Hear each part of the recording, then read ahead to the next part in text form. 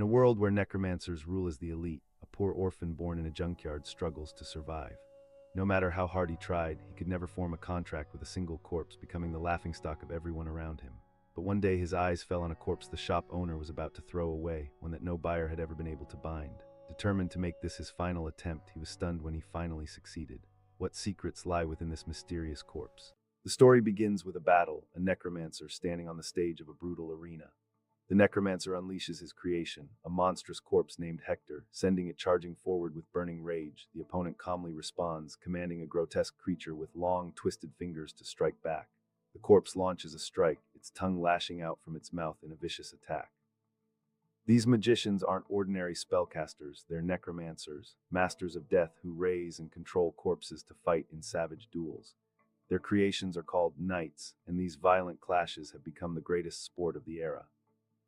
Among the roaring crowd sits a young boy named Useu. His eyes are fixed on the fight, filled with awe and admiration. To him, this wasn't just a show, it was a dream, a glimpse of what he hoped to one day become. After 17 years pass, Useu, now grown, lives in a rundown house. The roof leaks and rats scurry across the floor. In the center of the room lies a corpse on a table, its chest glowing faintly. Useu chants a spell, carefully channeling energy into the body. Therefore, a crystal begins to form in the corpse's chest, and the air starts to pools with immense energy. The corpse slowly rises. Despite that, a thin crack suddenly splits across the crystal. Because of that, the light dims and the energy drains away. Therefore, the corpse collapses into lifeless dark state. Another failure. Frustrated, Useu leans back and mutters to himself, he's back to square one again. In the days that follow, he juggles random jobs just to survive, fixing things, cleaning, anything that pays. After one long shift, he walks home while reviewing some handwritten notes. Because he's distracted, he doesn't notice someone call out his name. Before he can turn fully, a monster's fist slams into his face, knocking him to the ground. The monster's master, another necromancer, steps forward. He mocks Useu, reminding him that he told him to leave the city. He calls him trash, just like the garbage heap he was born in. His insults cut deep. He even mocks Useu's father, saying he was trash too. The cruelty doesn't stop. He reminds Useu that he doesn't even have a knight to his name. But Useu doesn't stay silent. He stands up, bloodied and tired, but defiant. Clutching his notebook tightly, he says that he's not trash, that only he can decide who he becomes. Still, the necromancer orders his monster to pin Useu down and gives him one last warning. Leave the city, or next time he won't just be hurt, he'll be destroyed completely. No matter how someone is born or raised, the only one who can decide what kind of person they become is themselves. The first person to say those words was the necromancer Rhal. He came from a poor slum, an orphan with nothing. He entered the War of Corpses alone and achieved an unmatched record of 6 straight wins, becoming the most famous, ultimate human in the world. Useu wanted to be like him. Even just once in his life, he dreamed of becoming the best, of being acknowledged by everyone, of hearing the applause of the whole world. But then in Useu's home, a shadowy figure loomed in the darkness, throwing insults with a sneer, each word laced with contempt, reminding him again and again just how worthless he truly was. In the necromancer material shop, Useu walked through the rows of strange supplies. He came across a woman's corpse lying off to the side. Curious, he asked the shopkeeper about the human-shaped material. The shopkeeper explained that it was a bit special. It had been put on the market about a year ago and had already been sold 13 times. But each time, no one could get it to move, so it was returned again and again. Useu then asked why it hadn't hardened and broken like most failed materials usually do. The shopkeeper replied that sometimes, once every few years, these defective ones show up and stay intact. Since they were going to throw it away anyway, the shopkeeper offered to sell it at a super cheap price on the condition that it couldn't be returned. As Useu observed the corpse's knuckles, he asked about her hands. The shopkeeper told him that she used to be a very famous mercenary in her lifetime. People said she could smash anything with a single punch. But then he added that a knight is just a tool. It doesn't think and it has no ego. So who she used to be doesn't really matter, right? Useu thought for a moment, then declined the offer, saying that a defective product that failed 13 times was too big of a risk. The shopkeeper said he understood, then added that trash is just trash after all. Hearing that pushed Useu over the edge. Angry and determined, he bought the material using every last bit of money he had. He didn't even have enough for food tomorrow, let alone rent for next week. He thought this might be the end. The chance of success was almost zero. But still, for some reason, he wanted to try with this one. He told himself that no matter what anyone else said, they could do it. They would become the best together and one day receive applause from the whole world. He began chanting. A burst of energy exploded from the house. The corpse creation had succeeded. Then the corpse opened her eye and asked who he was. Useu was stunned. He screamed, grabbed a butcher's knife, and questioned how a corpse could speak. In an instant, the corpse noticed the weapon in Useu's hand. Energy began to gather around her fist, then she lunged, aiming a devastating blow at him. The shadow from before reappeared, mocking Useu's dream. It called him trash, saying that even his life and his mother were worthless. No matter how much he struggled, he would never be acknowledged by anyone.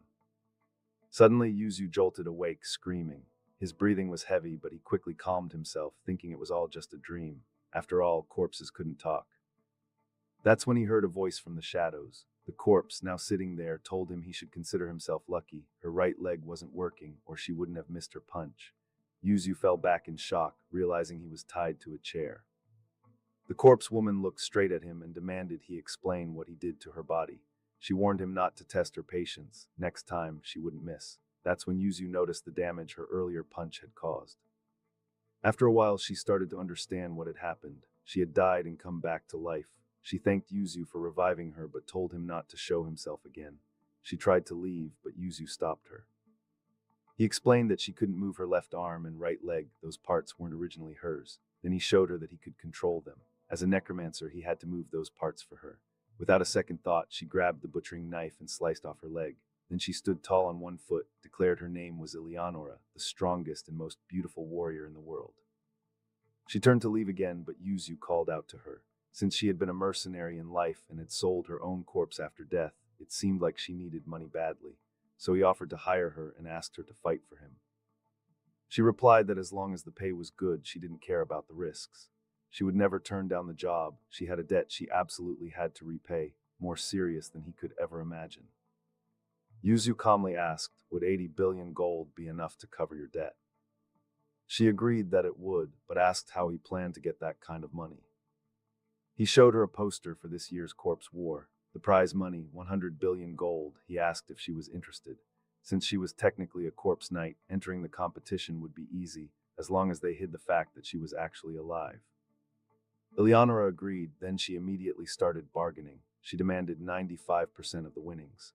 Useu tried reasoning with her. Considering all the costs like materials and support, he offered 85%, but she didn't budge. He pushed it to 90%, thinking she might bend, but she didn't flinch. Eleonora held her ground, still asking 95%. Eventually, he gave in. The moment he agreed, she asked him to write up a contract. She didn't trust promises made with just words. Time passed and the two began practicing how to walk together. It wasn't going well. Eleonora said he was moving too fast and complained about the strange mask she had to wear. Useu explained the rule. When using human-shaped materials, at least 80% of the face must be covered so no one could recognize them. He reminded her again that no one could know she was truly alive. Just then, someone called Useu's name. It was the same woman who had beaten him up earlier. She reminded him of the warning to leave the city she gave before. Her eyes landed on the knight beside him, and she insulted Eleonora, saying the knight looked like trash, just like Useu, ugly and pathetic. She laughed, saying it would be more fun to watch him get crushed in the competition. Then she started walking away, saying she would let him go for now. Out of nowhere, Eleonora commented, says the one who looks like a skin tag. The necromancer heard that and wasn't about to let it slide. Useu quickly whispered to Eleonora to stay quiet, but it was too late. The damage was done. Instead of calming things down, he doubled down, throwing another insult that only made it worse. Furious, the female necromancer sent her corpse knight to attack. Without hesitation, Eleonora entered battle mode and charged in. The two corpse knights clashed instantly, both aiming to land the first punch. Helena was a necromancer with a fair amount of talent, nothing exceptional, but more than enough to place her above most.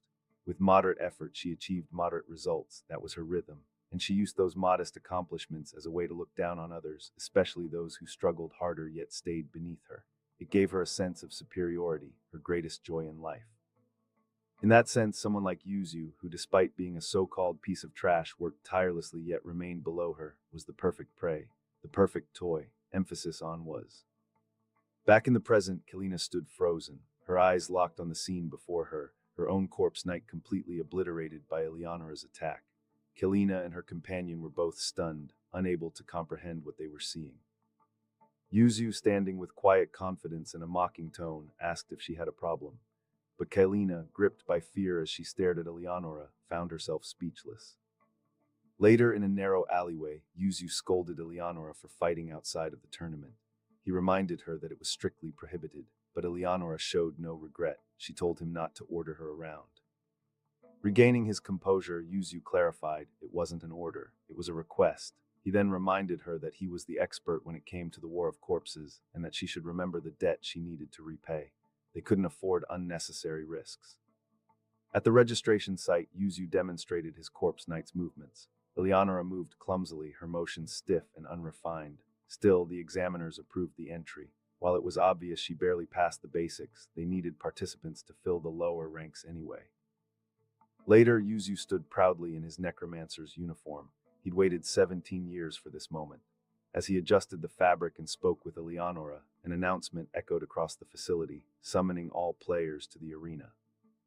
Soon the massive arena was filled. Necromancers, strange corpses, knights, far more than anyone expected. Everyone stood, waiting. Then a deep voice rang out across the Colosseum. It spoke about names, how they lasted longer than flesh. Bodies withered, bones turned to dust, but a name could outlive it all. Some names might only echo for years. Others would live on for centuries, even millennia. In this cruel and glorious battlefield called the War of Corpses, the speaker hoped that such a name would rise again, a name that would never be forgotten. The voice addressed the full gathering, 304 necromancers. It challenged them. Were they ready to enter this war, to offer their very souls, to carve their stories into eternity? The arena answered with a roaring cry of resolve. And with that, the announcement came. The 145th War of Corpses had officially begun. The crowd exploded with cheers. The energy shook the ground itself. The battlefield trembled under the weight of anticipation. Then came the explanation for the preliminary round. It was designed to spotlight new players and give them a chance to be seen. The format was clear but brutal. Every necromancer would be matched at random. To advance, one needed 2 wins, but with 4 losses, they would be instantly eliminated. The first matchups were decided by positioning. Anyone standing on the black lines would face the person directly behind them. Useu stood on one of those marked lines. He turned slowly to see who was behind him. A man stood there tall, with a massive corpse knight towering beside him. The man looked at Useu and spoke. He asked if Useu thought he looked ugly and disgusting. Then he declared that he would show Useu the ultimate form of beauty, something he had created himself, and he promised that Useu would acknowledge it. Useu replied to the man behind him, explaining that he had been looking at his corpse knight. He mentioned it looked well made and began praising the design and structure of the knight, complimenting its craftsmanship. Then he confidently stated that even if it was a strong knight, he still intended to win. He wished for a good match and reached out for a handshake. The man accepted it and commented that it was the first time someone had offered him a handshake. It surprised him that Useu didn't seem to care about his face at all. The preliminary rounds of the War of Corpses began. The tournament would go through 3 rounds, and only 1,000 players would advance to the main round. The rules for each preliminary round changed every time, making it hard for participants to prepare in advance. Before the fight, Useu handed Eleonora a communication device. He had modified its appearance slightly. If she wore it on her ear, it would allow them to talk within a 300-meter range. The device was designed to transmit sound at a steady volume using resonance magic, so only the wearer could hear it. Eleonora tested it by covering her mouth and whispering, and Useu confirmed that he could still hear her clearly.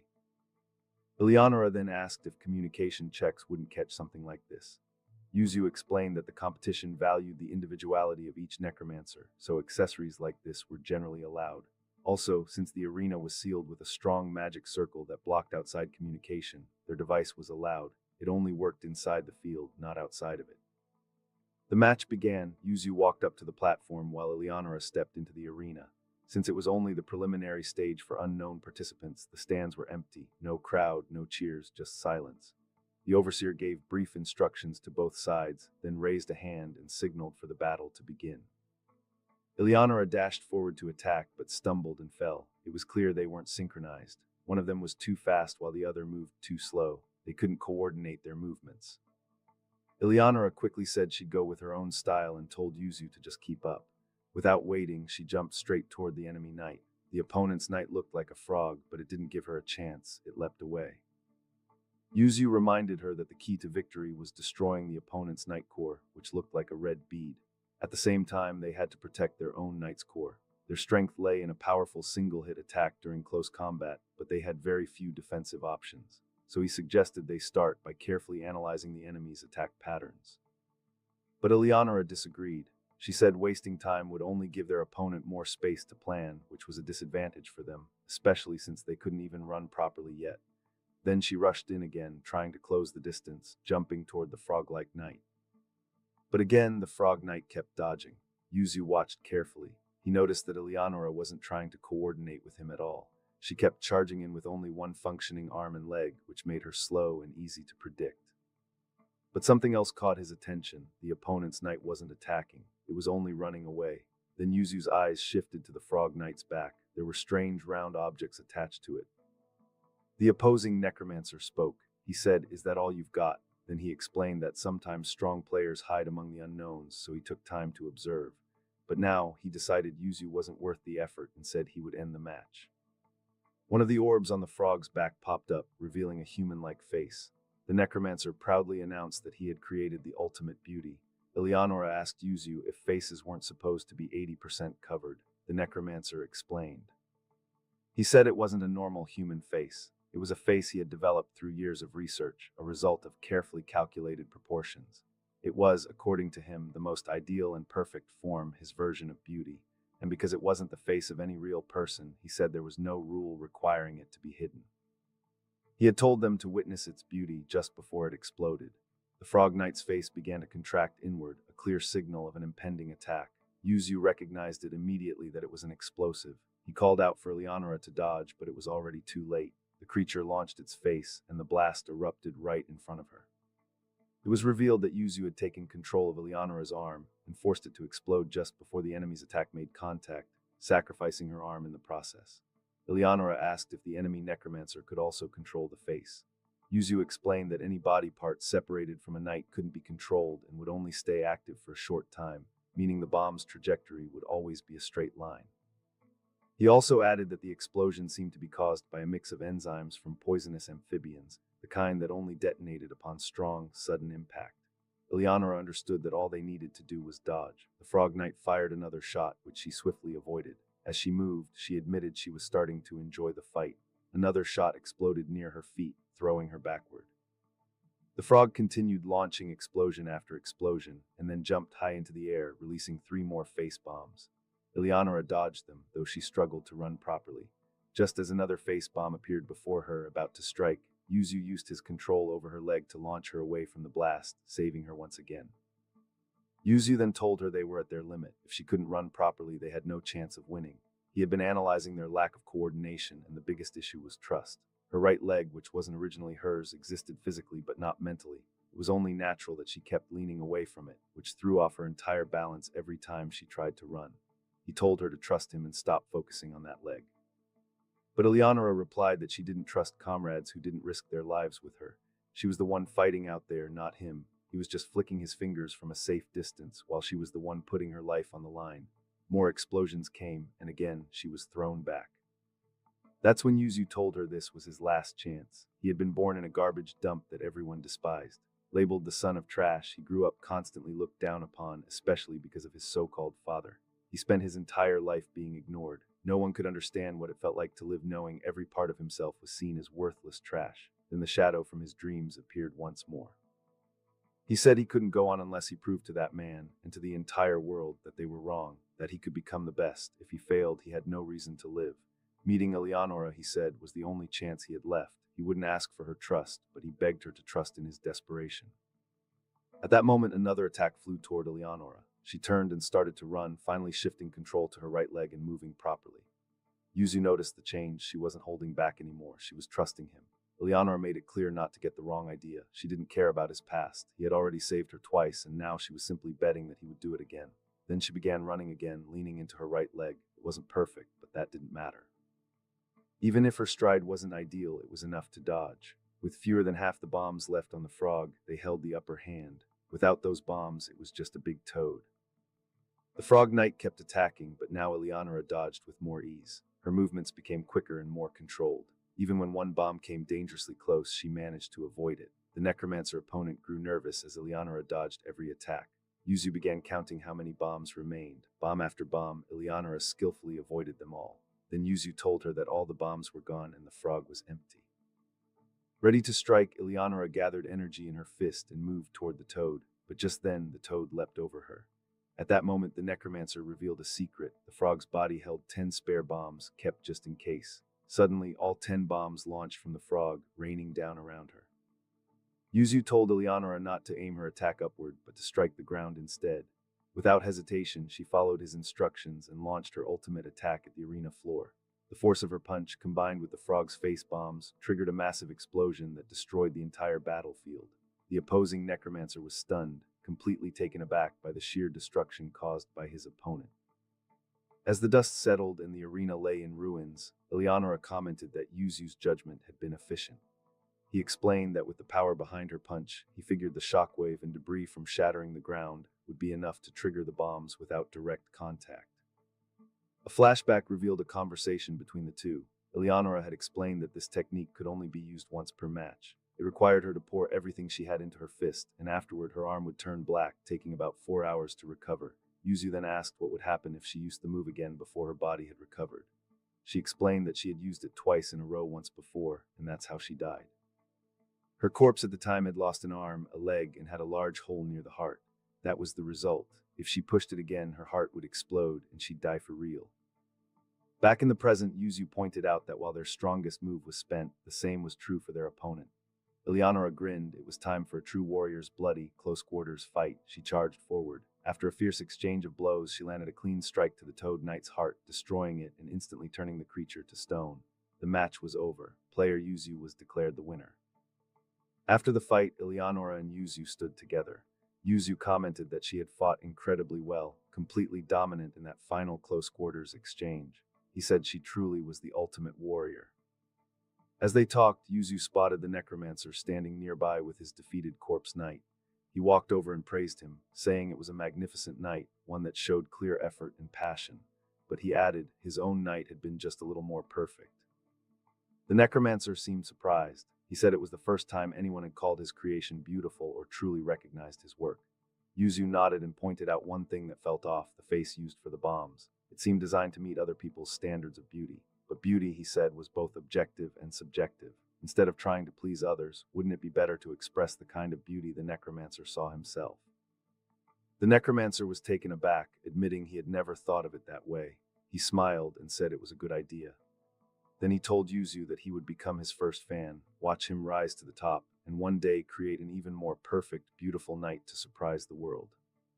Back at their home, Yuzu casually started calling Eleonora Ellie.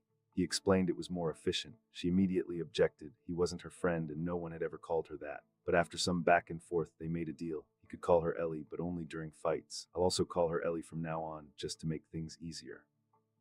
Ellie asked about their next match. Yuzu explained that necromancers are given a week to rebuild their knight. The issue was that opponents are assigned randomly. Then he showed her the skull he always wore, explaining it's an ID card that proves he's a necromancer. Every necromancer has to wear one, and their skull's color and shape reflect their tournament ranking. The ranking structure begins with rank 7 black, designated for first-time participants or those eliminated in the second preliminary round. Progressing upwards are rank 6 bronze, rank 5 silver, rank 4 gold, rank 3 diamond, rank 2 emerald, and rank 1 ruby, indicating increasingly better performance.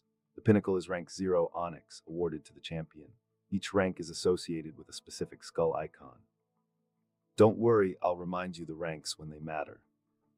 The higher your rank from previous tournaments, the tougher your opponent tends to be.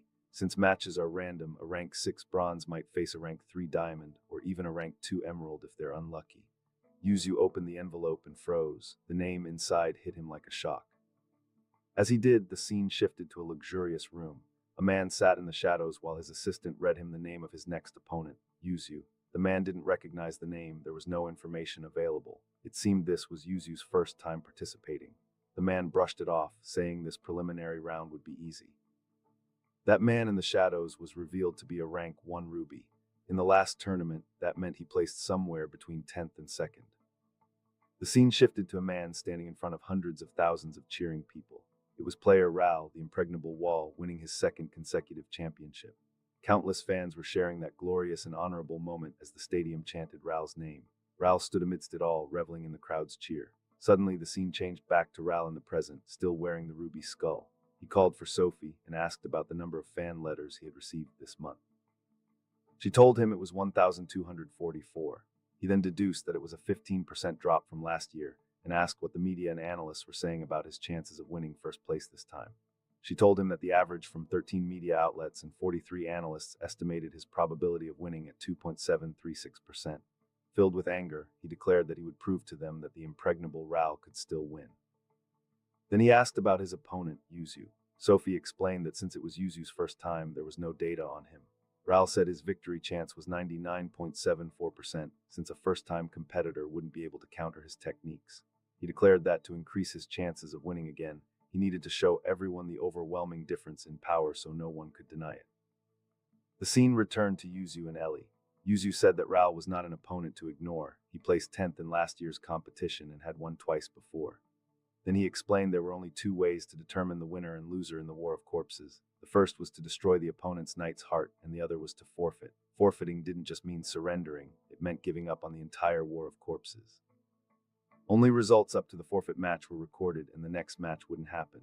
Those who forfeited also received a lot of criticism.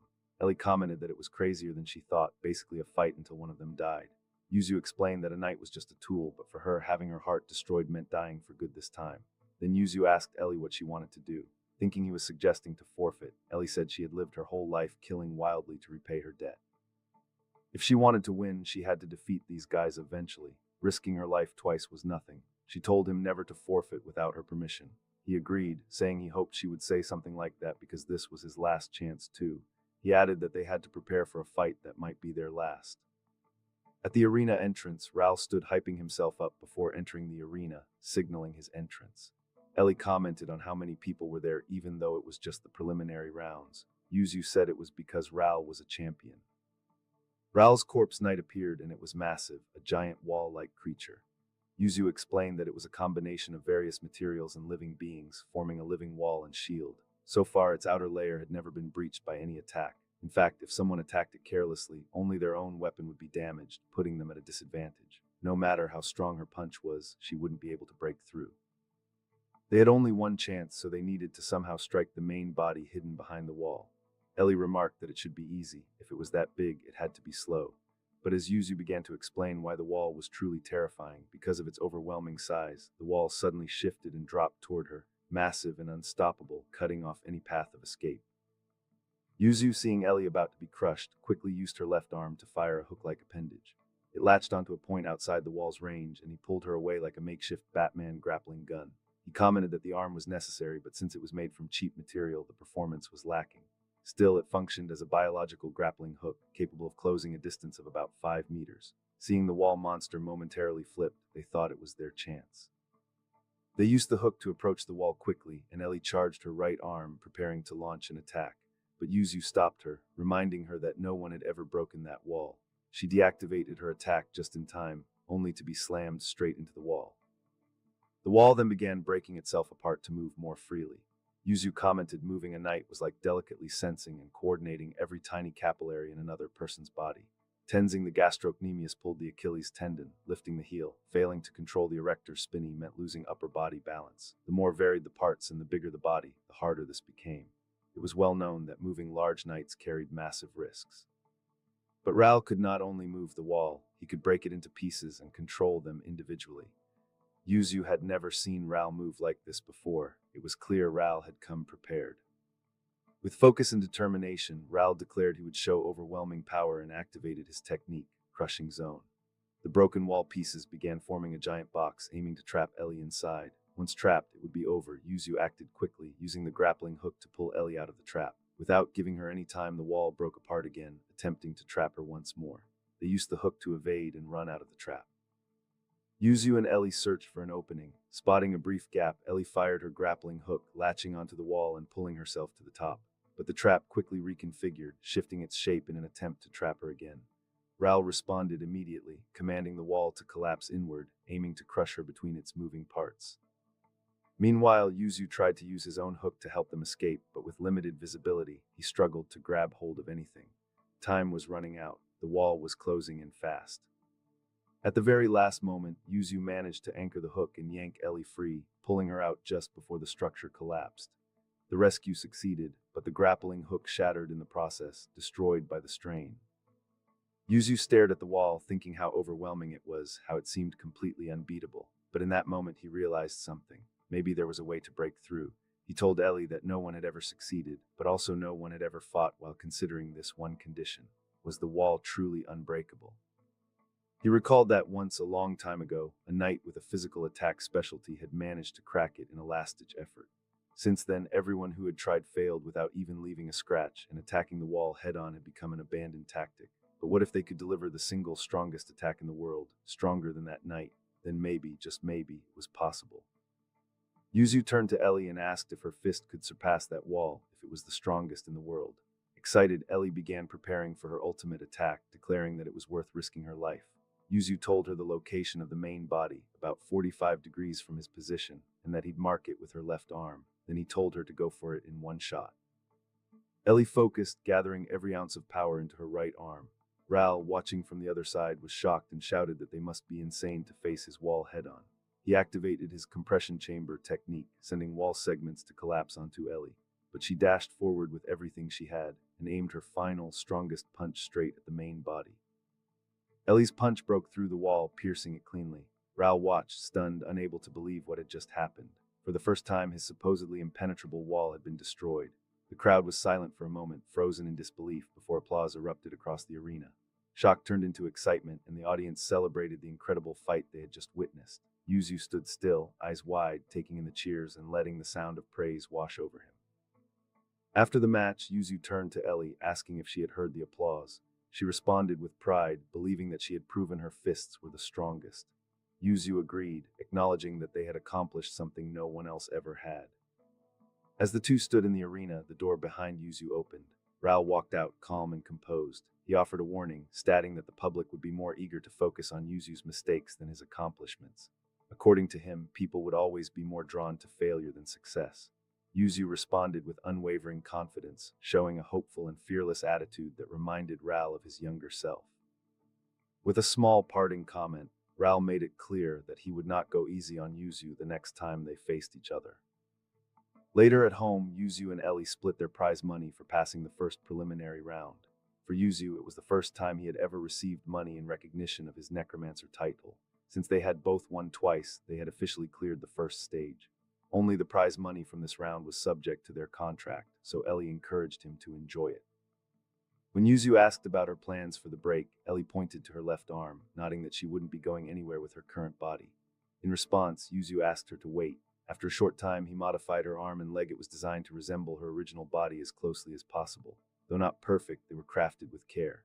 He also brought her a set of casual clothes and explained that if she wore them, she could pass as a regular person in public. He encouraged her to get dressed so they could go out and enjoy the city together. Since they earned the money as a team, it was only natural to spend it together. Ellie, slightly confused by his energy, was surprised by how he could occasionally come across as charming.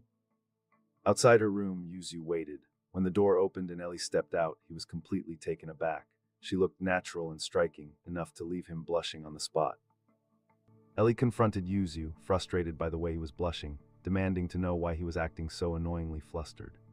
Useu, with an expression as dry as a desert skull, looked her dead in the eye and stated plainly that, from a purely objective standpoint, she was beautiful. From a man's perspective, it was only natural to find her attractive, especially since the casual clothes gave her a completely different charm compared to her usual grim aesthetic. Ellie leaned back slightly at the bluntness of his words, her voice rising in disbelief.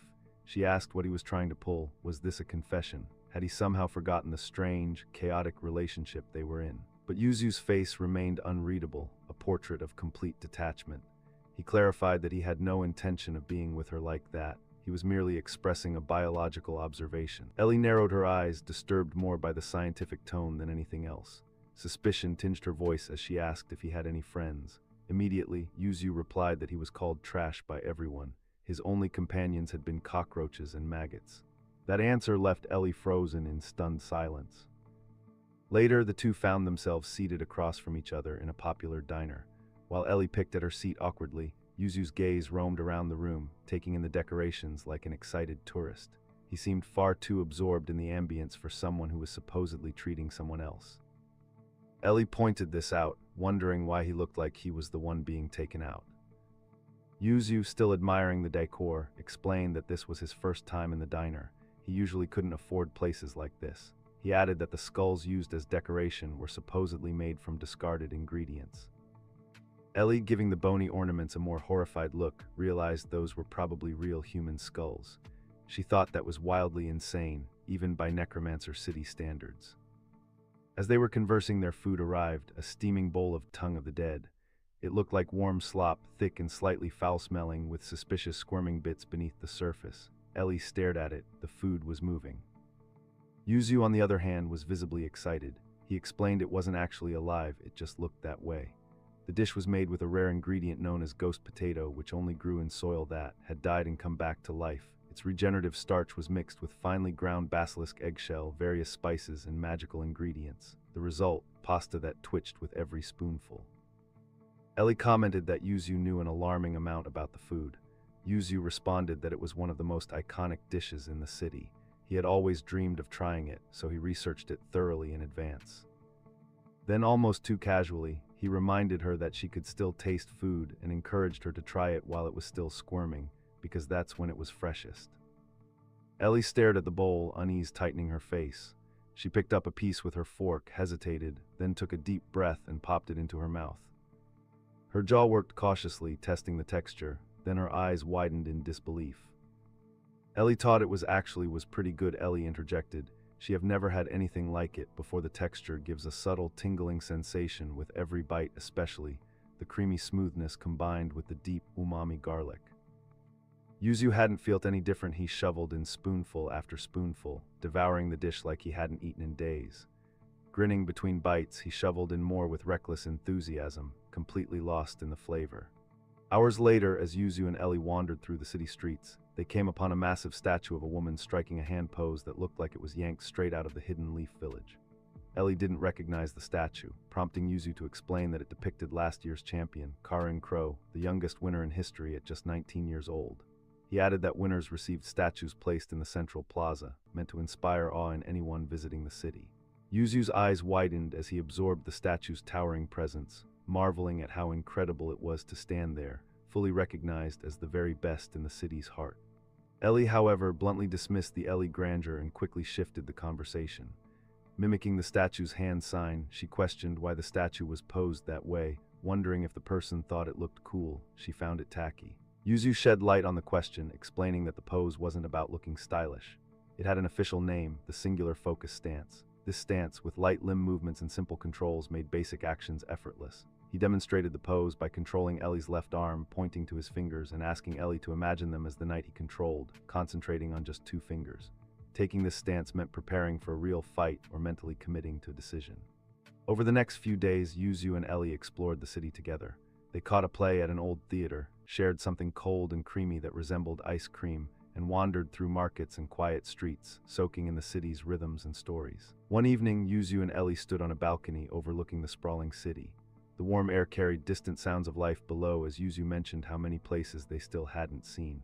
Ellie, gazing down at the glowing streets, quietly reflected on how massive the city truly was. 2 weeks of wandering, and it still felt like they'd only scratched the surface. She had expected a grim place ruled by necromancers, but this city was something more, a culture, a rhythm, almost a living thing. She turned toward Useu, realizing he too wasn't what she expected. There was a strange honesty about him, a kind of purity that was both disarming and foolish, and yet she found it endearing. Useu in turn found her just as unusual. She claimed to be a mercenary, but there was something in her manner, something practiced, almost refined, that didn't quite match the rough life she described. He started to wonder, just for a moment, if there was something more to her past. But before the thought could finish, a voice called Ellie's name from near them. Useu turned sharply, startled, his body tense. The man stood just out of full view, his face obscured, seen only as a warped reflection in the depth of Useu's pupil.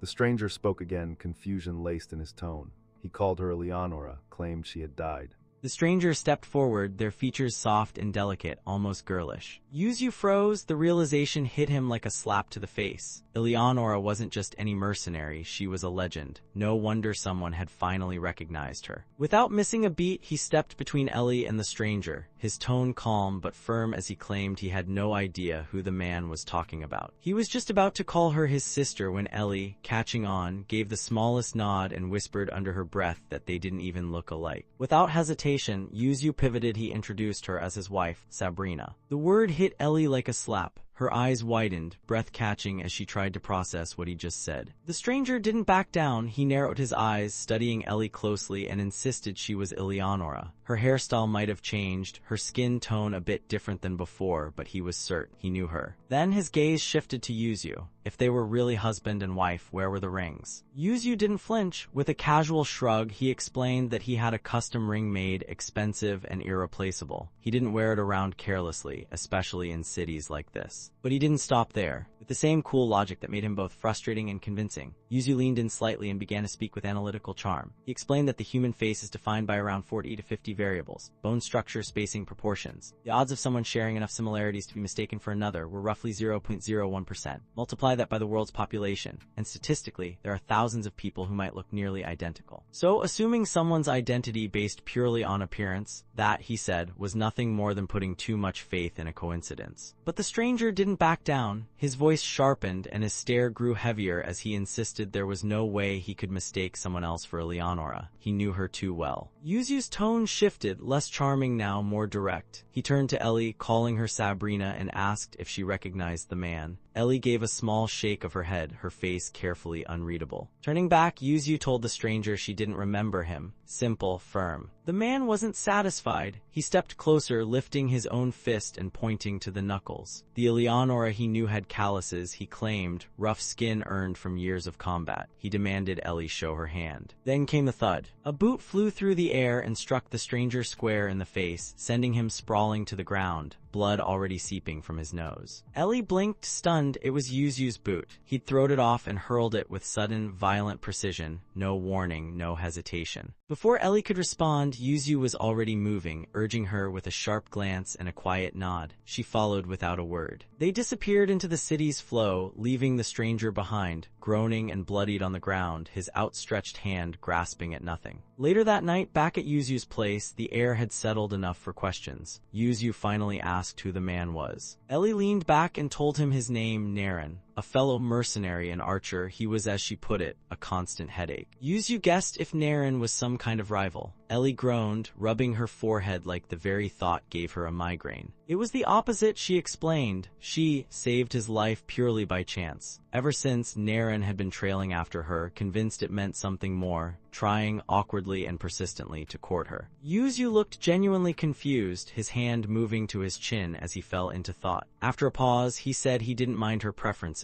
As long as they fought well together, that was what mattered to him. Ellie gave a small sigh and clarified, Naren was a man. Useu froze, eyes widening slightly. He sat with the realization for a moment, then gave a slow nod and let it pass, deciding not to question it any further. Ellie explained that the real issue was Naren's affection. It was his obsession. She had already turned him down clearly, and while he had stopped trying to court her, he was still the kind of person who'd do anything for her. He might still be searching for them. In fact, the mere fact he was in this city could mean he came looking for her body, not expecting to find her alive. Hearing all this, Useu's expression turned serious. To him, it was obvious. Naren was a problem. Now that the man had seen his face, any future slip-up could put them both in danger. They needed to be ready for the worst. Still, for now, Naren had no real evidence, nothing solid he could use against them. Useu decided it was best to move on. The second round of preliminaries was about to begin, and that's where their focus needed to be. Suddenly, the scene cut to Naren. His nose was wrapped in a rough bandage, still swollen from the earlier blow. His eyes fixed on a sketch on the wall. It was a drawing of Ellie. As the camera pulled back, the true scale of his obsession revealed itself. The entire wall in front of him was covered in dozens of drawings of Eli.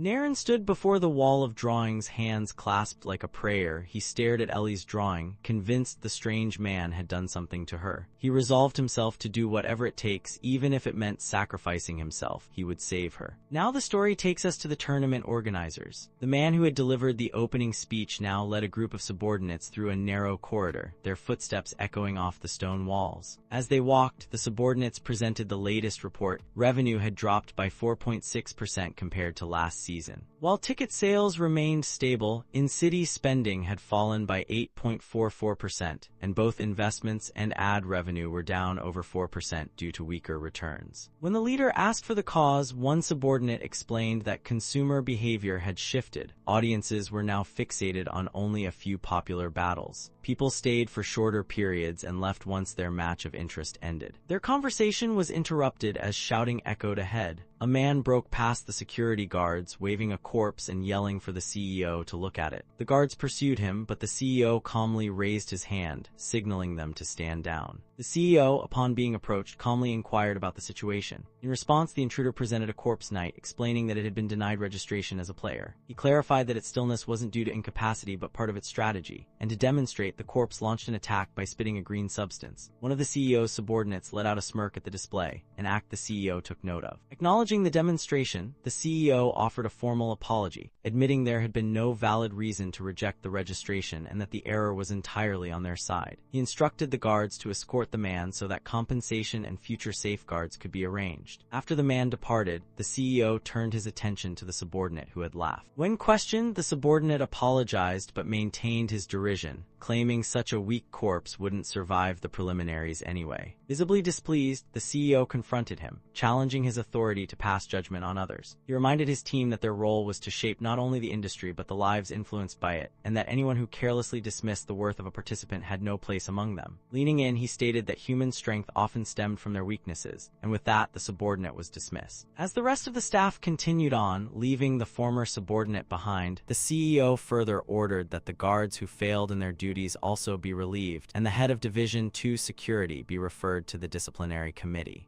Finally, the CEO issued one last command. All personnel were to prepare for the second preliminaries. This time, to boost player visibility, they would run the matches in a way the tournament had never done before. At the arena, a modest crowd had begun to fill the seats, and among the scattered voices, some were already cheering for Useu. Though the applause was far from overwhelming, Useu embraced it, raising his hand to acknowledge those few who believed in him. Yet even in that fleeting moment of recognition, the familiar shadow returned, cold, imposing, and cruel. It reminded him with venomous certainty that he was nothing but worthless trash. The shadow seized him, not just physically but emotionally, declaring that both he and his mother were beneath contempt, born of garbage, destined to remain garbage. No matter how hard he fought, the shadow insisted he would never rise above his filthy origins. Useu, now suffocating beneath the weight of those words in the shadow's grasp, refused to surrender. His arm reached upward, trembling but defiant. He declared his intent to rise to the top, to earn recognition, and to prove the world and the shadow wrong. But the shadow only looked down at him with scorn, mocking the very idea that someone like Useu dared to dream. Then with overwhelming force, it crushed him completely, grinding his defiance beneath its weight. Useu jolted awake from the nightmare, his hand clutching his own neck, breath ragged and eyes wide with horror. Disoriented, he scanned the room until he saw Ellie. As he approached, Ellie suddenly shouted, accusing him of finally showing his true colors. She had suspected it ever since he called her pretty. But instead of reacting, Useu dropped to his knees and broke down, weeping against her shoulder. Through sobs, he begged her to help him become someone undeniable, someone no one could ever look down on again. Ellie stared at him, silent but understanding. Then, gently, she placed her hand on his back, a quiet promise that she'd stand by him. The next day, Ellie brought up the night before, saying Useu had seemed out of it. She asked if he was okay and if it would affect the fight. Without missing a beat, Useu looked at her blankly and asked what she was talking about. Eli, surprised, reminded him how he clung to her, bawling like crazy. But Useu brushed it off, suggesting it must have been a dream she had. Calmly, he told her to pull herself together. The second preliminaries were about to begin, and the rules would be announced any moment. Throughout the city, red envelopes instantly materialized for countless participants, laying out the second round's rules. As each person opened the ominous seal, they began to read its contents. Finally, Useu received the envelope, and his expression turned grim as he read through the contents. The rules were bad news. Matches would now be team battles, 3-on-3, best-of-3 format. Ellie immediately realized the problem. They were already struggling with communication, and now they'd be at an even bigger disadvantage. But Useu pointed out the real twist. When forming teams, only one gold-ranked or higher player was allowed per team. Ellie quickly caught on. This meant more matches between top-ranked players and less domination domination by elite teams. It was clear the organizers were prioritizing balance and trying to boost visibility for new talent by forcing high rankers into tougher matchups. Frustrated, Ellie asked how they were even supposed to form a team under those rules. After all, everyone would be scrambling to partner with well-known players. At the grand estate of Rhal, a crowd of necromancers had gathered at the gates, each hopping to team up with the renowned prodigy. From a rooftop across the street, Useu observed the chaos, explaining the rules to Eli. Teams were to be formed through individual negotiations, with 3 days given to finalize and submit a form signed by all members. Holding up the form, Useu flashed a confident grin and told Ellie to wait. He had someone in mind. Down below, Rhal strolled through the estate grounds while necromancers shouted his name, desperate to join forces. Ellie glanced at Useu, asking if he intended to recruit Rhal. Useu affirmed it, explaining that Rhal's unmatched shield ability when paired with their own would make them an unstoppable team. Logically, it was the perfect match. Useu waved to Rhal from the rooftop.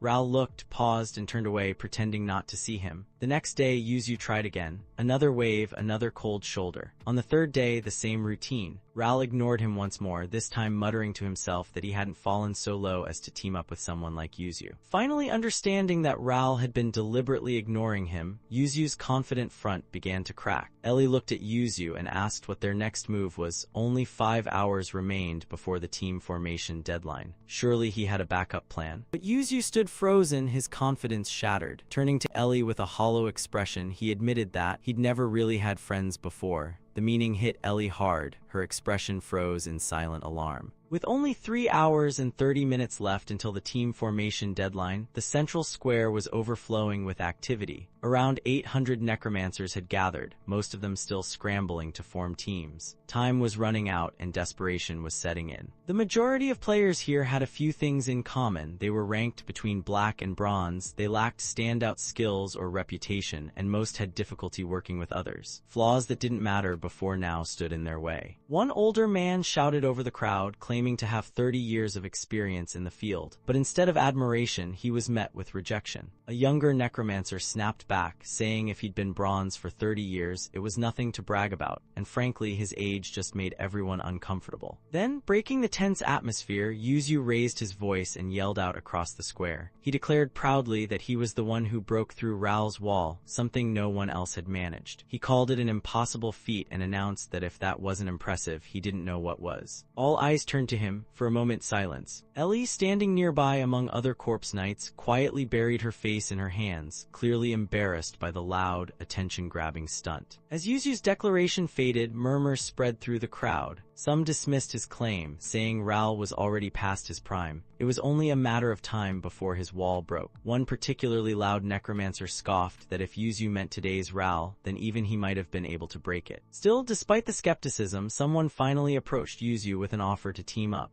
But Useu cut straight to the point. He asked what kind of knight the necromancer had. Proudly, the man introduced his corpse knight, claiming that when launched at full speed, it could pierce through 5 meters of solid rock. Useu looked unimpressed. Without hesitation, he told the necromancer they weren't compatible and advised him to look elsewhere before turning away. A few more players expressed interest, but Useu was meticulous, carefully assessing both the necromancers and their knights. None met his standards. Meanwhile, the stronger players he approached rejected him outright. Useu was too new to the scene. They didn't know who he was, and in a game built on reputation, that mattered. Maybe if he'd read the room better, tried to connect or sell himself, it might have been different. But for someone who had never once had a true companion, who didn't know what it meant to work with others, forming a team was proving nearly impossible. One of the tournament officers raised a megaphone and called out a warning. Only 1 hour remained. Any participants who hadn't registered with a team by then would be disqualified. Useu stood beside Ellie, subtly covering his mouth as they whispered to avoid drawing attention. Ellie, growing impatient, pointed out that he'd spent too long hesitating and hadn't secured a single teammate. With time running out, she suggested they consider giving up and prepare for the next competition instead. But Useu quietly objected. Disqualification didn't just mean embarrassment, it came with a 10-year ban from re-entry. The weight of that hit Ellie hard. 10 years would practically end any player's career. She stiffened and reminded him that they had vowed never to quit once they started, that they'd fight to the very end. These rules were brutal, pushing competitors beyond their limits. Frustrated, she told him to just form a team with anyone now. but Useu shook his head and reminded her, for them, losing wasn't just defeat, it meant death. He couldn't risk her life on a careless decision. With renewed determination, he stepped forward, declaring he'd find the best necromancers left, though the options were limited. Just then, two necromancers approached him and asked to team up. Useu immediately asked about their knights. One introduced a Kekin-based knight, a creature from the deep sea capable of releasing a special ink to blind wide areas. The other explained his knight could jam signals and launch ranged attacks using blood. Useu considered them carefully. Both knights had strong, unique capabilities, one focused on disruption, the other on long-range offense. Combined, they offered what he and Ellie lacked, defensive control and ranged utility. And with their silver and bronze ranks, this might just be the best team he could hope for in his situation. Useu questioned the two necromancers about why they had chosen him over the many others still searching for teammates. The response was direct. It was his raw offensive strength, his ability to break through Rhal's wall, that had caught their attention. Neither of them possessed such a decisive, high-impact technique, and they believed his presence would give them the edge they lacked. One of the necromancers extended a hand in agreement. Useu accepted the handshake, signaling the formation of the team. The trio sat down to quickly discuss coordination. Meanwhile, one of the officers announced that only 20 minutes remained until the registration deadline. Any participant without a registered team would be disqualified. As the discussion continued, Useu disclosed a critical detail. His powerful attack could only be used once per match. More specifically, it was a technique that required a 4-hour cooldown. Still, he emphasized its value, capable of destroying even a knight behind Rhal's wall, ensuring at least one guaranteed elimination. One of the necromancers hesitated upon hearing that limitation. A one-time attack carried significant risk if poorly timed, but Useu assured them it wasn't his only asset. His knight had general abilities that were versatile and highly effective in various combat scenarios. The necromancer acknowledged the drawbacks, but the appeal of that one overwhelming strike remained. The conversation shifted to battlefield coordination and how they would manage conflicting decisions under pressure. Before they could finalize, another officer announcement echoed across the area. 8 minutes remained. Useu, aware of the urgency, suggested filling out and submitting the registration form immediately. At that moment, the red-haired necromancer suddenly stood up, claiming he needed to use the bathroom. He promised to return quickly. The officer's voice came again, 4 minutes left. Useu protested the delay, questioning why the necromancer hadn't returned yet. There was no time to waste, and they couldn't afford to look for another teammate at this point. But the other necromancer remained strangely calm, showing no concern about the ticking clock. Then the realization dawned. As Useu stood in silent rage, a familiar voice mocked him from behind. Helena approached with a satisfied smirk, ridiculing him for thinking anyone would genuinely want to team up with a failure. As he turned to face her, it became clear. The two necromancers had never intended to form a team with him. They were her accomplices, sent to deliberately stall and waste his time. Helena taunted him further, remarking that in this era, underhanded tactics were just part of the game, and that his inability to recognize that only proved his lack of skill. She referred to the situation smugly as a negotiation failure. One of the necromancers reminded her of the compensation she had promised, which she confirmed with a nod. Helena informed Useu that all teams had already been finalized and congratulated him on his inevitable disqualification. With that, she turned and walked away with her teammates, visibly pleased with her maneuver. The officer's final call rang out. Only 1 minute remained. Useu stood frozen, his face contorted with fury, the weight of betrayal and helplessness crashing down all at once. Useu broke into a sprint, desperation in his voice as he shouted out across the square, asking if anyone was still unteamed. His voice echoed over the crowd, urgency growing with each passing second. Then, from the far corner, someone leapt out, responding that he too had failed to find a team. Without hesitation, Useu handed him the registration form. 40 seconds remained. The two began calling out again, wishing for one final teammate. 20 seconds left. 10 seconds. As the officer began the final countdown, 3-2, Useu dashed toward the registration booth, thrusting the completed form forward. The officer caught it just in time, nodding in acknowledgement and remarking that it was a close one. With that, Useu's team was officially formed. The players were revealed: Useu himself, the old man from earlier, whose name was Barak, and the final member, a player named Ira. The newly formed trio began to talk, attempting to coordinate before the tournament resumed. Useu turned to Ira, asking about her fighting style. but she stood silently, unmoving, offering no response. Her eyes shifted slightly, but she remained expressionless. Useu, puzzled by the lack of reaction, questioned whether she was even listening. Meanwhile, Borek, the old man, was mid-tantrum, packing with frustration. It was revealed that out of the 8,304 necromancers who participated in the first preliminaries, 5,005 had passed. There were also 2 forfeits, and this number excluded the former champions who had been exempt from the preliminary rounds. In total, 1,660 teams had been formed for the matches ahead. As Useu absorbed this information, he couldn't help but reflect on his own team. Out of all those players, theirs had been the last one formed, left unchosen until the very end. In his mind, they were undoubtedly the worst team on paper. Still, he tried to salvage his ego, telling himself, well, excluding me, obviously, I'm not the problem here. No, clearly the blame belonged to Kalina and her Olympic-level sabotage. Because what better excuse than evil genius interference when your team looks like it was formed during a panic sale at the bargain bin? Borek puffed out his chest and declared that the team was lucky, blessed even to have ended up with him, the great Borek. Sitting nearby on a chair, Useu reminded him that he'd been stuck in bronze for 30 years and hadn't seen a single finals match in all that time. But Borek, undeterred, waved it off with a grin, claiming that what truly mattered was experience. He passed the second prelims more times than any rookie alive, and this year he was making it to the finals. As far as he was concerned, the team had just acquired a living encyclopedia of wisdom. When Useu asked what kind of knight he brought to the table, Borek huffed and unveiled his so-called secret weapon, a corpse knight shaped like a giant cockroach. He called it the Cockroach Knight, a creature forged from 3 decades of hard-earned misery. Useu and Ellie stared at it in stunned silence, their expressions caught somewhere between disbelief and concern.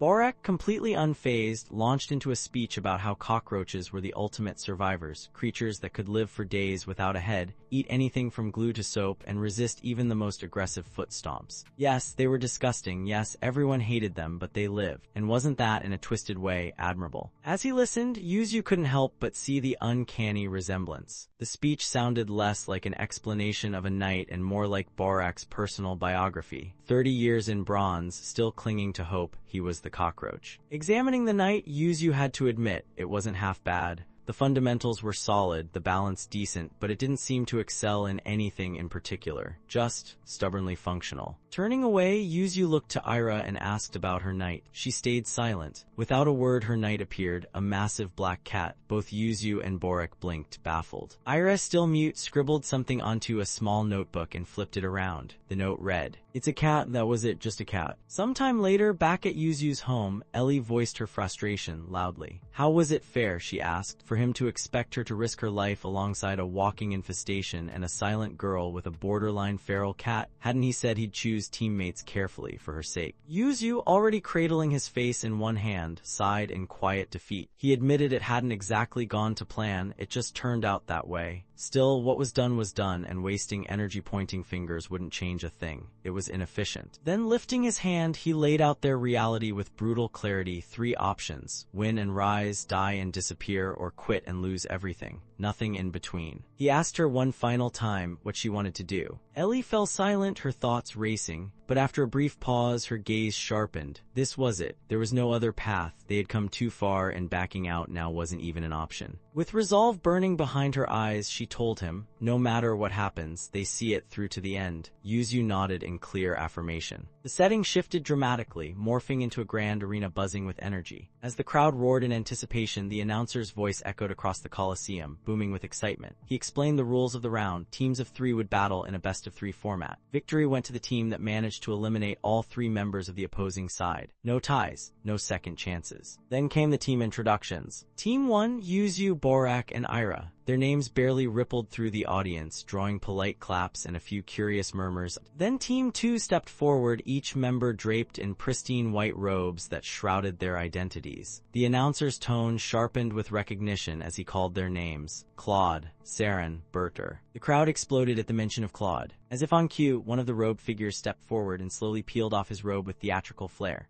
Beneath it was Claude himself, and he struck a pose so extravagant it looked like he'd confused a battlefield for a ballet recital. His corpse knight mirrored him with unsettling precision, a slim, blade-legged humanoid that looked more like an elegant executioner than a warrior. Ellie stared at the opposing corpse knight, slender, blade-legged, and eerily graceful. She squinted, baffled. Was that thing a ballerina? She muttered her confusion to Useu, asking what kind of twisted fighting style that was. It looked dangerous, but in an elegant, pirouette-you-to-death kind of way. Useu nodded in agreement. It was clearly strong. They quickly quickly checked their communication channel, working perfectly. Useu, now wearing an edgy mask, whispered through it, making sure Borak and Ira couldn't hear. Quietly, he reminded Ellie of their strategy from the earlier planning session. First, the agile cockroach would be sent in to gauge the opponent's style and tempo. His job was to take the hits, read the patterns, and survive. Once they got a read on who to immobilize first, Ellie would unleash her technique to eliminate one target and tip the numbers in their favor. From there, it would be a controlled 3vs2 battle. Then Useu sighed, clearly irritated, asking what on earth the crazy cat knight would be doing while they were executing their plan. Ellie, already skeptical, sarcastically questioned if that oversized feline could even fight at all. Useu didn't have an answer. He paused, then remembered his earlier conversation with Ira. At the time, he had directly asked her what her knight could do. After all, making it through the first preliminaries had to mean there was some strategic value behind it, right? Ira, as usual, didn't speak. She just scribbled in her notebook and flipped it around. "My kitty is adorable," it read. Useu and Borak were silent. They were utterly speechless. Hearing Useu recount his exchange with Ira, Ellie was visibly exasperated. The realization hit her hard. This essentially meant it was just the two of them, her and the cockroach knight, carrying the fight. Useu, with a serious tone, reminded her to prepare for the worst-case scenario, a potential for 1 versus 3 match. With that in mind, he emphasized that instead of prioritizing mobility, their strategy should center around sustained combat. Ellie's left hand, visibly modified with a sword attachment, stood as a testament to that plan. Useu pointed to the weapon, reaffirming that this was exactly why he had modified her left hand. Ellie, examining the sword, agreeing it was the right decision. After all, her fighting capacity will drop significantly after just a single punch. With no room for hesitation left between them, the two silently steeled themselves, unified in a single purpose, to see it through and finish what they started. The announcer's voice echoed across the stadium, declaring the official start of the first match in the second preliminaries. With a dramatic gesture, he signaled for the participants to begin. Borak, fired up, shouted with pride that he would now display the strength he had refined over 3 relentless decades. His cockroach knight surged forward, dashing ahead with astonishing speed, far beyond what anyone had anticipated. In a blink, it slid cleanly across the ground in a low, almost elegant rush. Meanwhile, Claude, still draped in theatrics, turned to his teammates Saren and Berder with flair, remarking that no performance was complete without music and lighting. At his cue, the other two pulled back their hoods, revealing their faces. Saren, the blue-haired player, took the lead on ambience. He claimed the opening act should be softer and more deliberate. His knight, a bizarre fusion of finger bones and string instruments, began plucking its own ribcage, producing haunting harmonics that rang through the arena. Berder, calm and calculated, turned to his own knight and gave precise instructions. Increase the spotlight intensity, activate all 17 vertebrae segments, and fix the beam at the center axis. His knight, resembling a long-necked skeletal spider with a single glowing eye in place of a head, obeyed. It rose like a twisted lighthouse, casting a blinding focus onto the battlefield. As the music and light fused, Claude whispered that it was time to clash rhythms. Under the spotlight and harmonics, his knight began to move. Its blade-like legs glinted as it spun and glided with eerie grace, its dance as precise as it was unnerving, a ballet of death taking center stage. Borak, despite agreeing to open with cautious observation, found his pride under siege. Watching the opposing team's stage crew, the music handler and spotlight operator stand exposed, he itched to strike, unwilling to look like a bystander while the show played out. The ballerina knight spun in perfect rhythm, seemingly vulnerable in its elegant display. The cockroach knight, trusting speed over caution, launched forward in a sudden burst toward the dancer. In a blink, the cockroach was split clean in two. The ballerina knight had extended one bladed leg mid-twirl, slicing through its attacker without so much as a pause in its rhythm, and the arena's focus shifted entirely toward the center stage. Ellie immediately marked the ballerina as the main threat. She surged forward, sword ready, and met the dancing knight head-on. The knight's bladed legs lashed out in rapid kicks. This time, Ellie didn't falter. Her sword met the first strike, steel screeching against steel. The knight switched legs, unleashing a dizzying flurry. Ellie weaved through the barrage, skin barely grazed, her reflexes slicing through the narrow gaps between fatal blows. When the knight aimed for her core, she blocked the thrust, but the raw power hurled her backward. She hit the ground hard and rolled with the momentum, regaining her footing just in time. Her thoughts snapped into clarity. The ballerina's reactions and raw strength exceeded hers, perhaps even beyond the gap of training or gear. Its range gave it full control of the space, forcing opponents to fight on its terms. Yet even with the odds stacked high, her focus didn't waver. One clean opening was all she needed. Their clash resumed. Sword and blade collided again and again, the arena filled with the sharp rhythm of combat. But mid-exchange, the ballerina's leg found its mark, slicing through Ellie's sword. Momentum unbroken, the knight pressed the advantage, delivering a fatal strike. Just before it landed, the mangled cockroach knight surged back into action, grabbing Ellie and yanking her to safety in a blur.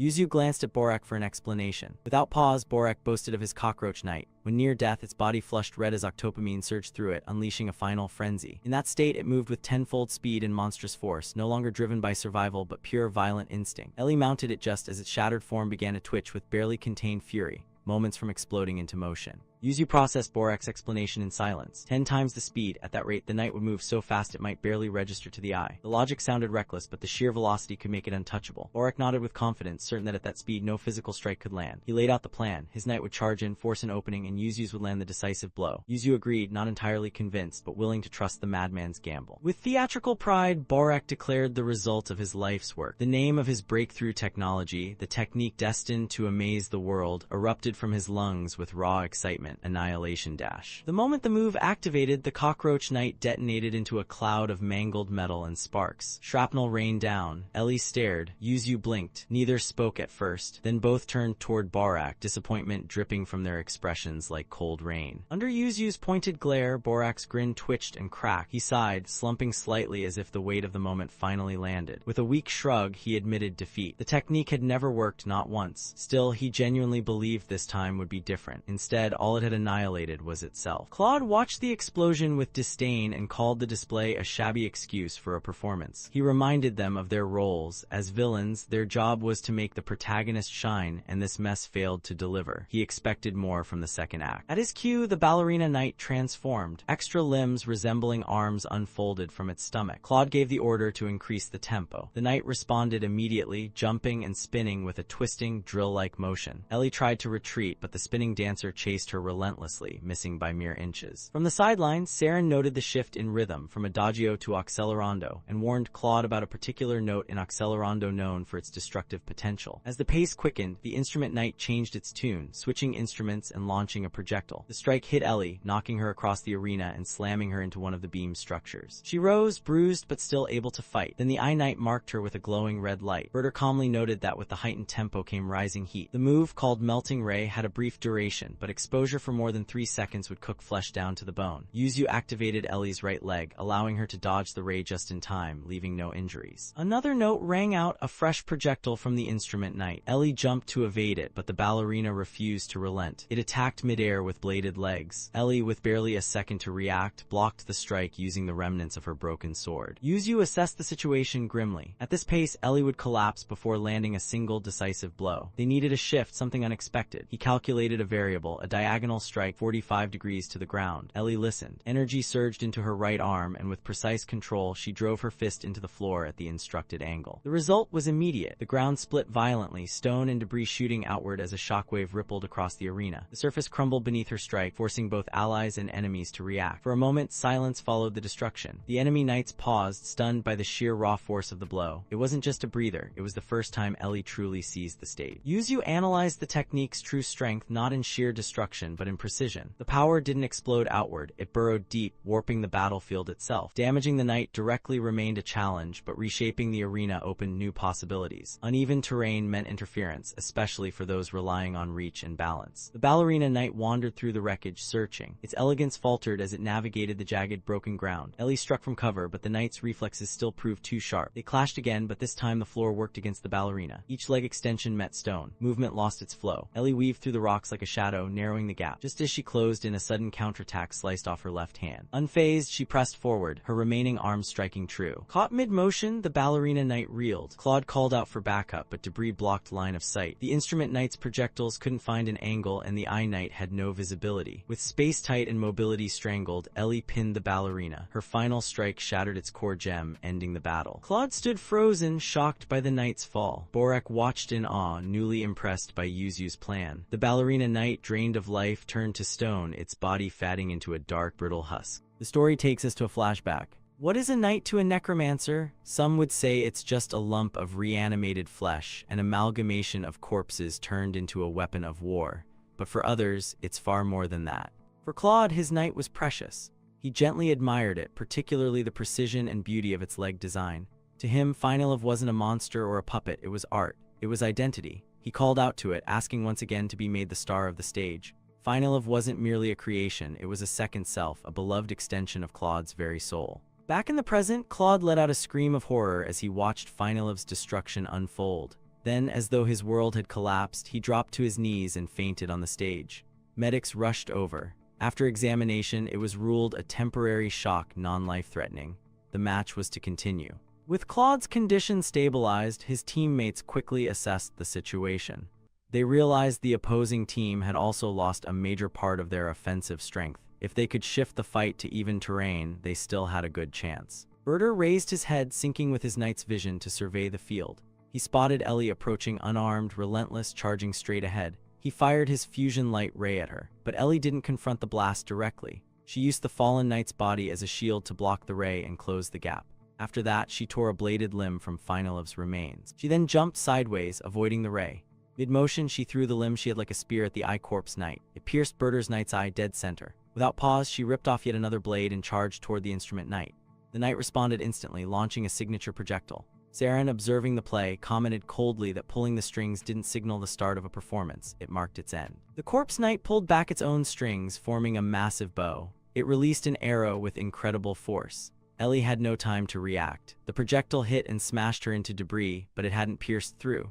Useu, still in sync, had shielded Ellie's core with her left arm, softening the blow. With renewed focus, Useu urged Ellie forward. She surged ahead, dodging the follow-up barrage with fluid movements.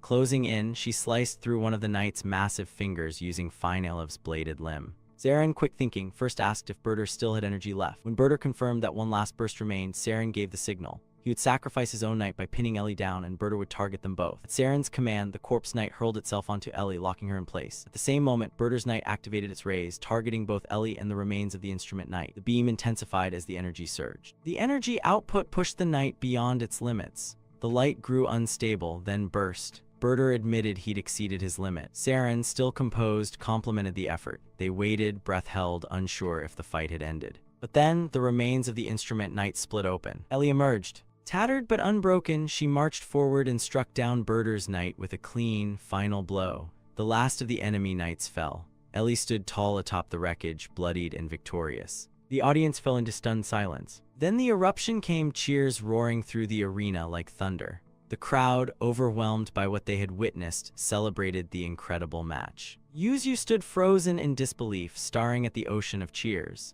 It was surreal. The applause washed over him like holy water cleansing filth, rinsing away years of scorn and dirt. In that moment, he raised his head and declared his name to the crowd. The name echoed across the arena as the audience began chanting it in unison. Useu, remembering the discrimination, the humiliation, the countless moments of being treated as nothing, shouted his name again. After the match concluded, the mood shifted. Useu was pinning Ira to the wall, screaming, rage pouring out as he accused her of standing by, doing nothing while they risked their lives. While they bled, she played. He grabbed her by the collar, slamming her harder against the wall, demanding any reason that might make sense of her silence before he lost what little restraint he had left. Ira scribbled something in her notebook and showed it to Useu. The note claimed that the cat did not listen to her because its only master was itself. Useu frowned, confused, and asked if she was the one who had created the cat. Yet even then, she insisted that she was not its master, that the creature acted only according to its own will. Frustration twisted Useu's face as he repeated her words back, demanding to know how she could admit to having no control over it. He warned her that no one would believe such nonsense, and if that was the case, why had she joined the War of Corpses in the first place? Ira scribbled again, stating only that the cat had wanted to come. Veins bulged across Useu's forehead as his anger flared. He declared that speaking with her was pointless, yet could not stop himself. His voice hardened with the weight of his resolve. He was fighting with his life on the line, and if her beast caused his knight's death, then both she and the cat would pay with their lives. With that, he stormed away. Elsewhere, Borek stood in a bathroom, gazing at his reflection. Weariness settled into his bones, and the wrinkles on his face seemed deeper than he remembered. At first, he wanted to give up, but the thought of Useu, recklessly forging new paths and refusing defeat, forced him to reconsider. Perhaps that was what reckless youth felt like. Later, Borek set aside what little money he had to prepare for creating a new knight. He calculated grimly. If he ate only once a day, he could stretch it far enough. On his way home, he paused before a street vendor selling skewers. His eyes lingered until he bought some, carrying them back despite his tight budget. At home, he offered them to Dora. She asked why he kept wasting money when they had so little, but Borek admitted he couldn't resist since she loved them. He reassured her that his work on the Annihilation Rush technique was nearly finished. Dora's face brightened as he explained how he had finally gathered enough power, though his design had collapsed under internal pressure. He reflected on how real cockroaches survived force by flattening their bodies and absorbing shock through their joints. His next night would mimic this, releasing pressure through hidden vents. At first he considered placing them at the joints, but quickly corrected himself. It would be better to weave them into the exoskeleton seams. The idea filled him with excitement, certain that this time the design would succeed. Dora smiled at him, remarking that though his eyes often looked dull, they lit up whenever he spoke of the war of corpses, and she found that strangely impressive. Embarrassed, Borak tried to play it off, yet deep down he felt that this attempt was different. If he pulled it off, maybe, just maybe, he could finally earn recognition. His cheeks reddened at the thought, and Dora reassured him warmly that no matter the outcome, she would always be by his side. Back in his lab, Borak stood before his half-constructed knight. For once, confidence swelled within him, yet silence brought doubts, since when had it become so hard even to imagine success? In his dreams, the one who stood on stage and received applause was always someone else, never him. He questioned whether this time was truly different or if he was only fooling himself again. But giving up now would mean those 30 long years had amounted to nothing. He refused to accept that. He swore to himself that this time for sure, he would succeed. Meanwhile, back at Useu's house, Ellie complained about the burns on her scalp. Useu offered to trim her hair, mentioning that he always cut his own. Though skeptical and with no salon to rely on, she reluctantly agreed to let him trim just the ends. He reassured her to trust him as she did in battle. After Useu finished cutting Ellie's hair, she felt confused by what he had done. He claimed he had fixed it and handed her a mirror. The instant Ellie saw her reflection, her eyes widened in surprise. After Useu finished cutting Ellie's hair, she became furious. Her once straight locks looked as though a rat had chewed through them, uneven and ragged. Useu, however, insisted it looked no different than before. Ellie reminded him that her hair had been straight and evenly cut, and she had asked only for a trim, not for it to be hacked away. Determined to fix it, Useu cut it again, this time all at once. But the sides ended up mismatched, and he tried to correct it with more cuts. Eventually, after several attempts, her hair became much shorter than she wanted. Realizing how much had been lost, Ellie's anger flared. She stormed off, telling him to be quiet and disappointed for trusting him. Meanwhile, Useu carefully collected the strands of hair scattered across the floor. The next morning, as Ellie was still resting, she awoke to find Useu hunched over, piecing her cut hair together. She erupted in anger, but he calmly explained that he had found a way to restore it. Using the same organic adhesive necromancers employed when crafting knights, he could reattach the strands one by one. It was still imperfect and a little short, but if he added roughly 1,000 more, it would look whole again. Ellie was stunned to hear how many strands he had worked on through the night and asked if he had really stayed up gluing each one individually. He brushed off her concern, insisting that she should trust him. At first she was speechless, but he went on. They were risking their lives together, and he had made her a promise, one he intended to keep no matter what. Whatever the result, he assured her that her beauty would not be diminished. After hearing this, Ellie allowed him to finish what he had started. This time his work went more smoothly. Meanwhile, in a restaurant elsewhere, customers spoke excitedly about the recent 3-on-1 match. The fighters had been extraordinary, especially for their first time competing. They had even broken through Rhal's defense. Their strength was overwhelming, with punches so powerful they could have shattered ribs in a single hit. Much of the conversation focused on one fighter in particular, a human with striking silver-pink hair. Many assumed this unusual choice of appearance must have been the necromancer's personal preference. Their chatter was interrupted when Naren approached and asked for the necromancer's name.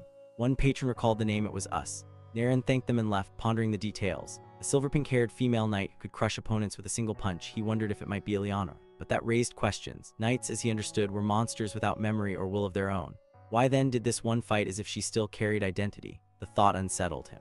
Back then, Ileonora had used the alias Rhal. None of it connected yet, but Naren resolved to seek out the necromancer named Us. Lost in thought, he failed to notice where he was going and walked straight into a pole. There were only 9 days left until the next match.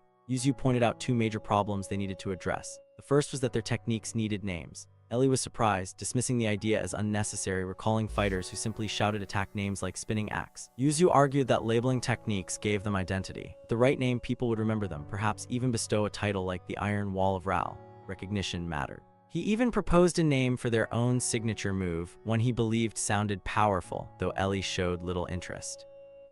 Undeterred, Useu moved on to the second problem. They had been analyzing their punches from multiple angles, and he admitted that even he would be unable to block them if they landed at close range. If they could connect, they could win, but knights were far beyond human limits with superior speed, agility, and reflexes. Landing a clean hit would not be easy. Ellie agreed with his conclusion. He continued, nodding that until now they had relied on terrain advantages, but such opportunities would no longer be available. What they needed most was a way to close the distance in a single explosive move, a true technique. Ellie thought about it. If they could bridge the gap quickly, they would have the match in hand. She asked if by technique he meant something like the modification of her left arm. Useu confirmed but clarified that true techniques were far more complex. Her arms modification was only a beginner's step, barely worthy of the name. A proper technique required completely redesigning biological structures, incorporating materials from rare creatures or adapting data from elite fighters. The process, he explained, could take months or even years. Ellie was stunned by the time frame. He gave the example of the Claw of Yuna, a technique coveted for its potential. Many had attempted it, but only 2 had ever succeeded, and it had taken 5 years to perfect its calibration. Ellie realized that necromancy was far more complicated than she had thought. Useu added that once a design was complete, it was easy to replicate, hence why necromancers rarely altered a knight's body after its initial creation. Still, they were poor, forced to gamble on high-risk, high-reward materials with low success rates. At last, Useu produced a box, explaining why they had acquired it. Inside the box lay a material that unsettled Ellie. She recoiled, saying it looked creepy. Useu explained that it was the leg of a creature called the Difgust, an insect that lived deep within the Black Mountain. The mountain's core, a slippery pit, stretched downward, filled with methane and hydrogen sulfide. Juveniles dwelled at the bottom, feeding on slimy moss that grew on bacterial colonies. But once they matured, the pressure inside their bodies reached its limit, and their organs began demanding oxygen. To survive and reproduce, they had no choice but to escape the pit. During their juvenile stage, they stored all of their nutrients in their legs, then risked everything on a single, desperate leap to climb out of pits that extended kilometers deep. Ellie grew curious, realizing it was these legs that allowed them to leave their cradle and become adults. Useu confirmed it. Difgust could jump hundreds of meters in one bound, their muscle fibers incredibly dense but notoriously difficult to control. Because of this, their legs were not usually used directly, but instead to reinforce or support a knight's body. They were hard to handle and unpopular, but since supply was stable, they were relatively cheap.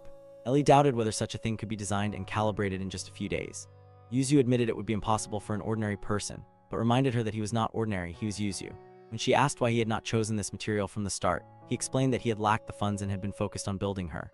At first, the risk had not been worth it since they could barely walk together.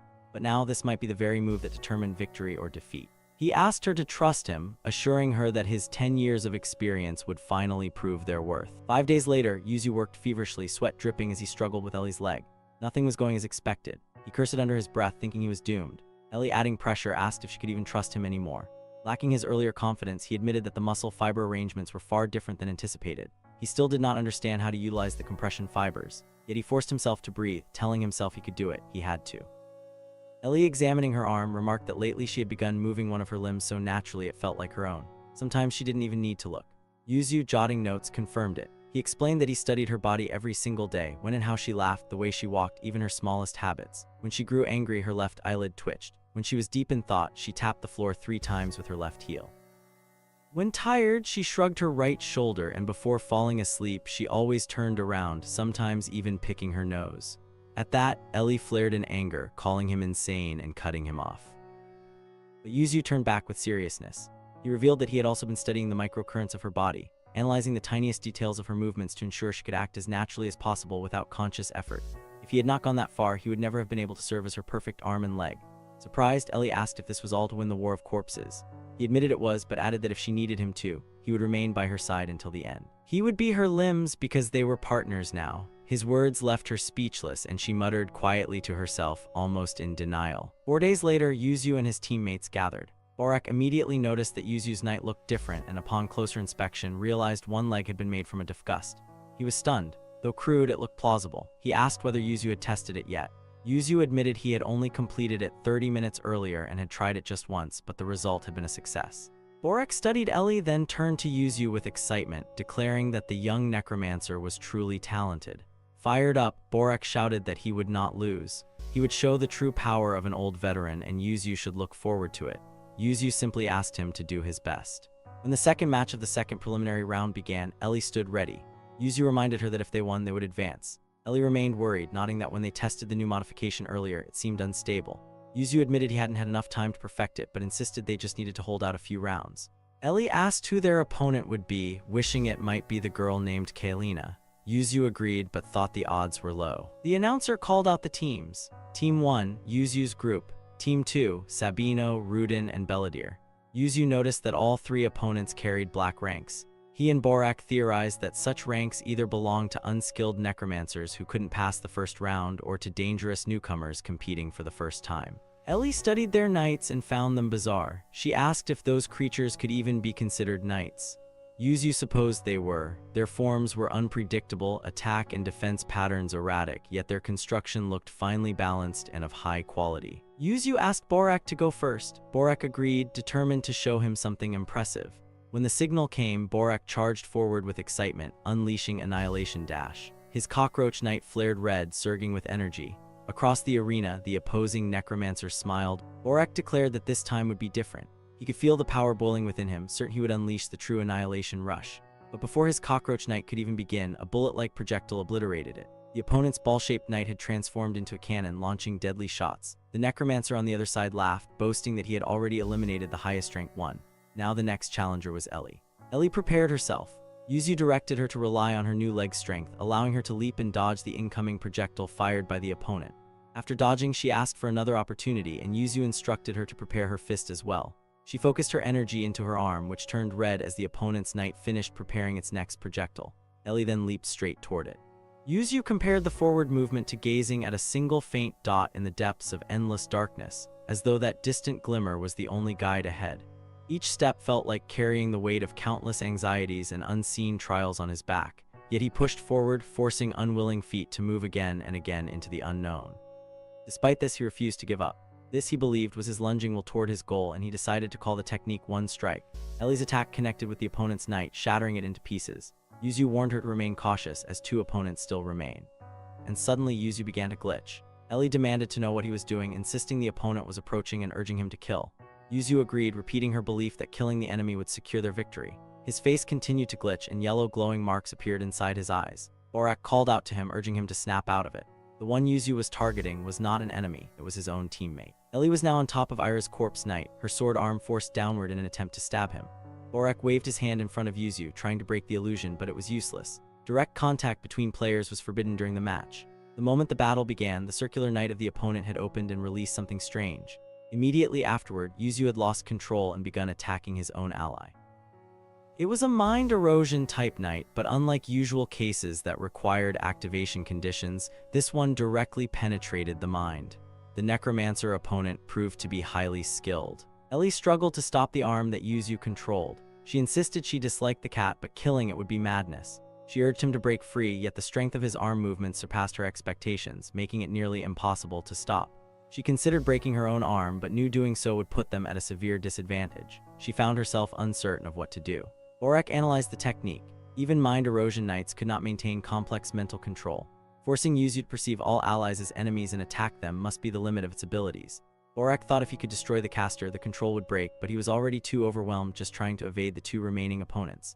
He contemplated using Annihilation Rush, but if it failed, their situation would become hopeless. He told Ira there was no other way and urged retreat before it was too late. Ira, however, was still forming hand signs. At that moment, Ellie's arm forced its way toward the opponent. Useu, still under control, declared victory as the cat knight's head was severed. The severed head of the cat knight rolled and skipped away. Though the head was completely detached, the cat began to transform into a gooey shadow, reforming its head once more. As soon as the head took shape, the cat fixed its gaze on Ellie. Ellie insisted to herself that it had not been intentional, but the cat devoured her entirely, engulfing her within its body. She felt an ominous presence as she was swallowed by the darkness, but soon the cat expelled her, releasing her outside again. She was sweating, startled by the experience. The cat charged forward, rushing toward the mind-eroding knight. Seeing this, the necromancer ordered protection for himself, as the knight could not act while sustaining its mind control technique. One opponent rushed to defend the mind-eroding knight, while the other moved to pursue the cockroach knight. As the opponent knight attempted to strike the cat leapt away, dodging with speed far beyond expectation. The necromancer of the mind-eroding knight began to doubt his comrade's usefulness, then turned his focus back to Useu and released the mind erosion technique. Borak noticed that Useu had regained his senses. He reminded him that he had just been attacking his own teammate and explained that their opponent's knight was of the mind erosion type. Realizing this, Useu understood that all he had just experienced was an illusion. He had not noticed it at all. As he expected, they were not simple opponents, but he swore he would not fall under mind control again. He instructed Ellie to prepare herself. Ellie, relieved, felt happiness upon hearing his voice for the first time in this battle. The necromancer shifted his target and directed the mind erosion technique toward Ira. At the same time, as the cat knight closed in on the mind eroding knight, the crow knight interfered, pushing the cat away. The masked necromancer claimed the cat as his responsibility, while another asked about the cockroach knight. The response came. The cockroach had suddenly exploded and died. Barak was devastated. He could not understand why it had failed again. He had believed everything was perfect, yet once more the attempt had collapsed. He poured everything he had into it, but it was still a failure. He was consumed with disappointment, while Useu remained silent. The Crow Knight seized the cat and lifted it into the air. On command, the crow began tearing the cat apart, driving its beak into the body and ripping it to pieces. Meanwhile, the mind erosion technique was explained to be one that induced a frenzy state, making the opponent perceive everything around them as an enemy and compelling attacks in every direction. The advantage of this technique was strongest when the enemy knights were close together, but it became inefficient when battles grew tangled, as they had now. The necromancer decided it was time to change tactics. His knight began to transform, tearing itself apart until a humanoid knight with butterfly wings emerged from the remains. At that moment, Ellie and Useu combined their speed, dashing instantly toward the newly emerged knight. Together, they unleashed one strike. The opponent was astonished but reacted quickly, deploying a triangular shield. Yet even that defense could not withstand the destructive force of one strike. The new knight was obliterated before it could reveal any abilities. The necromancer was left in shock. He turned and began to descend from the podium. The masked necromancer called for him to return, insisting the match was not over. He reminded him they were close to victory and urged him to come back and at least provide instructions. Rudin, however, asked if in their eyes those knights resembled the work of ordinary necromancers. He declared the round lost and told them to prepare for the next. He admitted that encountering such opponents was fortunate, for it meant that next time they would secure victory. The masked necromancer took offense at Rudin's words. He accused Rudin of always looking down on others, reminding him that he had been the first to fall. He vowed to prove Rudin wrong and himself right. At that moment, the Crow Knight tore the Cat Knight completely in half. The cat was torn in half, but it did not die. It targeted the Crow Knight and leapt upward, landing swiftly on top of its head. The masked necromancer could not understand what the cat intended with only half its body remaining, but it latched tightly onto the crow's head, forcing the bird to crash against the ground. The crow struggled, yet the cat wrapped itself firmly around its head, and little by little it began to swallow the crow whole. Useu watched as the cat devoured the crow entirely, leaving nothing behind. Once finished, the cat began to transform again. This time new body parts emerged, sprouting legs and wings similar to those of the crow it had consumed. Even Ira's own teammates were shocked at the sight. The opposing necromancers could not believe it, calling it impossible. Those wings and legs were unmistakably the Crow Knight. Confusion spread among them as they speculated whether the cat could imitate other knights by consuming them. None had ever heard of such a possibility, and it defied biological logic. Useu was equally taken aback. The bizarre movements and unpredictable strategy were unlike anything he had seen before. More than that, the cat restored the size of its damaged body in proportion to what it devoured. This meant it could redesign and reconstruct itself mid-battle. Useu could not even identify what kind of material it was made from. Questions rose within him. Who exactly was Ira?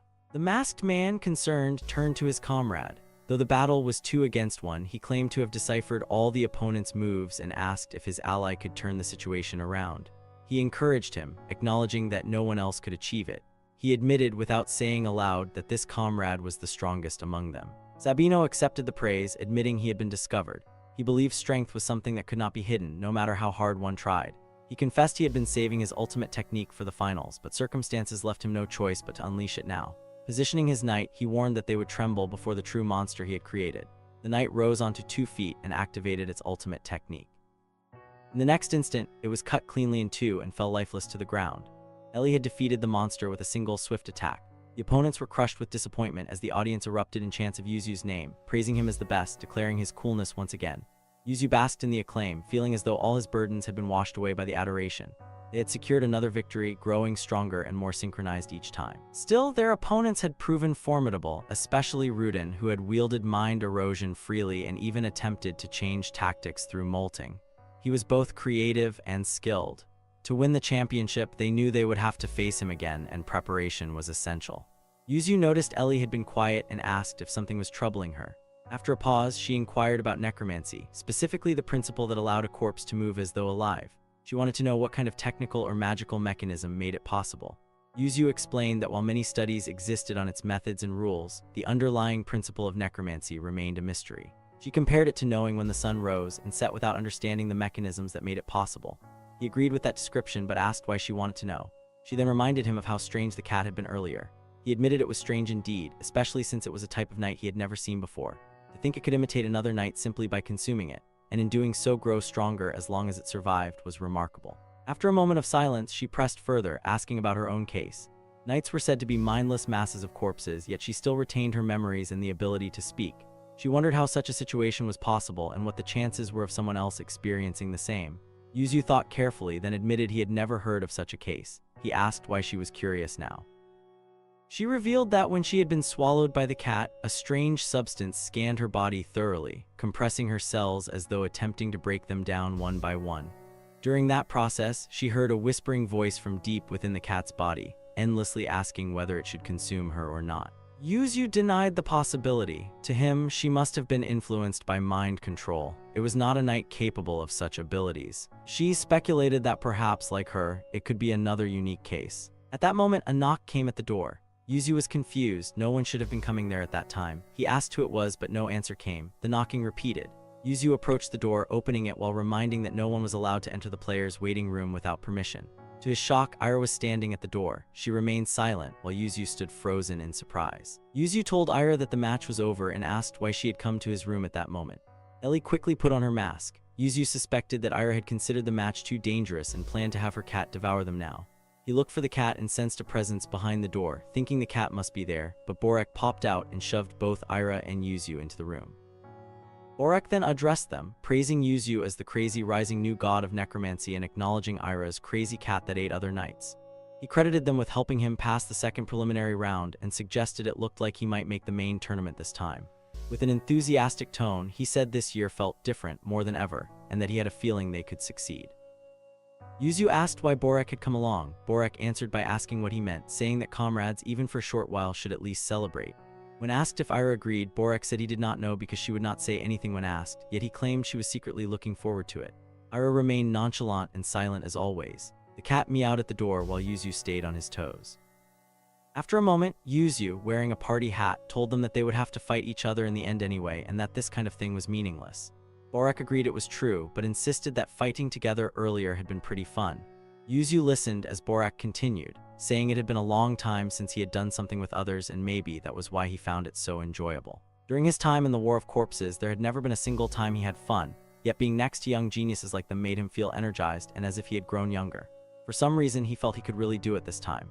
Borak, excited, declared that this time was the real deal and that this year would be the year he became champion and gained recognition from everyone. Useu disagreed, asserting that the championship was his. Hearing this, Borak offered a celebratory drink for the prospective champion. Useu accepted the drink while insisting there was no fun in it. Some time passed and Useu grew fully drunk.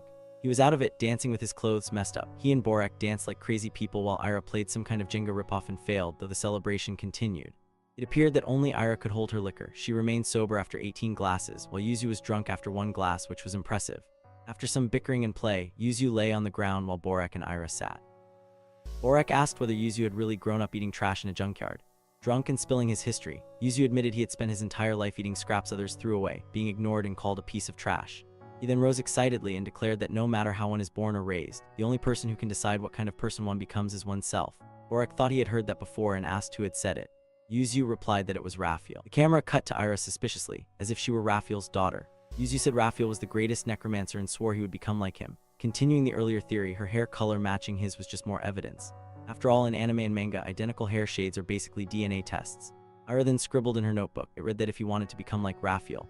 Useu told her that if that was not obvious, Raphael was the idol of all necromancers. She then asked if he knew what had happened to Raphael. Useu became confused. Borak remembered that it had been a while since anyone had heard about Raphael. Borak guessed Raphael must have earned a ton of money and was probably living well and eating nicely. Useu screamed that Raphael was an incredible person. Ira scribbled furiously and then suddenly stopped.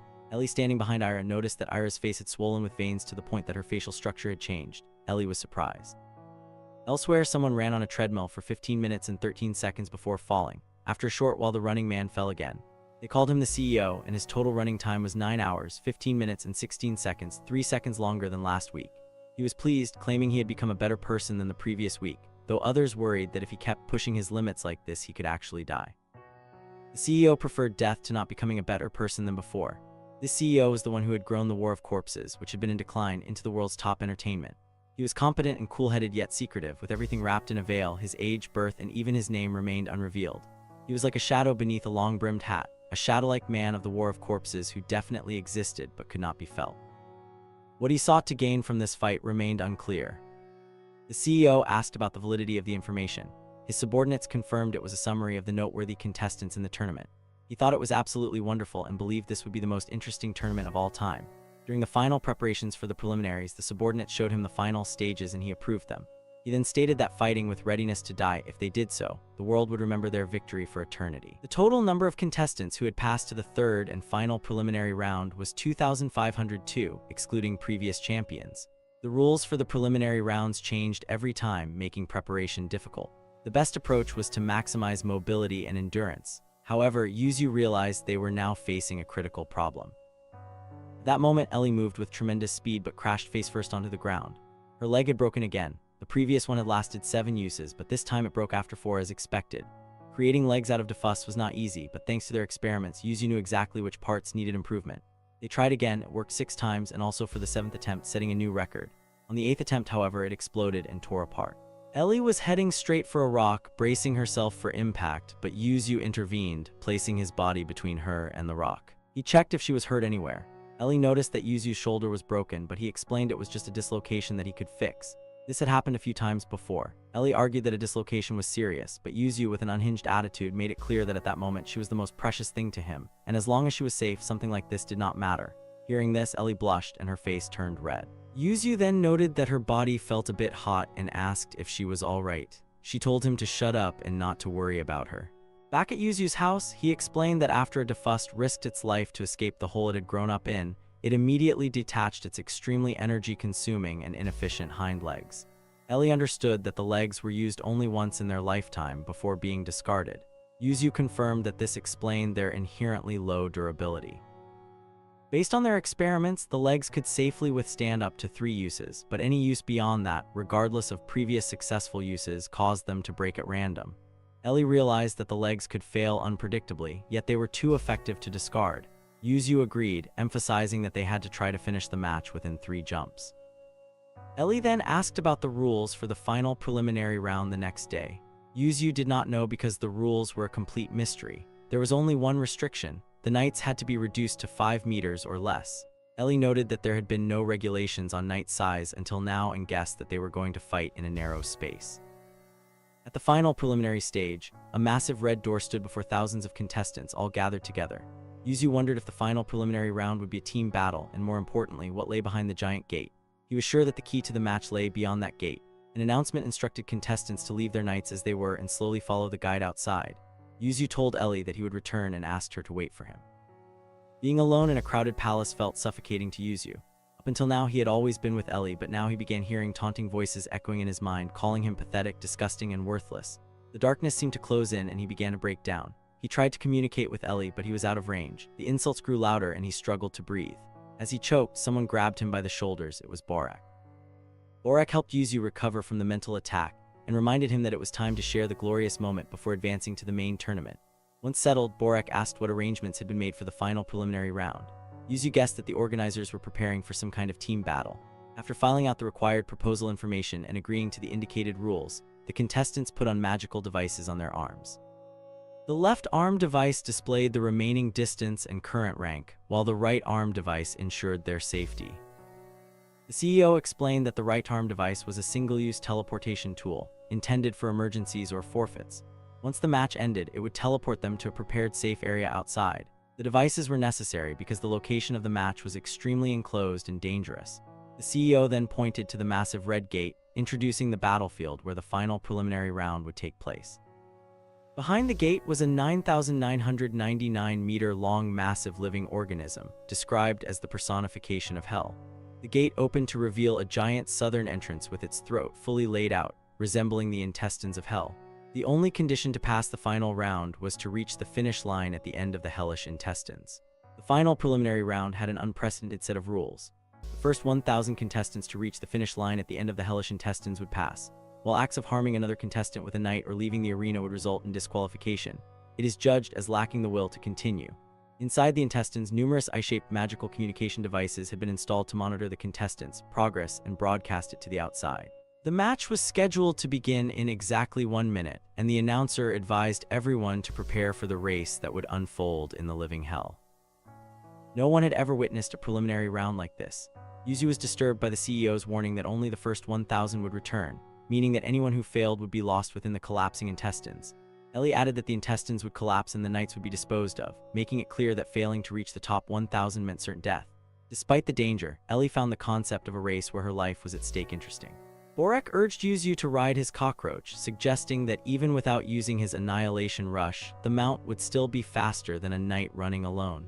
Since Useu's assistance had already helped Borek pass the second preliminary round, he would now do the same for them. Useu warned Borek not to go back on his word. Contestants prepared for the start, and finally the announcer signaled the beginning of the final preliminary round. Everyone surged toward the entrance, rushing into the intestines. Borek's cockroach moved swiftly, easily outpacing Ellie's running speed.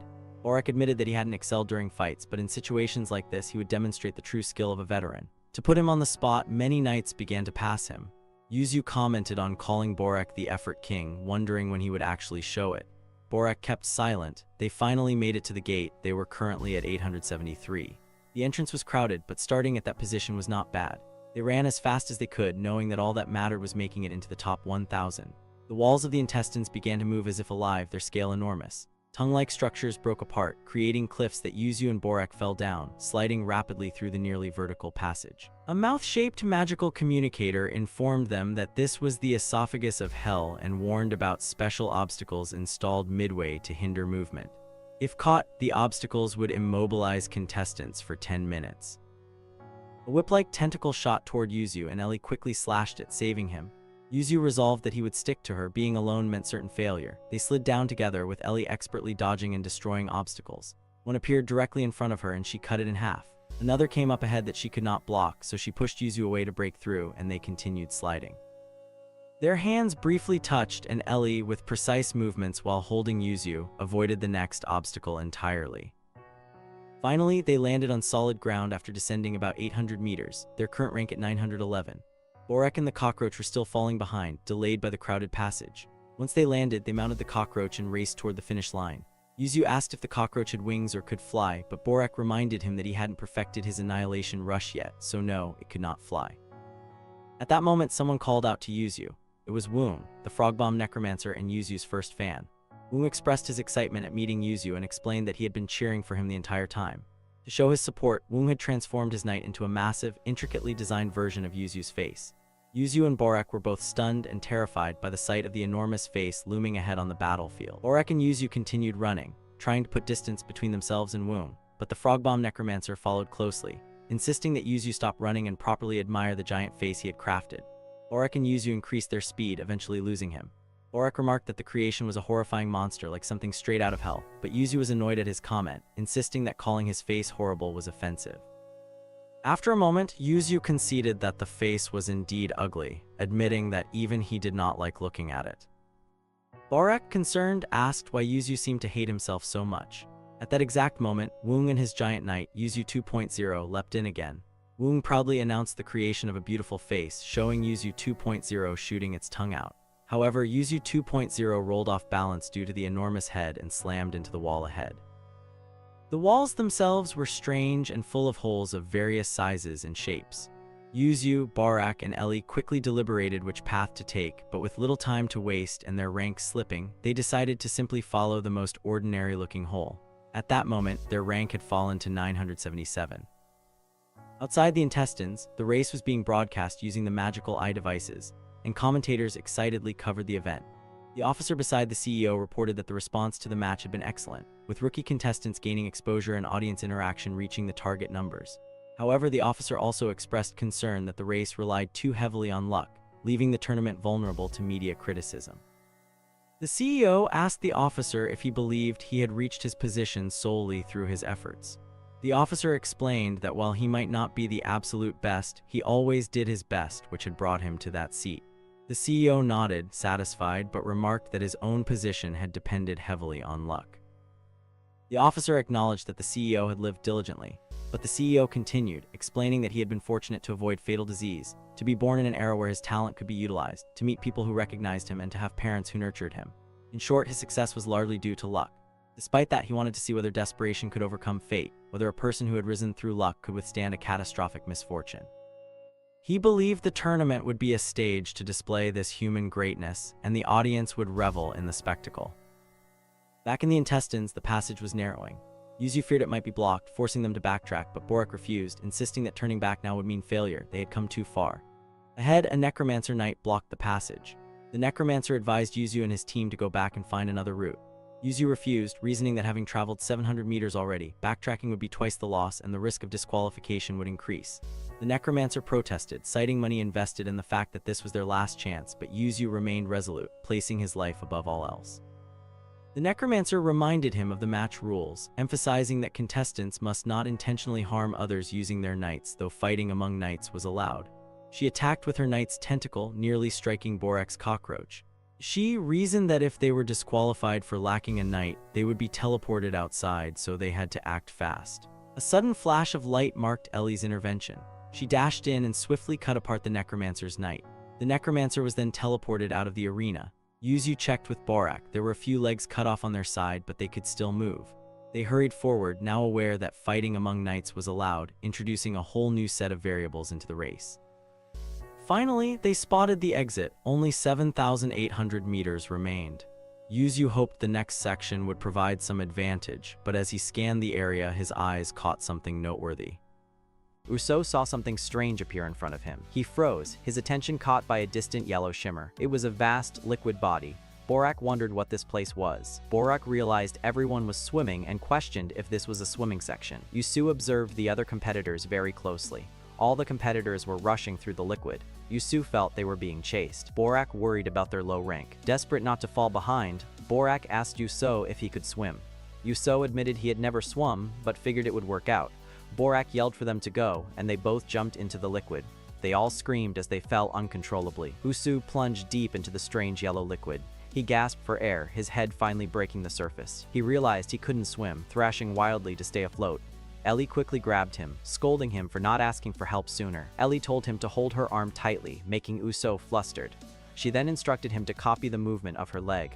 Ellie explained this was a much more efficient way to swim together. Working in sync, they finally began to make their way through the water. As they moved, Useu started to notice the feeling of the liquid. He became lost in thought, pondering the strange sensation on his skin. The water felt warm, making him think about the mother he never knew. He wondered aloud if this cozy feeling was like a mother's embrace. Ellie listened carefully to his surprisingly vulnerable words. She simply told him that he was saying some funny things. Borak then swam over, apologizing that he couldn't help because of his legs. Useu reassured him, and Borak noted the chamber's immense size. Borak mentioned that being able to fly would be a huge advantage. Suddenly, he felt something unexpected latch onto his leg from below. He quickly dunked his head under the water to investigate the cause. To his horror, a monstrous creature was latched onto his leg.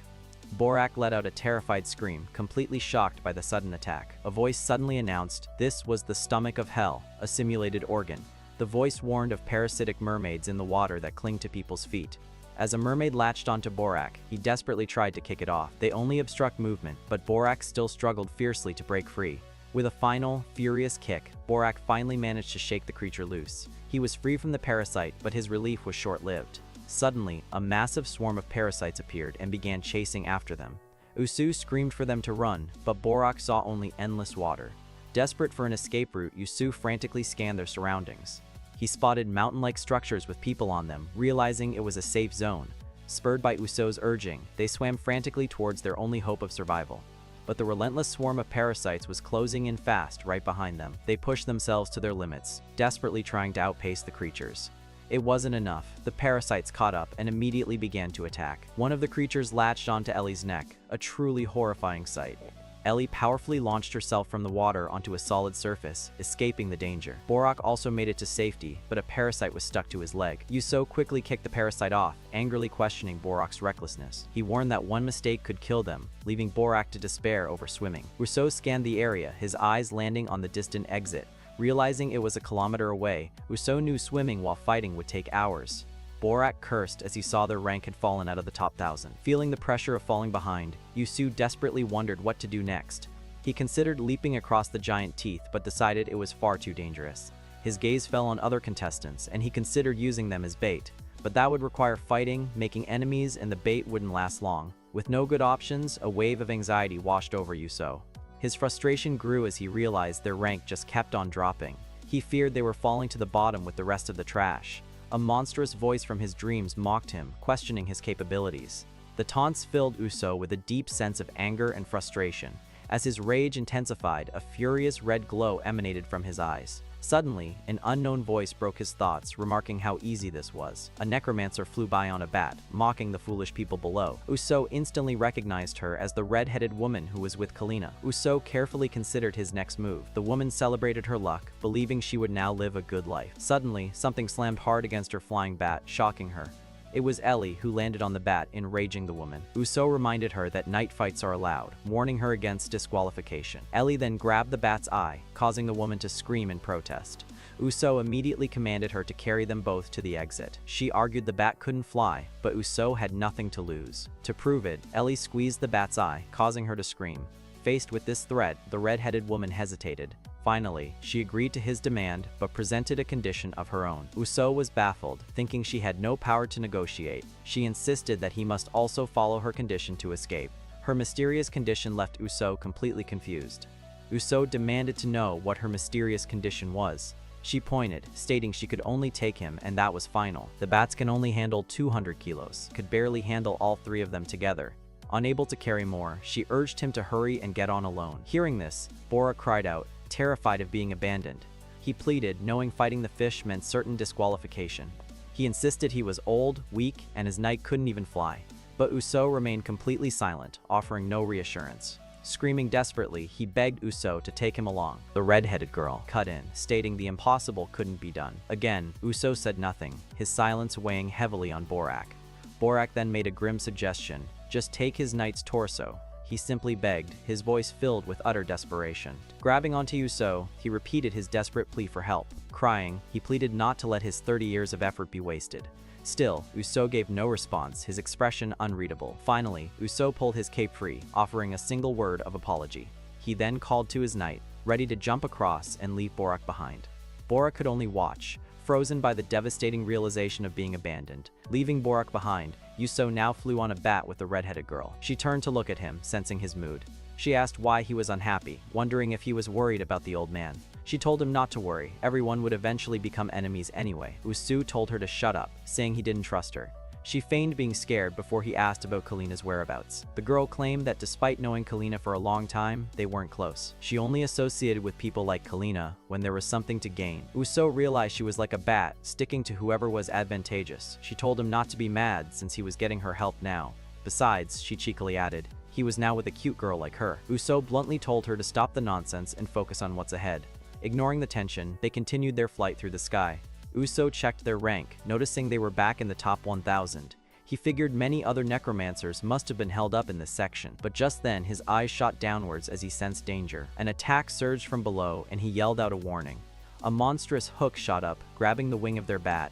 The arm yanked them violently downwards, sending them into a freefall. Useu realized a knight on the ground was dragging them from the sky.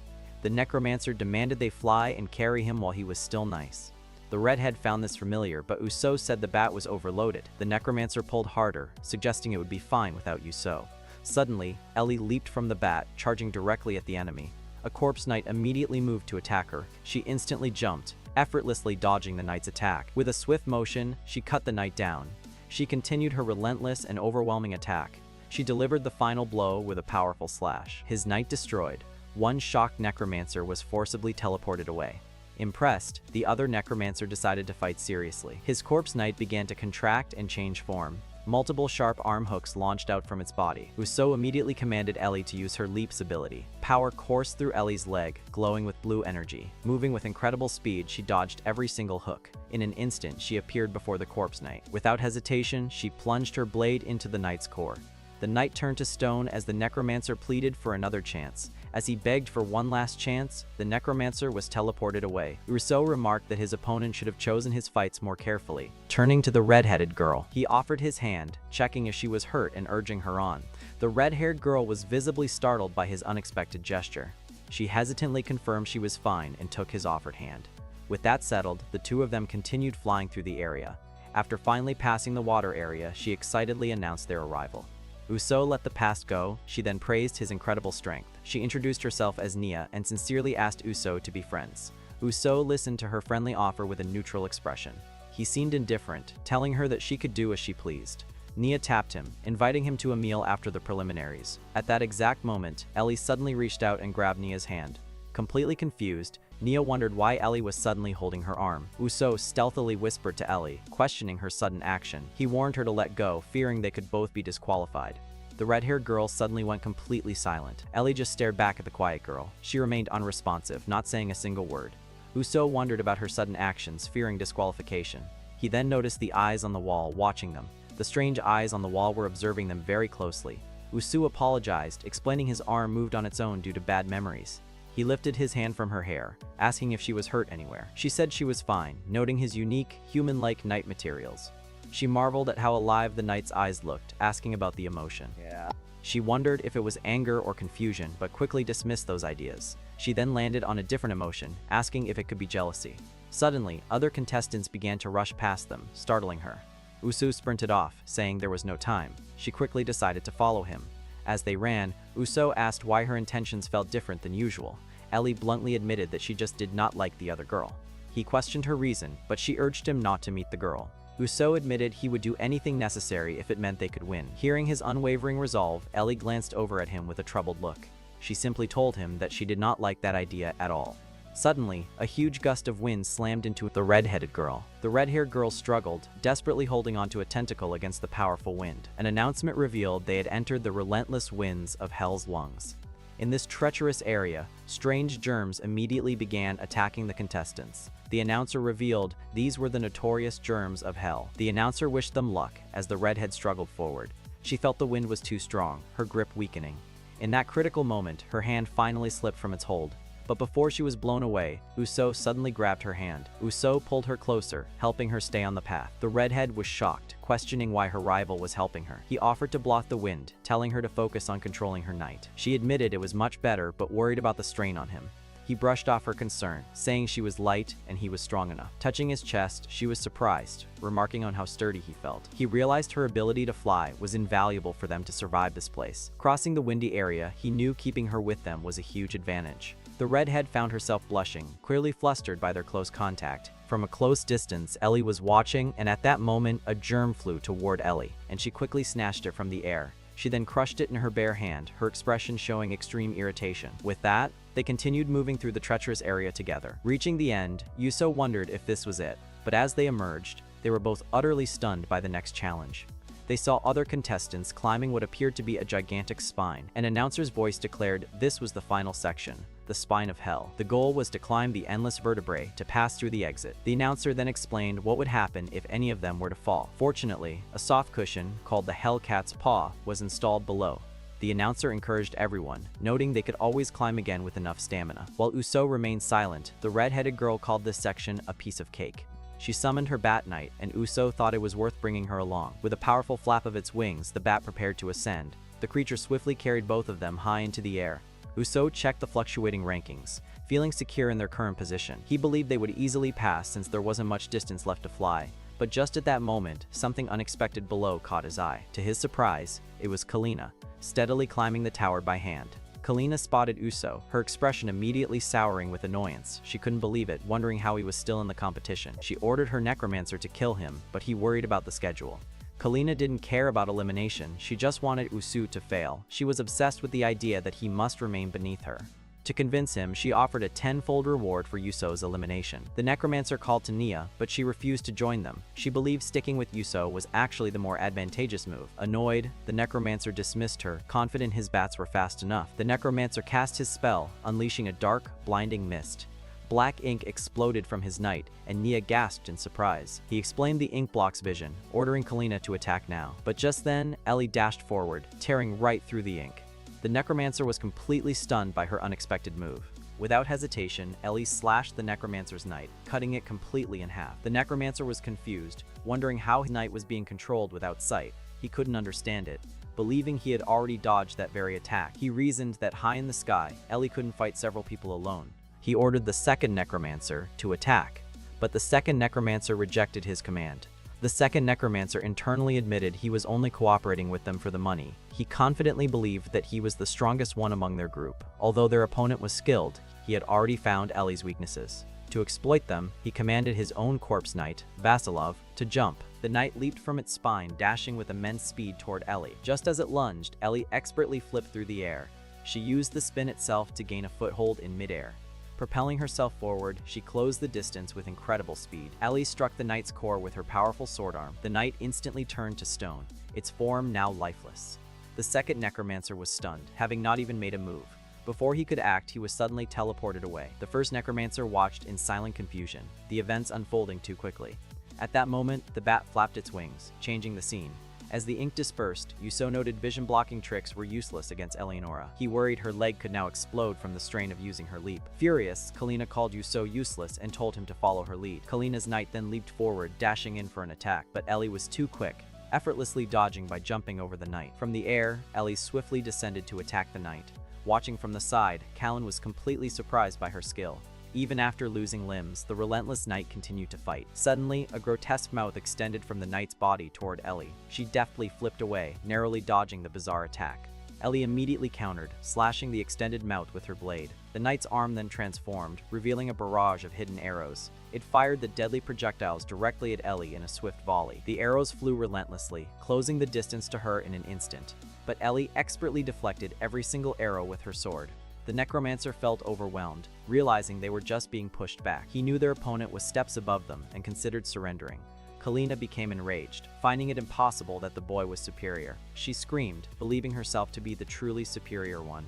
A memory surfaced of her father calling her superior to anyone else. He had shown her the poor, asking if they were the same species. In the memory, a miserable Useu stood among them in the garbage. A young Kalina could only deny any resemblance to them. Her father explained that unchangeable ranks are imprinted at birth. He told her to live with pride in their superior, noble bloodline. Young Kalina simply agreed with her father's words. This teaching about her superior bloodline became her greatest pride. That pride became the root of her disregard for others. However, her father's business began to falter, and their wealth dwindled. As their fortune disappeared, a deep anxiety started to grow within her. Kalina never gave her all, fearing failure would disprove her superiority. She was terrified to face the truth that she might not be special. Instead, she gave little effort and looked down on others. She believed minimal effort was all she needed to surpass them. This was her way of hiding anxiety and protecting her self-esteem. But in the present, her companion necromancer was suddenly teleported away.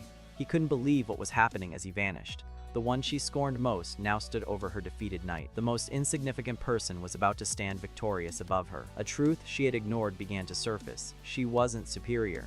Terrified, she realized this fact was being proven right before her. Her eyes widened in absolute, undeniable terror. In sheer terror, Kalina could only whisper a desperate denial. Ellie then sat nonchalantly atop the beheaded knight. She slowly raised her sword, ready for the final blow. Terrified, Kalina screamed, pleading for her not to do it. Ellie ignored her pleas and brought the sword slashing down. She beheaded the knight but purposefully left the core intact. Kalina was completely baffled, wondering why she had been spared. Useu explained that elimination would just make her a spectator. He wanted her to acknowledge him as a competitor. She was to watch as he stood above and surpassed her. His condescending words filled Kalina with a burning rage. He taunted her, telling her to struggle all she wanted. She shot back, questioning his desire to feel superior. She accused him of hating his own pathetic, disgusting existence. Useu glared at her, his anger finally showing. Kalina reminded him that superiority relies on making others inferior. She accused him of looking down on others to feel superior. She questioned if he was truly a different kind of human. Useu's stony expression did not change. Full of anger, he insisted that he was different from her. Kalina pointed, declaring she hated his detestable eyes. She revealed he had the same eyes as her father. Useu simply stared back at her. Without another word, he leaped onto the bat. They immediately flew away, leaving Kalina behind. She was left alone with her destroyed knight. With a twisted expression, she repeated her question. He thought to himself that he was different. He resolved that the world would soon know his greatness. He was certain everyone would recognize his superiority. They flew up and away, finally passing the spire. They surveyed their new, dark surrounding. A voice announced the final section, the intestines of hell. The announcer explained the final section, a simple 2 km sprint to the finish. The number of finishers quickly rose, increasing her panic. Useu realized they were barely in 1000th place and urged Nia to hurry. He desperately screamed for her to fly even faster. All the contestants were rushing desperately towards the finish line. They sped through the narrow and crowded tunnel. The The path devolved into chaos as contestants shoved and fought. Useu demanded more speed, but Nia was already at her limit. Suddenly, without any warning, they were ambushed. A web-like attack slammed them against the wall, trapping them instantly. An attacker was trapping everyone, telling them not to get ahead. Trapped and furious, Useu threatened to kill the bastard who stopped them. Nia wondered if this was allowed, questioning the race's extreme rules. The attacker screamed at the other contestants to get out of his way. In a flash, the web-slinging attacker was sliced into pieces. Era's Cat Knight was revealed as the one who had intervened. Defeated, the web attacker was instantly teleported out of the race. Useu, recognizing Ira, asked how many knights she had consumed. He desperately yelled for Ira to free him before she left, but they ignored him, leaving Useu stuck to the wall in frustration. An announcement revealed that almost 800 people had already finished the race. Suddenly, Ellie grabbed onto Useu, startling him with her decisive action. With a powerful tug, she managed to rip them both free. Nia begged for help, but Useu regretfully told her there was no time. They sprinted away as the finisher count continued to climb, fueling their desperation. Realizing they were too far behind, Useu knew they had to use the leap. Ellie worried it might explode, but Useu insisted they must trust their luck. Putting her fears aside, Ellie began to focus her energy for the move. At that very moment, the scene shifted to another determined contestant. A retired necromancer mocked Borak, asking why he hadn't given up yet. The cynical words hit Borak hard, leaving him momentarily stunned and speechless. But instead of faltering, a newfound determination ignited within him. Elsewhere, Kalina pushed onward, repeating to herself that she would not give up. As she climbed, she was fiercely resolved to prove her own superiority. She focused completely on her goal, vowing to prove her immense worth. Back with Useu, he warned Ellie their communication would break if they separated. He reassured her that as long as certain limbs remained, they'd stay connected. He urged her to just trust him and run forward without any hesitation. Taking his words to heart, Ellie closed her eyes and focused inward. She prepared to dash as the announcer declared even more people had finished. Then, Useu's expression became intensely focused. He quickly performed a specific hand sign. In that instant, a powerful blue energy surged. Ellie began the race, dashing forward with incredible speed. She quickly overtook the other contestants in the race. Her momentum carried her swiftly ahead of the pack. As she leaped, Useu checked to see if she was all right. Ellie said she was fine. Useu noted 2 more leaps remained. An announcer stated 894. Useu warned communication might cut off. He asked if she could rely on her senses. Ellie was confident. Useu encouraged her, saying he trusted she could do it. With their trust affirmed, Useu focused his energy. Ellie announced her next leap, telling him to get ready. She firmly grabbed her leg, beginning to channel power. A moment of intense concentration passed between them. Energy surged through her leg once more for the jump. She then launched herself forward with incredible speed. Meanwhile, back at where Borak was, the necromancer felt his investment was wasted. He was reassured that his first attempt was still amazing. He agreed, but Borak questioned his talk of a next time. Borak wondered how he could smile, thinking about a next time. He couldn't believe there would even be a next time for them. An angry voice called Borak unlucky, insisting they weren't the same. The harsh words silenced Borak completely. His expression grew dark as he was lost in thought. He recalled his childhood joy in creating life forms people liked. That feeling was why he chose to become a necromancer. His first failure was painful, but it gave him hope. As his confidence died, this hope was the thread he held. He held on to that hope for a day, then a month. The hope carried him through an entire year. That hope stretched on for 10 long years. But looking back, only fragments of a now-hated dream remained. All that was left was regret and longing for past choices. Sweating, Borak desperately questioned where it all went so wrong. He searched for someone to blame for how his life turned out. He considered his partner but admitted he would have done the same thing. Was it his teacher's fault? No, he knew that thought was ridiculous. He realized the fault was his own, a talentless necromancer avoiding reality. The crushing weight of this realization brought tears to his eyes. Overwhelmed by despair, he collapsed, falling to his knees. He thought effort could bring blissful ignorance, but was that too much to ask? He questioned why he was given strong desire but no talent to match. His desperate, heart-wrenching question echoed into the emptiness. His frustration and sorrow poured out in a flood of tears.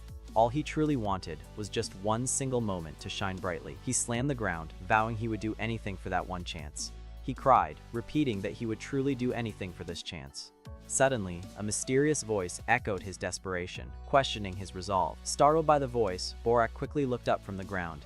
Standing before him was a towering, goat-like monster. Despite the creature's appearance, a glimmer of hope sparked in Borak's eyes. As the demon looked back, Borak confirmed he would do anything. The monster then slowly turned its head, its gaze shifting away. Borak followed its gaze, which landed on his loyal cockroach knight. A sudden, chilling realization began to dawn on Borak. He slowly reached his hand out toward his silent companion. His palm came to rest on the knight's hard exterior. The cockroach knight stood completely still, seemingly frozen in place. But then, its eyes suddenly swiveled to look directly at Borak. Borak fell silent, a cold dread creeping over him. Borak unleashed his ultimate command, Annihilation Rush. Instantly, the knight's veins bulged with raw, immense power. Its entire body began glowing, turning intensely red-hot. In a flash, it launched forward with unbelievable speed. A powerful sonic boom echoed in the knight's wake. Meanwhile, Kalina was climbing, determined to prove her superiority. Suddenly, a brilliant red light flashed brightly nearby. She turned just as a crimson blur shot past her. Stunned, she could only wonder what that light was. A moment later, a massive gust of wind followed. Elsewhere, Ellie was skillfully leaping forward toward her goal. Her second leap was a success. She could see the exit. She noticed the communication line had suddenly gone silent. Sensing something was wrong, she quickly turned around. And there he was. Rhal was standing right behind her. She recognized Rhal, a former champion who had fallen far behind. She prepared to leap, knowing she couldn't afford to worry about others. If this next jump failed, she would be the one to die. She steeled herself for this final test of luck. At that moment, Useu unleashed his powerful technique. Ellie was also ready to test her own skill, but at the last second, her leg completely tore apart. She could only look down in absolute shock. Just then, a brilliant red light appeared before her. The streak of light shot past them in an instant. Ellie watched, completely stunned by the incredible sight. Then, that same red light engulfed her. The tournament spectators were left completely stunned by the display. They all questioned what they were even seeing. The entire event unfolded in the blink of an eye. An unknown contestant poured his entire being into an ultimate technique. His annihilation rush only slowed after the finish, leaving his knight broken. Its remaining passion and energy dissipated with sparks and light. The once mighty knight now stood completely charred and crisp. The crowd erupted, finally taking a keen interest in Borak's story. And so, the unexpected had happened. Borak, once hopeless, feared leaving behind a pitiful legacy. But his annihilation rush made him a star for the first time. Shining brightly, he had finally proven his own worth. The knight's incredible speed had left a path of total chaos. Despite injuring others, Borak was permitted to advance to the main tournament. With 984 finishers, there were only 16 spots left. And so, the preliminaries continued. Here, mental fortitude was more important than physical ability. The first one to recover his senses was Useu. His ears were ringing, and a piercing headache began. But this pain was nothing compared to his past trauma. That memory gave him the strength to keep running. His vision became blurry and unstable from the immense strain. Still, it was better than the disgusted stares he always endured.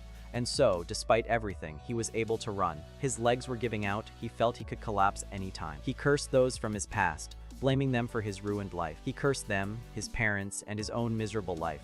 He continued to curse his wretched fate. Despite everything, the shadow of his father loomed over him. His father's insults followed him, forcing him to keep moving. Nearby, Eleonora was struggling forward with only one leg. She scrambled ahead while the others were still disoriented. But soon, other contestants recovered and began to surpass her. They quickly started qualifying for the next round. With 995 qualified, Useu was in a dangerous spot. Just then, Useu turned Woong was calling out his name. Woong prepared to help his friend in need. Suddenly, Woong's frog tongue grabbed a startled Ellie. The frog knight powerfully swung its long tongue around. Then it launched Ellie toward the finish. Useu qualified for the preliminaries, finishing in 997th place. Perhaps, though, Woong's help wasn't even necessary. Useu couldn't understand why Woong, a competitor, would go out of his way. Woong explained that he'd achieved his goal and had no lingering attachments. He then revealed what he wanted to do next. He wanted to become Useu's #1 fan and cheer him on. Useu asked why. It was because he'd offered a simple handshake. Woong looked at Useu, wanting to tell him something important. He told Useu he was a much cooler person than he thought. Useu was confused, seeing Woong smile even though he was eliminated.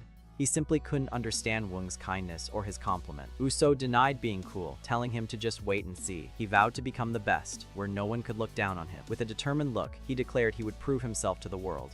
Woong promised to cheer him on. Useu said he would not forget. He told Woong to watch the path he would take closely. With his resolve hardened, Useu turned and walked away. Later, in the waiting room, Useu congratulated Borak on his victory.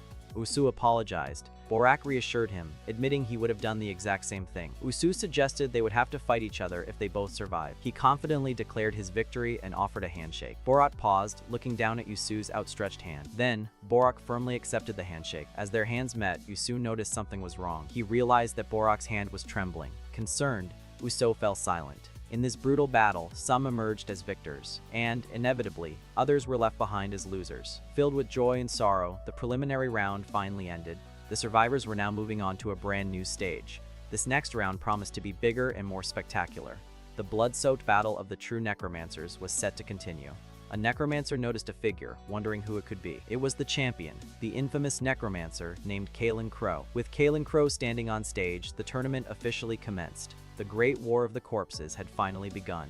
On stage, the CEO began addressing the 1,000 great necromancers. He sincerely welcomed everyone who had advanced to the main tournament. He told them they had proven their worth, and the world was now watching. This tournament would grant the winners immense wealth and fame. These rewards were for those with the will and talent to seize them. He urged them to fight with burning souls, as if it were their last day. The assembled necromancers listened to his powerful words. He then introduced the era's greatest necromancer, Kalen Crow. He announced she had a message for the challengers, but Kalen remained silent. Kalen coolly looked out over the crowd of contestants.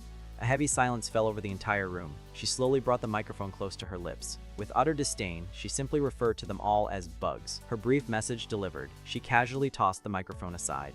Without another word, she turned and walked off the stage. Useu listened in complete silence. Players who advanced to the main tournament received several benefits. This year, they could even sign contracts with corporate sponsors. These sponsored contestants wore corporate logos, but were limited to only 4. Corporations held a showcase to fiercely compete for the best talent. However, some contestants failed to receive even a single sponsor offer. A disappointed contestant was seen leaving the showcase room. A guard then called for the next participant, Useu. The large doors swung open before him. Useu stepped inside, facing the corporate representatives. The sponsors on screen recognized him for breaking Rhal's wall. They felt his honest strike technique was a mismatch for their brand. Hearing their assessment, Useu showed his clear annoyance. He turned to leave, but a guard told him it wasn't over. Useu retorted he only came because he had to and wasn't interested. Useu declared that he would carry his own weight, alone. One of the sponsors found the young man's attitude intriguing. In response, Useu turned to face the sponsor. The sponsor asked why, wondering if Useu felt his efforts were being stolen. He explained they hired the guard, the best in his field. The guard also endured unimaginable training and effort to get there. Though their efforts were equal, the world would value Useu more. The sponsor then asked him if he knew the reason why. It was because behind Useu stood the power of a corporation, an industry built not on effort alone, but on countless sacrifices. He then sternly advised the young man to learn humility. Useu was shocked by the warning to avoid his father's fate. Enraged, Useu demanded to know what he knew about his father. The sponsor described a man trapped by the past, hurting his family. The sponsor called the man disgusting trash who blamed everyone but himself. He told Useu this man's blood flows in his veins, but Useu disagreed. Becoming frantic, Useu screamed he was different from his father and would prove it. Pinned down, he vowed to prove his worth, even sacrificing everything he had. The sponsor liked his determination, urging him to prove it with everything he had.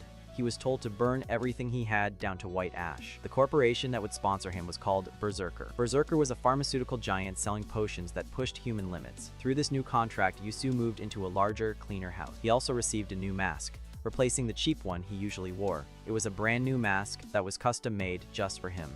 Ellie marveled at how comfortable the new bed felt. Useu told her to relax. She felt their lives were finally improving, rising up from where they once were. Useu expressed his deep gratitude, saying this was all because of her. Ellie simply glanced back at him, taking in his words. She offered him the edge of the bed if the floor was uncomfortable. He refused, insisting her comfort was the priority, and Ellie fell silent. Useu then took a moment to look around the room. The sponsor's chilling words echoed, promising he would end up like his father. The memory filled him with a sudden, visible rage. Elsewhere, Rhal slammed his hand on the table in frustration. He was furious. Fan mail and articles had plummeted, and press was all negative. Frustrated, he lamented that everyone was only focused on his recent decline.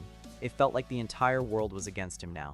His assistant suggested reading fan letters might offer him some support. Rhal scoffed, explaining letter volume just depends on his ranking in the fights. He doubted any genuine heart existed in those predictable numbers of letters. To him, they were merely numbers that shifted based on his ring performance. And right now, those numbers told him he was a pathetic human being. Hearing this, his assistant could only stand there in complete and utter silence. Resolved not to lose, Rhal demanded to know his first opponent's name. His assistant hesitated for a moment before beginning to announce the challenger's name. As the name was spoken, an utterly stunned Rhal froze completely in place. His eyes widened in sheer disbelief, the shock of the revelation hitting him hard.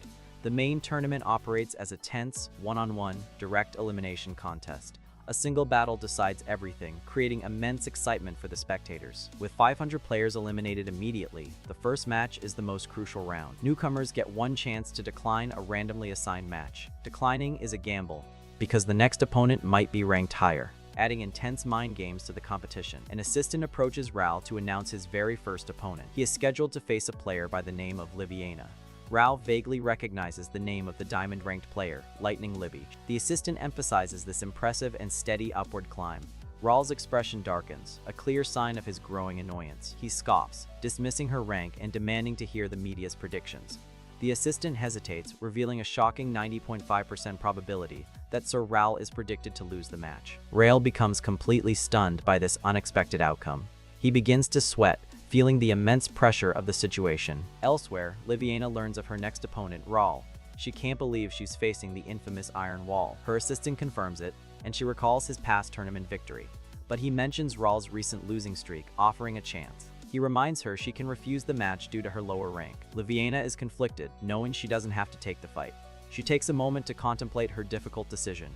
The weight of her choice is clear on her face. Ultimately, she decides to fight for her dedicated fan. Her assistant expected this and hands her a stack of fan letters. She is amazed to receive 30 letters and even some gifts. She's touched that fans like Ms. Emma are coming to see her. She realizes another supporter, Mr. Baplov, will be there too. In stark contrast, Rhal's environment is tense and demanding. He wants to redesign everything to create the perfect night. His workers immediately agree, ready to follow his orders. His assistant asks if he's sure, noting his recent obsession with numbers. He reminds Rhal of his impenetrable wall philosophy, asking what he wants to prove. Rhal dismisses this, claiming that only the raw numbers are truly important. He believes numbers never lie, and they are clearly showing him he's falling. The falling numbers seem to constantly whisper to him, fueling his anxiety. His concerned assistant can only watch him in troubled silence. On the day of the tournament, the crowd roars with cheers for Libby.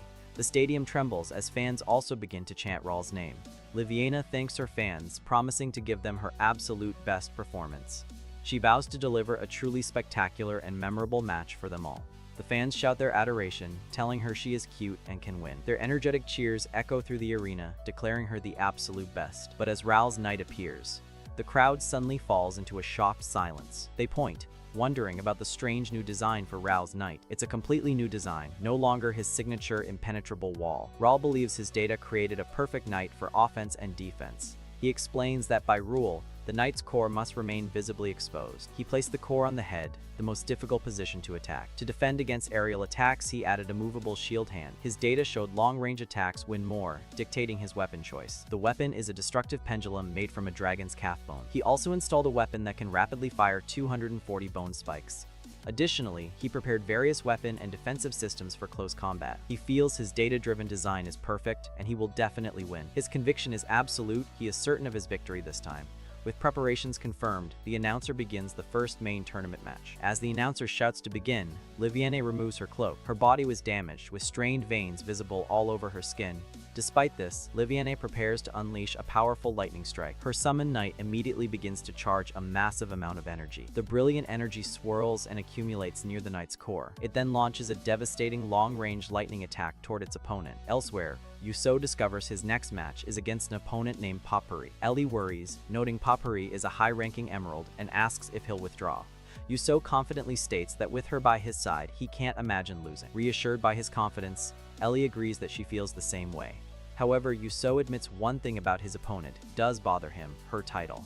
He reveals her unusual title is Fairy Queen Papuri. Unsure himself, Useu decides they have plenty of time to prepare before their match, and just like that, the scene shifts over to Rhal's match. He's completely engulfed by a massive lightning attack. He'd seen the immense energy coming right for him. He recalled his father's words, "The will to protect is the world's greatest power." His father, a stonemason, lived by that belief, always building protective walls. In an interview, a younger Rhal recalled his father working slowly, but more meticulously than anyone else. He remembered his younger self's feelings about it all. At the time, he had found his father's dedication utterly pathetic. Because his father was slow, he earned less and was never home. One day, while repairing a small crack, his father tragically fell to his death. He bitterly wondered what was so important about that lousy wall. Lost in the memory, he clenched his fist tightly. Back in the interview, the reporter listened intently to his story. He then recalled a catastrophic landslide that devastated the village after heavy rains. It was the Burenos incident. Buildings collapsed, burying countless people and animals alive. For days afterward, groans could be heard from beneath the ground. But amidst the devastation, one thing remained perfectly fine. It was the wall his father had so meticulously built. The weight of this realization made him freeze during the interview. He then looked forward, a new intensity in his eyes. He recalled a wall that kept him and many others safe, sparking a realization. It was built by his stubborn father, who struggled to express his feelings. His father built it out of a deep love and desire to protect his family. This powerful memory was the foundation of his entire philosophy. The interviewer suggested this is why Rhal himself now builds walls. Rhal explained his desire to prove that a perfect wall could exist. A wall capable of protecting someone that would never, ever collapse. She praised his amazing conviction, noting his fans felt the same way. However, she warned that this rigid strategy could become a major weakness. She then asked what he would do if his conviction ever held him back. Rhal confidently replied that he knew exactly where he needed to fight. He finished his answer with a calm and knowing smile. But in the present, Rhal was completely stunned, frozen in pure shock. A devastating lightning attack had just struck his knight's leg. In response, he unleashed a powerful skill he called Abyssal Drop. Despite the damage, the knight fired a projectile in retaliation. But Liviena's knight was too quick, easily dashing past the attack. Suddenly, a storm of projectile arrows began to rain down. Liviena's knight was caught directly in the line of fire. Rhal was certain he had finally trapped his opponent. In response, Liviena prepared to activate a force field. A powerful energy began to emanate from her knight. A massive wall of lightning manifested, creating a protective shield. The incoming arrows disintegrated upon contact with the barrier. Rhal realized he must land his abyssal drops with perfect precision. Rhal initiated a new technique to attack. He pulled back the heavy anchor, preparing his strike. But the movement was surprisingly sluggish and slow. Rhal wondered why his movements felt so unnatural. Suddenly, Rhal noticed something alarming. His opponent was preparing a powerful lightning attack. The crowd noticed Rhal was being pushed back. They felt his performance lacked its usual solid feeling. Rhal's knight took another damaging hit to its leg. With the second leg gone, the knight began to rattle. Despite the severe damage, the knight stood its ground. He realized she planned to topple him completely. He resolved that she should not underestimate him. His knight deployed a smokescreen to obscure the field. Liviena's knight began circling its massive opponent. Liviena acknowledged Rhal's impressive skill with his new form. Liviena realized the bar showed Rhal's stored power, which was already depleting. She needed to disable its body, carefully timing her final lightning strike. Gathering her power, Liviena's knight crackled with lightning once more. A fierce cycle began, breaking a leg, then dodging a powerful counterattack. The two opponents were locked in a fierce, relentless back-and-forth battle. Liviena launched another powerful lightning attack, continuing her precise assault. Her strike found its mark, shattering another one of the knight's legs. With its support gone, Rhal's massive knight crashed heavily to the ground. Seeing the heart exposed, she prepared her final, decisive lightning strike. But Rhal wasn't finished. Vowing to use every last shot he had, both knights locked on, preparing for one final, simultaneous attack. In a brilliant flash, Liviena's devastating lightning strike was finally unleashed. Despite her powerful magic, the relentless barrage of arrows continued its assault. At that moment, Liviena Knight, who had only a little energy left, was completely depleted. Realizing her defense was failing, Liviena froze in absolute shock. Sweat dripped down her face, the immense strain becoming physically apparent. Her lightning magic wasn't enough. Arrows tore through the knight's defenses. In an instant, her powerful magical knight was completely destroyed, turning it into a Swiss cheese. Witnessing the destruction, even Rhal was momentarily stunned by the outcome, but his shock quickly transformed into a loud, triumphant laugh. After the match, Rhal gloated to himself, declaring that he was the winner. He mocked the critics who predicted his loss, certain he proved them all wrong. Excited, he asked his assistant what people were saying about his amazing transformation. His assistant paused for a moment, silently opening the official match statistics. She revealed the public saw him on the defensive for the entire match. The consensus was that he only won due to Liviena's critical mistake. She noted no one mentioned his skill, citing the poor viewer reaction ratio. Without that mistake, she explained, the analysis showed he would have certainly lost. Hearing this, Rhal's celebration came to an abrupt and silent halt. His triumphant expression quickly soured, twisting into one of pure annoyance. As he passed a room, he overheard the sound of Liviena sobbing. Her quiet, heartbroken sobs could be heard from down the hall. He entered the room as she lamented her stupid calculation error. She sobbed that she could have done better, and he called out her name. Startled, Liviena turned around, her face still wet with fresh tears. She apologized to Sir Rhal, thanking him for the great fight. Rhal asked if she was crying from disappointment, calling excuses useless. Liviena clarified it wasn't disappointment, she was simply furious. Her unexpected answer left Rhal completely baffled. She explained, mentioning Mr. Frank, a fan who never missed her matches. She also mentioned her pregnant friend Dilla and shop owner Mr. Karelin. She couldn't show her loyal supporters her true capabilities. The thought of letting them all down was just so frustrating, she confessed as her eyes welled up with fresh tears. Rhal watched her, his gaze fixed and intense. He questioned her attachment, calling her supporters nothing but predictable numbers. Hearing his harsh words, she quietly wiped away a tear. She conceded his point, but believed in the sincerity of her supporters. She never believed for a moment that their encouragement was fake. Her gaze was filled with unwavering determination. She then asked Sir Rhal what he focuses on during a fight. Her question made him pause and think. He started to speak, but then hesitated, trailing off. He fell silent, lost in deep and serious thought. After a moment of quiet passed between them, with a bow of her head, she said her goodbyes. Watching her back as she left, Rhal felt a strange premonition. He sensed she would reappear, a sensation beyond all imagination. He was certain that someday, whether sooner or later, she would definitely appear before him once again. Meanwhile, at Borak's place, the scene was a mess. Dora stood there, completely stunned and speechless. She questioned Borak about why his place was such a dump. Why live like this after his successful tournament performance? Borak turned to face Dora with a troubled expression. He confessed he hadn't even attempted the Annihilation Rush since then. She couldn't understand why he wouldn't even try it. He felt the same sensation as his past failures. Unlike his first success, something now felt unsettling and wrong. Dora argued, but Borak was afraid of losing his new recognition. He was finally being acknowledged and sponsored for the first time. But Borak feared failing would return him to the trash he once was. Dora simply looked at him, taking in his words. She gently reassured him that he was never a piece of trash. He insisted she couldn't understand being left behind for 30 years. He felt like a lonely piece of trash, completely alienated from the world. Dora was completely shocked by his raw emotional outburst. He confessed he was too scared of returning to that life to even try. Paralyzed by fear, he admitted he just couldn't do it. Finally, the day of Useu's highly anticipated match arrived. The crowd roared with excitement, chanting Useu's name. Useu waved confidently, telling them all to remember his name. As fans called him handsome, Ellie just looked on, clearly annoyed. Ellie told him to focus, reminding him their opponent was skilled. Useu explained, Potpourri always brings new strategies to tournaments. Ellie, confused, wondered what a furries was and why it was famous. Suddenly, a sight rendered Ellie completely speechless. Just then, Potpourri let out a fierce howl. The crowd erupted in cheers, calling out for their queen. She turned around, revealing a shocking, beast-like appearance. Drop a comment with your thoughts, and if you're into recaps like this, hit subscribe. A commercial began with a question, asking if one was unhappy with their reflection in the mirror. It continued, suggesting that perhaps a new and lovely appearance was desired, something different from the current one. The commercial then asked if cute creatures with fluffy fur were appealing. With excitement, it declared that they had just the thing, introducing the furry potion. A salesman displayed the potion, explaining that it had passed all of the strict quality assurance evaluations from the Magical Drug Safety Administration, guaranteeing it to be the safest potion in the world. The commercial boasted that the potion's duration was a whole 5 hours. A huge, muscular man was shown drinking the potion, his expression filled with anticipation. His eyes widened in shock as he felt the potion's effects taking hold. The man stumbled and fell over, clearly overwhelmed by the sudden changes in his body. His eyes began to contract, the first sign of the transformation taking place.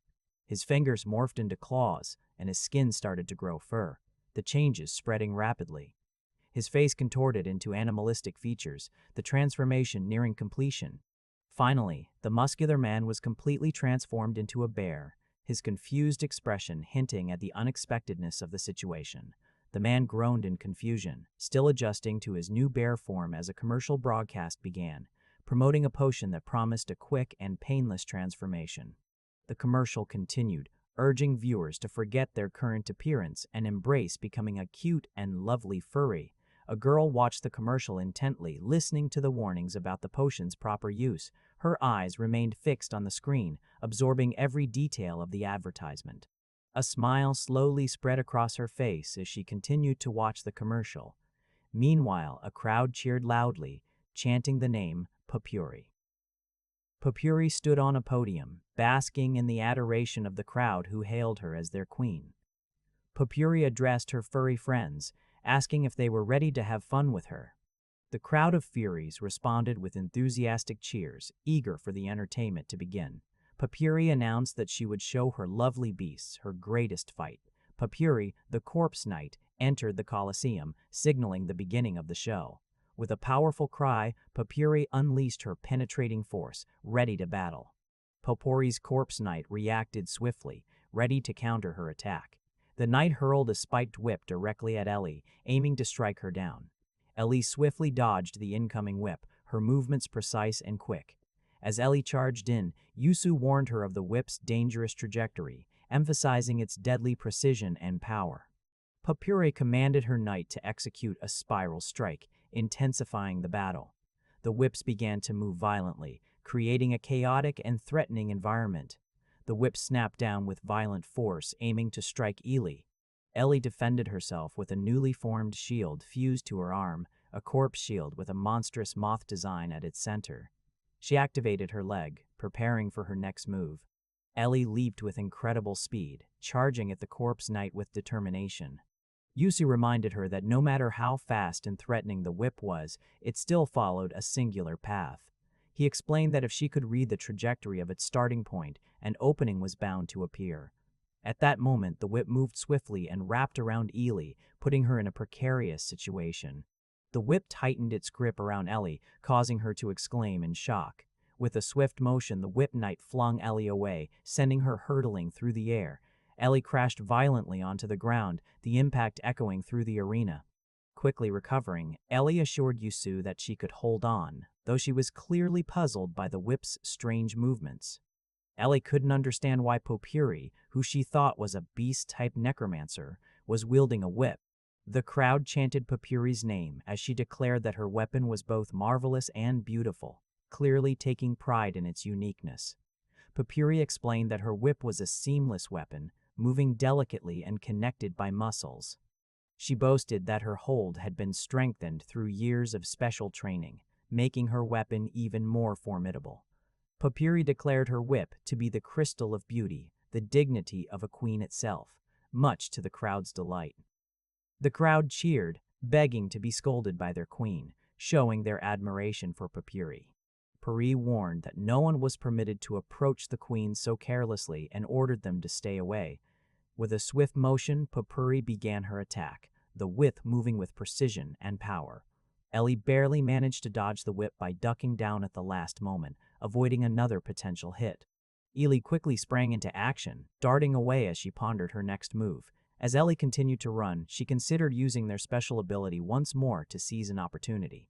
Useu cautioned that they only had 2 more guaranteed uses, and if they got caught, it would be a waste, just like before. Ellie suggested using her punch on the ground to restrict the terrain, but Useu pointed out that her reach was different from the last opponent, making it hard to close the distance. He added that if they messed up, they would be out of reach without their ultimate move. The whip connected, but Ellie managed to block it with her shield. Ellie realized that the only way left was to try something different. Useu performed a hand signal, indicating a new strategy. Popperin watched intently, observing their every move. Ellie jumped back, feeling the pressure as they were being pushed back. She landed swiftly, but the whip and her shield began to break up, showing the intensity of the battle. Despite the odds, Ellie felt a strange sense of determination, as if they were not going to lose. Ellie's confidence grew, and she felt that victory was still within their grasp. The tip of the whip was directed straight at Ellie, but she remained focused, remembering their strategy. Ellie recalled both her and Useu's strategic planning, which gave her the strength to continue. She remembered vividly how they trained together, strategizing and honing their skills side by side. Their experiments and trials flashed through her mind, each moment a testament to their unyielding determination. The two of them working in perfect harmony, their bond growing stronger with each passing challenge. As her memory faded back to the present, a sense of resolve settled within her. Both Ellie and Useu shared a moment of silent understanding, their trust in each other unwavering. With a swift motion, Useu used her shield to take the whip head-on, pushing with all her might. Ellie saw her opportunity and prepared to strike, her focus unwavering.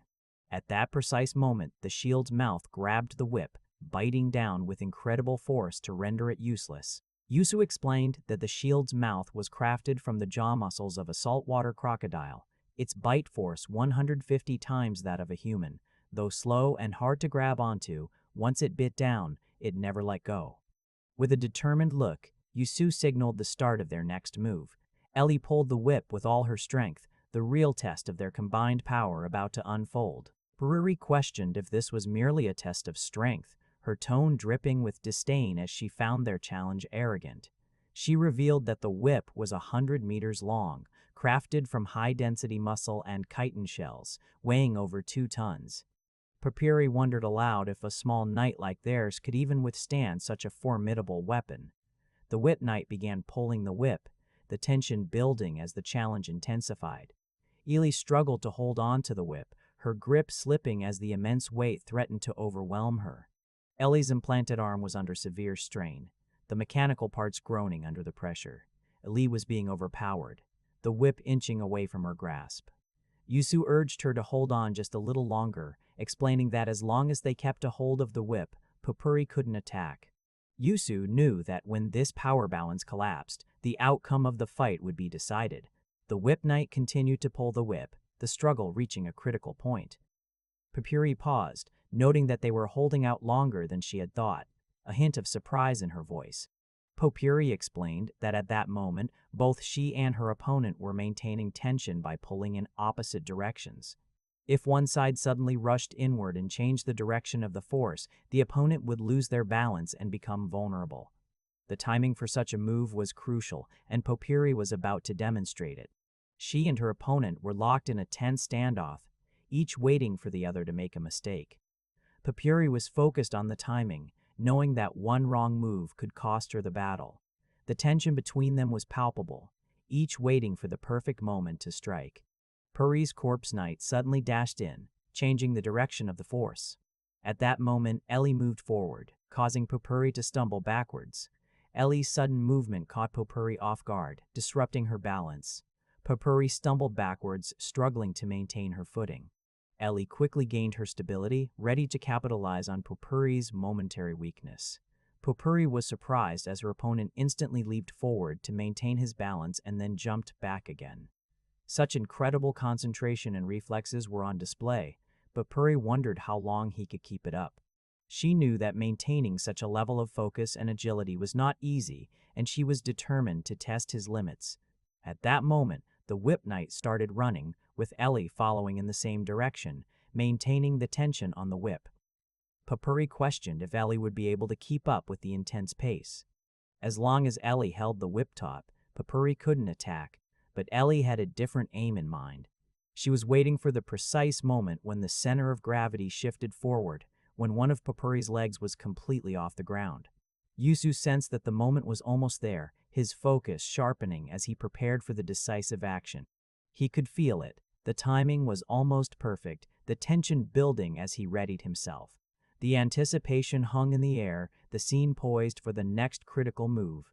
Then, at that precise moment, Ellie pulled the whip, and Useu knew it was time to act.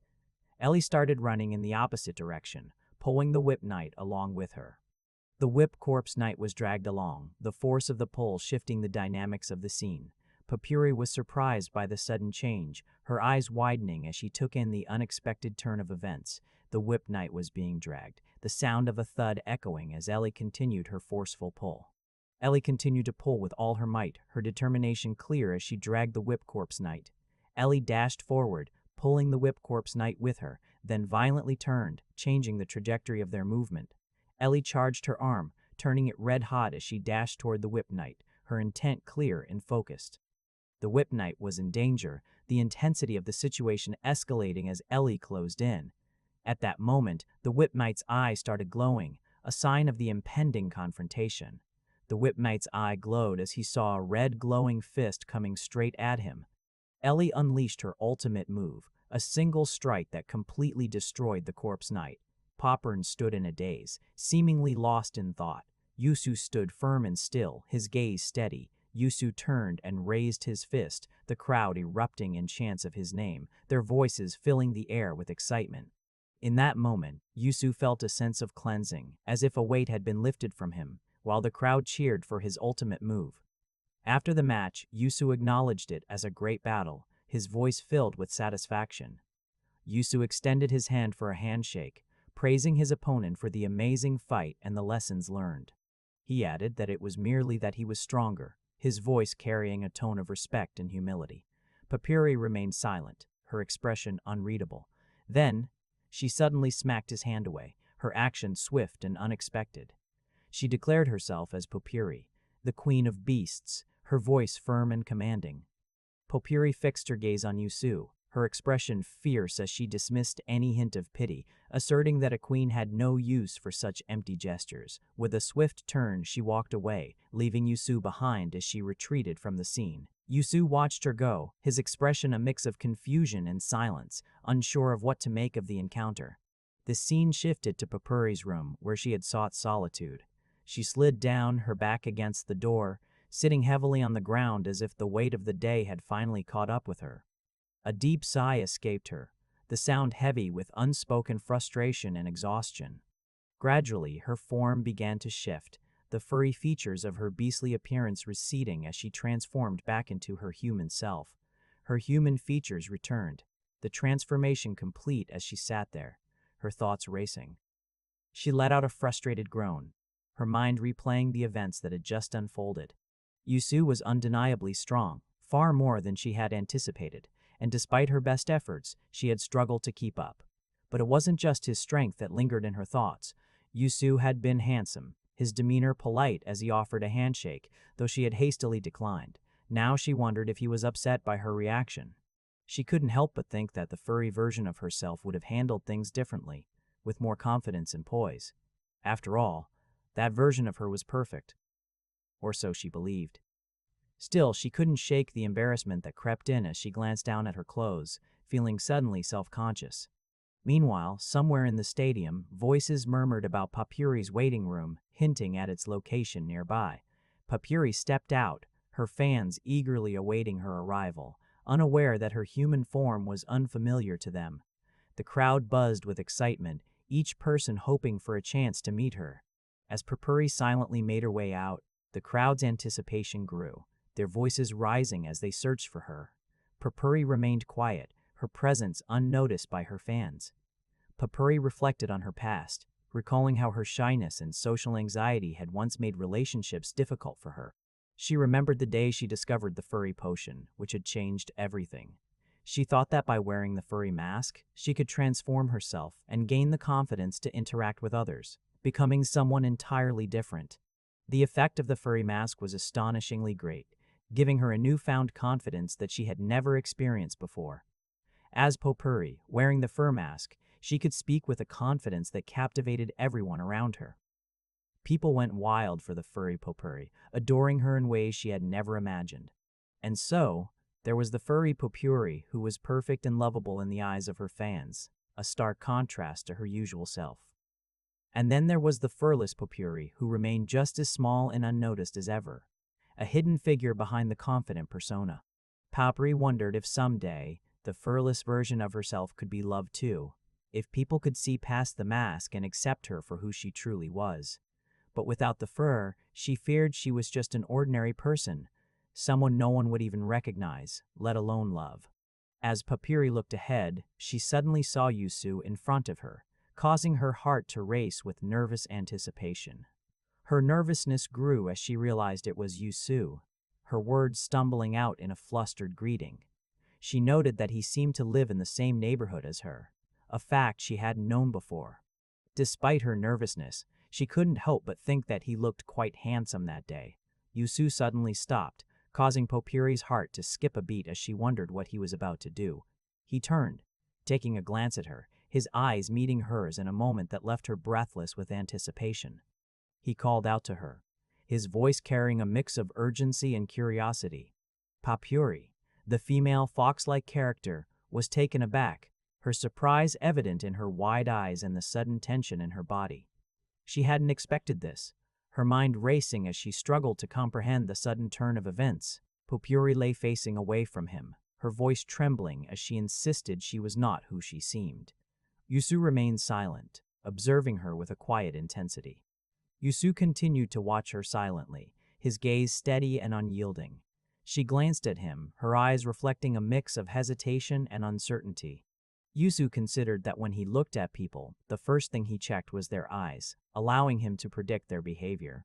This way, he could avoid whatever trouble they might throw at him or any other kind of violence. Her look was different from before, but judging by her eyes, she was indeed Papyri. He wondered if this was what she looked like when she was human and questioned why she was lying. She hesitated, her thoughts seemingly tangled in uncertainty. Papyri suggested they might be heard, proposing they go somewhere quiet to talk. They moved to a secluded area, away from prying ears. Useu listened silently as Papyri explained her situation. She asked if it wasn't weird that she was often teased for her personality. Papyri offered that he could curse at her if he found her annoying, but she wanted to keep her identity a secret for those who liked the furry version of her. Useu found that kind of cool. She was surprised by his response, her eyes widening in disbelief. Useu continued, explaining that anyone who puts in effort to become a better person is great, and there is no reason to be discouraged. Papyri listened intently, her surprise slowly fading as she processed his words. Useu added that personally, regardless of whether she had fur or not, he thought she was cute. Papyri was taken aback by his comment, her mind racing as Useu quickly added that such things are subjective, but he supported her effort. Papyri stammered, asking if he really thought she was cute even without fur. Useu responded with a simple affirmation. Useu answered bluntly, confirming his words.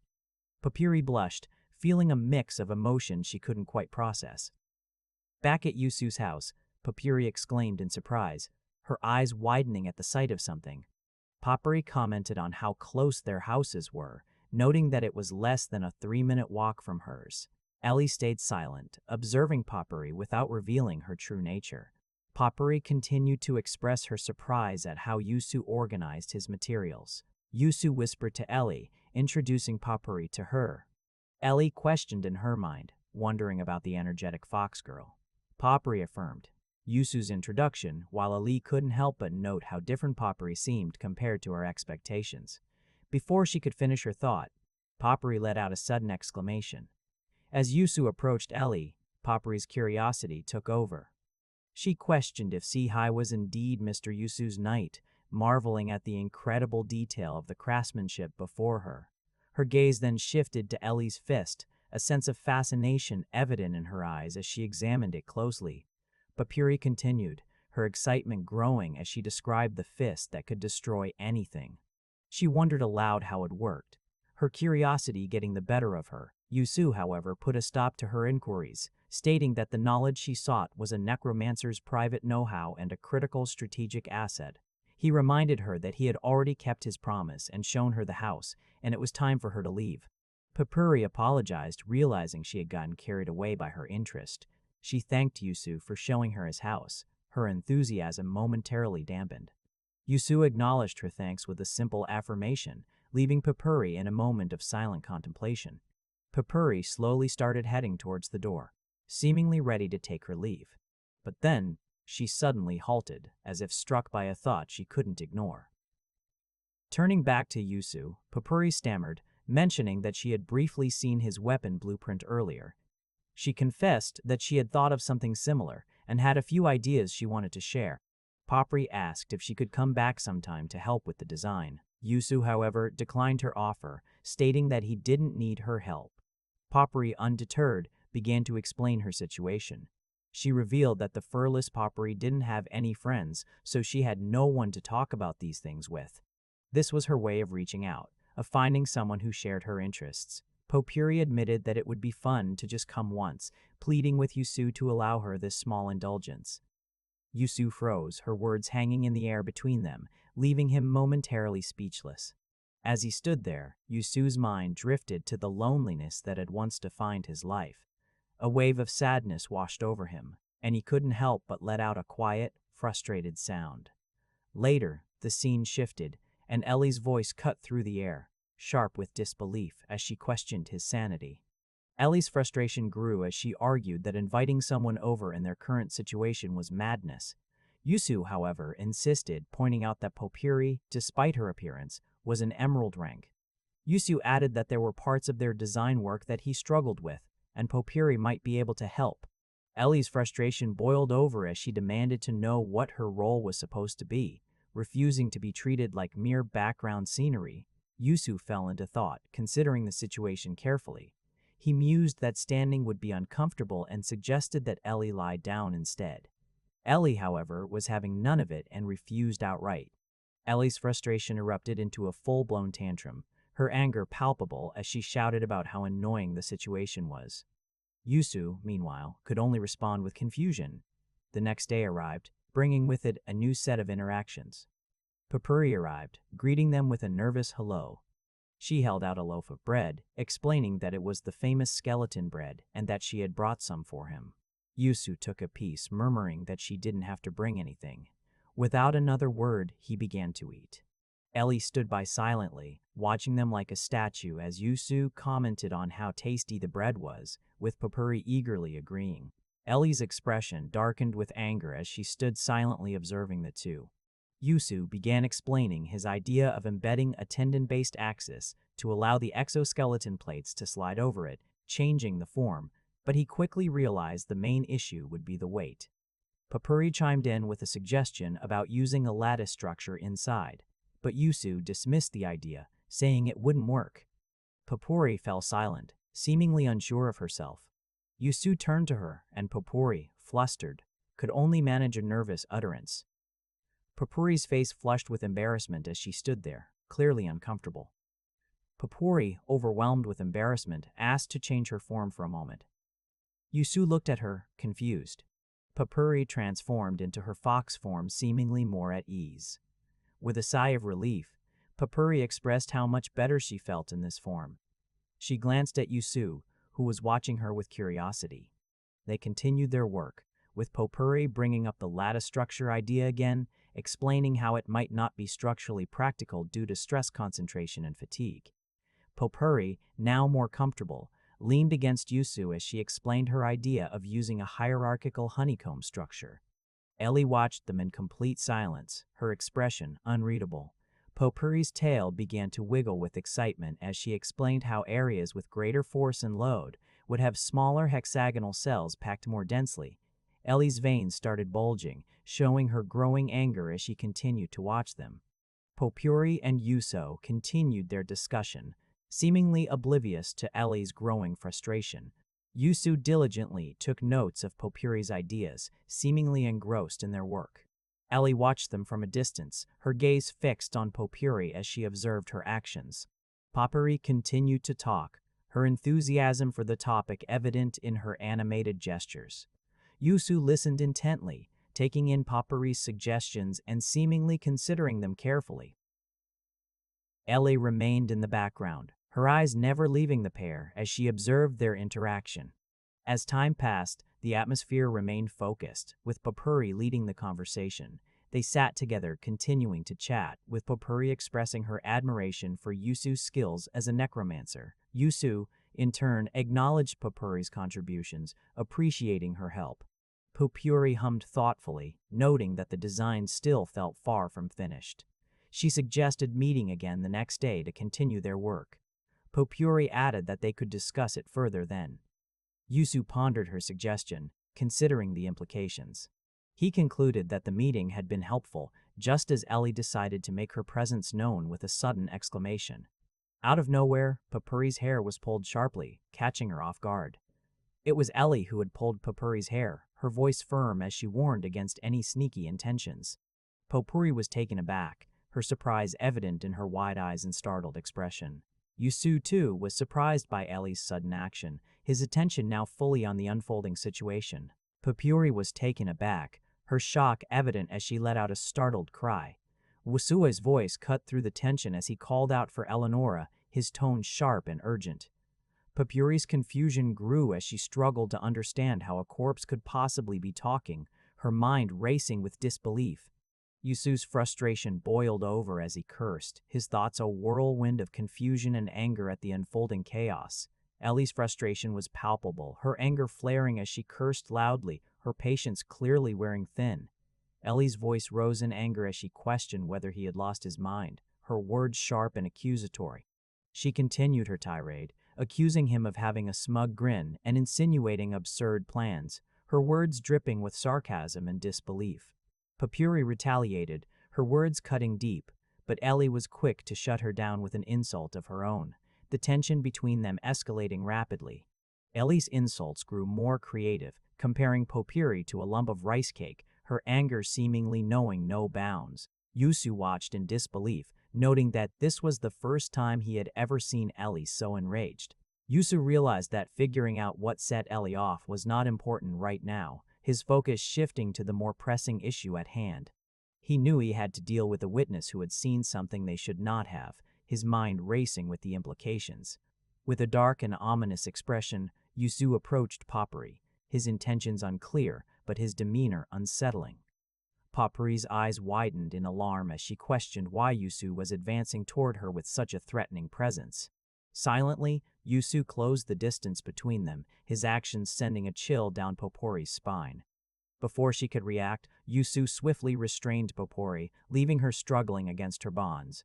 Fully restrained and transformed back into her human form, tears streamed down Popori's face as she desperately pleaded for forgiveness, offering to serve him if he would spare her. Yili, observing the scene, remarked that Useu seemed to have grown bolder since gaining his powers, questioning how he planned to handle the situation. Ellie pressed further, asking if Useu intended to bury Popuri to cover up what had happened. Popuri's sobs grew louder, her fear palpable as she processed the words. Terrified, Popuri begged desperately for her life, her voice breaking with each plea. Popuri, confused and desperate, questioned why they would kill her, to which Ellie coldly responded that they needed to erase the evidence. Useu remained silent, contemplating the situation. Useu finally spoke, stating that killing someone was too risky, and suggested resolving the situation verbally first. Approaching the tied-up Popuri, Useu told her to listen carefully, explaining that he would remove her gag, and she would need to explain exactly what had happened between them in detail. He warned her not to scream, and asked if she understood. Popuri nodded her head, agreeing to his terms. Useu, satisfied with her response, prepared to remove the gag. As the gag was lifted, Popuri immediately began screaming, begging desperately to be spared. Useu commanded her to be quiet, while Ellie expressed frustration, wishing they had buried her instead. After some time had passed, the tension in the room seemed to settle slightly. Popuri found herself shackled with a chain to her leg, her freedom restricted. Stunned, Popuri could hardly believe what was happening to her. Popuri realized the gravity of the situation. A corpse revived with its memories intact was a secret that must never get out. Useu acknowledged the necessity of confining her until they could trust her. Popuri fell silent, contemplating the weight of the secret she now carried. She admitted it was uncomfortable but understood their cautious approach after hearing their story. Popuri acknowledged that if this secret got out, it would cause significant trouble, potentially halting the War of Corpses itself. She assured them she had no intention of telling anyone, as it would cause trouble for them too. Useu thanked her for understanding and asked for more time until they could trust her. Popuri hesitated but then realized that this meant they would be together all the time. With a devious smile, she put her hands together, accepting the situation with a hint of mischief. Useu, the necromancer, hesitantly suggested they should probably get some rest, while Popuri, the fox girl, giggled mischievously. Ellie, the corpse knight, watched them with a clearly annoyed expression. As night fell, the group settled down to sleep. Useu bid everyone good night, while Popuri shyly requested to sleep in the middle. Ellie firmly refused, leaving Popuri feeling a bit disappointed. Popuri hesitated before asking Ellie if she also slept. Ellie confirmed, which Popuri found amazing. Popuri remarked that at this point, Ellie was basically a living human. Ellie remained silent, which made Popuri think aloud about how losing a fight would mean actual death for Ellie, a thought she found unsettling. At that moment, Ellie turned to face Popuri. Ellie questioned if she really had to explain everything to Popuri. Popuri backtracked, saying that wasn't what she meant, but Ellie told her to stop spouting nonsense and go to sleep. Popuri fell silent. After a moment, Popuri admitted that lying there together felt sort of like camping with friends and it was kind of fun. Ellie grumbled, calling Popuri annoying. The next morning arrived. Puri remained quiet, perhaps reflecting on the previous night's events. As the sun barely peeked over the horizon, Useu was already hard at work, scribbling furiously as he brainstormed new techniques. Puri watched in mild surprise, noting how little rest he seemed to need. Ellie chimed in, confirming that Useu was always like this, rarely sleeping more than 6 hours, but Puri murmured to herself, processing this revelation with a mix of concern and curiosity. Puri's eyes widened slightly, clearly surprised by this new piece of information about Useu's habits. Without a word, Puri placed a cup in front of Useu, her expression softening as she did so. Useu glanced at the cup, questioning what it was. Puri explained it was jasmine tea, something she carried with her for moments when she felt tired. Puri gently reminded him to take care of his health and rest whenever he could, her voice carrying a tone of genuine concern. Useu hesitated for a moment before quietly thanking her for the consideration, his usual stoic demeanor, softening just a bit. From a distance, Ellie observed their interaction, her expression unreadable as she watched the scene unfold. Ellie whispered to herself, reminding herself not to get too excited over such small yet meaningful interactions. Outside, Papiri and Useu had tied themselves together, perhaps for safety or simply to stay close as they moved. Papiri commented on how nice it felt to walk around like this, as if she had suddenly made a lot of friends. Useu remained silent, but his quiet presence spoke volumes. Papiri continued, mentioning a rumor she had heard while falling asleep the previous night. Useu listened, intrigued, as she spoke of necromancers who had seen a demon experiencing unbelievable miracles. She wondered aloud if the same could be true for Eleonora. Useu quickly dismissed the idea, stating he had never seen a demon and didn't believe in such things. Papiri, however, seemed to hold on to the thought, her mind wandering with possibilities as they continued their journey together. Papiri's thoughts wandered as she let out a soft, contemplative sigh. She pondered how no one had ever been able to properly explain the principle behind how necromancers controlled corpses. The very idea of reviving and controlling the dead itself went against the laws of nature, she mused. Perhaps all of this was some kind of prank by the gods, she thought. Papiri wondered if the gods were playing a trick on them. Useu, however, remained silent, lost in his own thoughts. He didn't care about the principles or the gods. All that mattered to him was winning. Papiri watched him with concern, her thoughts still tangled in the mysteries of necromancy. Just then, they saw Barak approaching. Useu called out to Barak, his voice echoing with a mix of anticipation and curiosity. Barak greeted Useu, reminding him that today was his first main tournament match, and asked how it went. Barak suddenly became silent, leaving Useu waiting for an answer. Useu looked at Barak with a questioning gaze, wondering what was on his mind. Barak's mind drifted back to the match, the memories flooding his thoughts as he stood before Useu. The crowd's excitement echoed around him, their chants of annihilation filling the air as Barak remained stiff and silent. The attention of the world was what he had always craved, yet as it finally turned to him, it brought not joy, but an unsettling weight. He felt the overwhelming limit of his talent pressing down on him, a barrier he could not break through.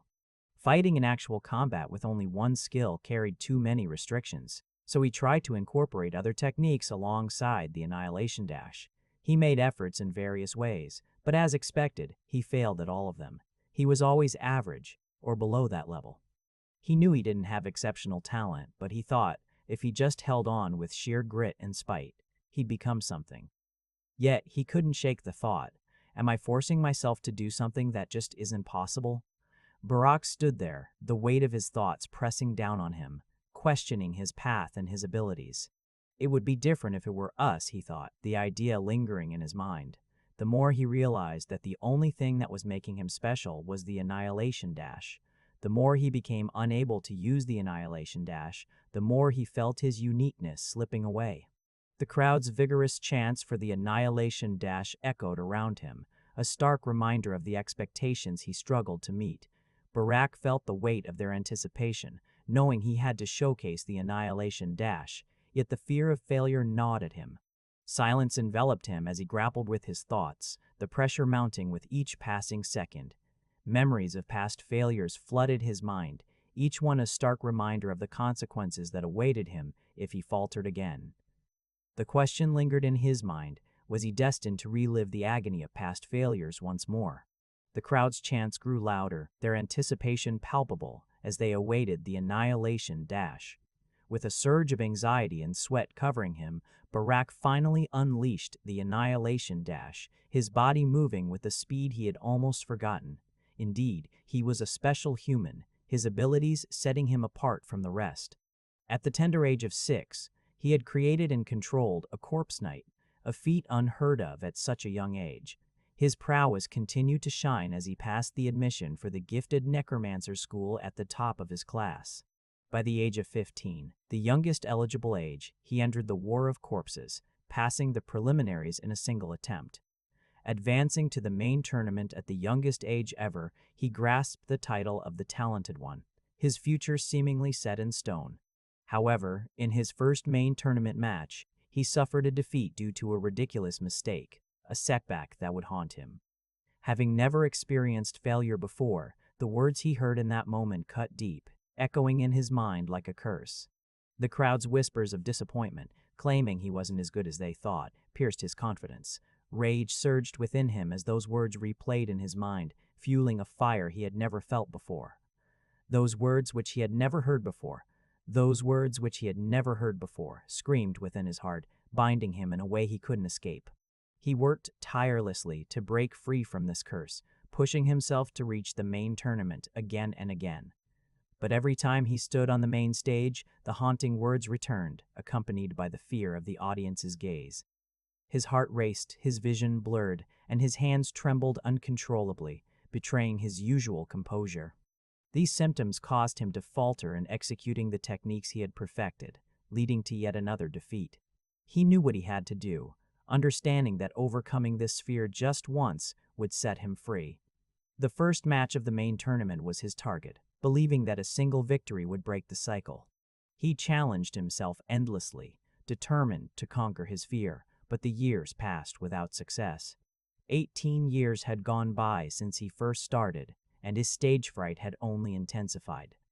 Despite his efforts, the fear had only grown stronger, tightening its grip on him with each passing year. Despite his efforts, the fear had only grown stronger, tightening its grip on him with each passing year. Yet, he had trained relentlessly, mastering every technique set before him, succeeding in all of them. As whispers of doubt spread through the crowd, questioning his abilities, frustration surged within him. He turned angrily, shouting for silence, unable to bear the disrespect. But there was no one specific to confront. The voices seemed to come from everywhere, and his demand for silence went unheeded. The narrator announced the first match of the main tournament, pitting Rhal against Bolak. Rhal steeled himself, determined that this victory would be the one to finally break the chains of his fear. As the match began, Rhal charged forward, his mind focused solely on the thought of winning this time. In that moment, Rhal's knight surged ahead, ready to clash with his opponent. But suddenly, out of nowhere, something unexpected happened. Rhal's knight faltered, and he himself was overcome with nausea, doubling over as he retched. The knight's charge failed, leaving Rhal vulnerable and disoriented. The audience's words crushed him, their doubts echoing in his mind as he struggled to regain his composure.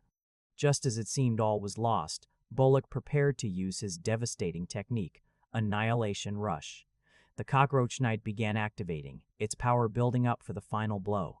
But then, just as suddenly, the Annihilation Rush deactivated, leaving everyone in stunned silence.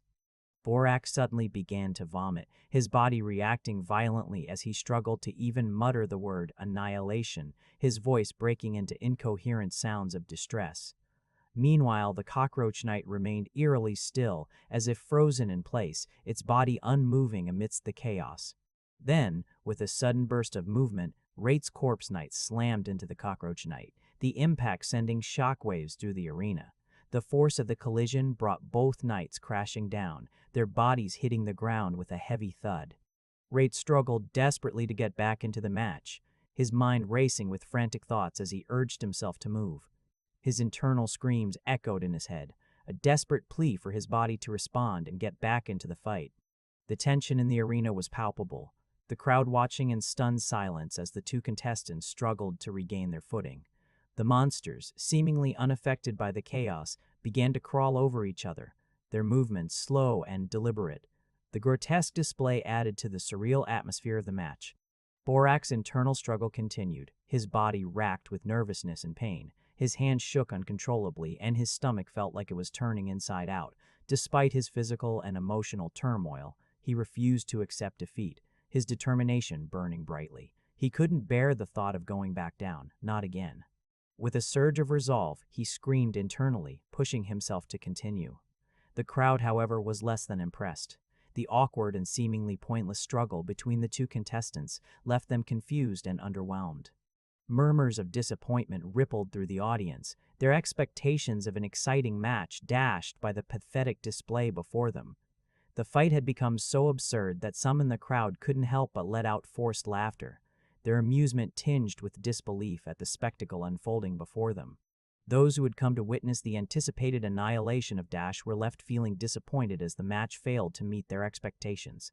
Sighs and jeers laced with sarcasm filled the air, reflecting the crowd's dissatisfaction with the spectacle unfolding before them. Some in the crowd expressed their frustration, declaring the event a waste of money and questioning the value of what they were witnessing. Amid the discontent, murmurs spread as some began to realize the significance of what they were seeing. It was the first time a match had reached such a level of desperation between the contestants, a fact that began to resonate with the spectators. Confusion spread through the crowd as they struggled to comprehend the unfolding scene. Rhal, the necromancer contestant, could no longer contain his frustration and desperation. In a moment of sheer desperation, Rhal began to plead with his opponent, begging him to lose, just this once. Tears streaming down his face, Rhal continued to beg, his pleas growing more desperate by the second. But Borak, his opponent, responded with his own desperate plea, asking Rhal to lose instead. Borak insisted that he was the one who needed saving, being an old man with nowhere to run to. Both contestants, exhausted and desperate, clung to each other, their pleas filling the air. Rhal's desperation was palpable as he continued to beg, his emotions raw and exposed. Borak mirrored Rhal's desperation, his own emotions a storm of urgency and fear.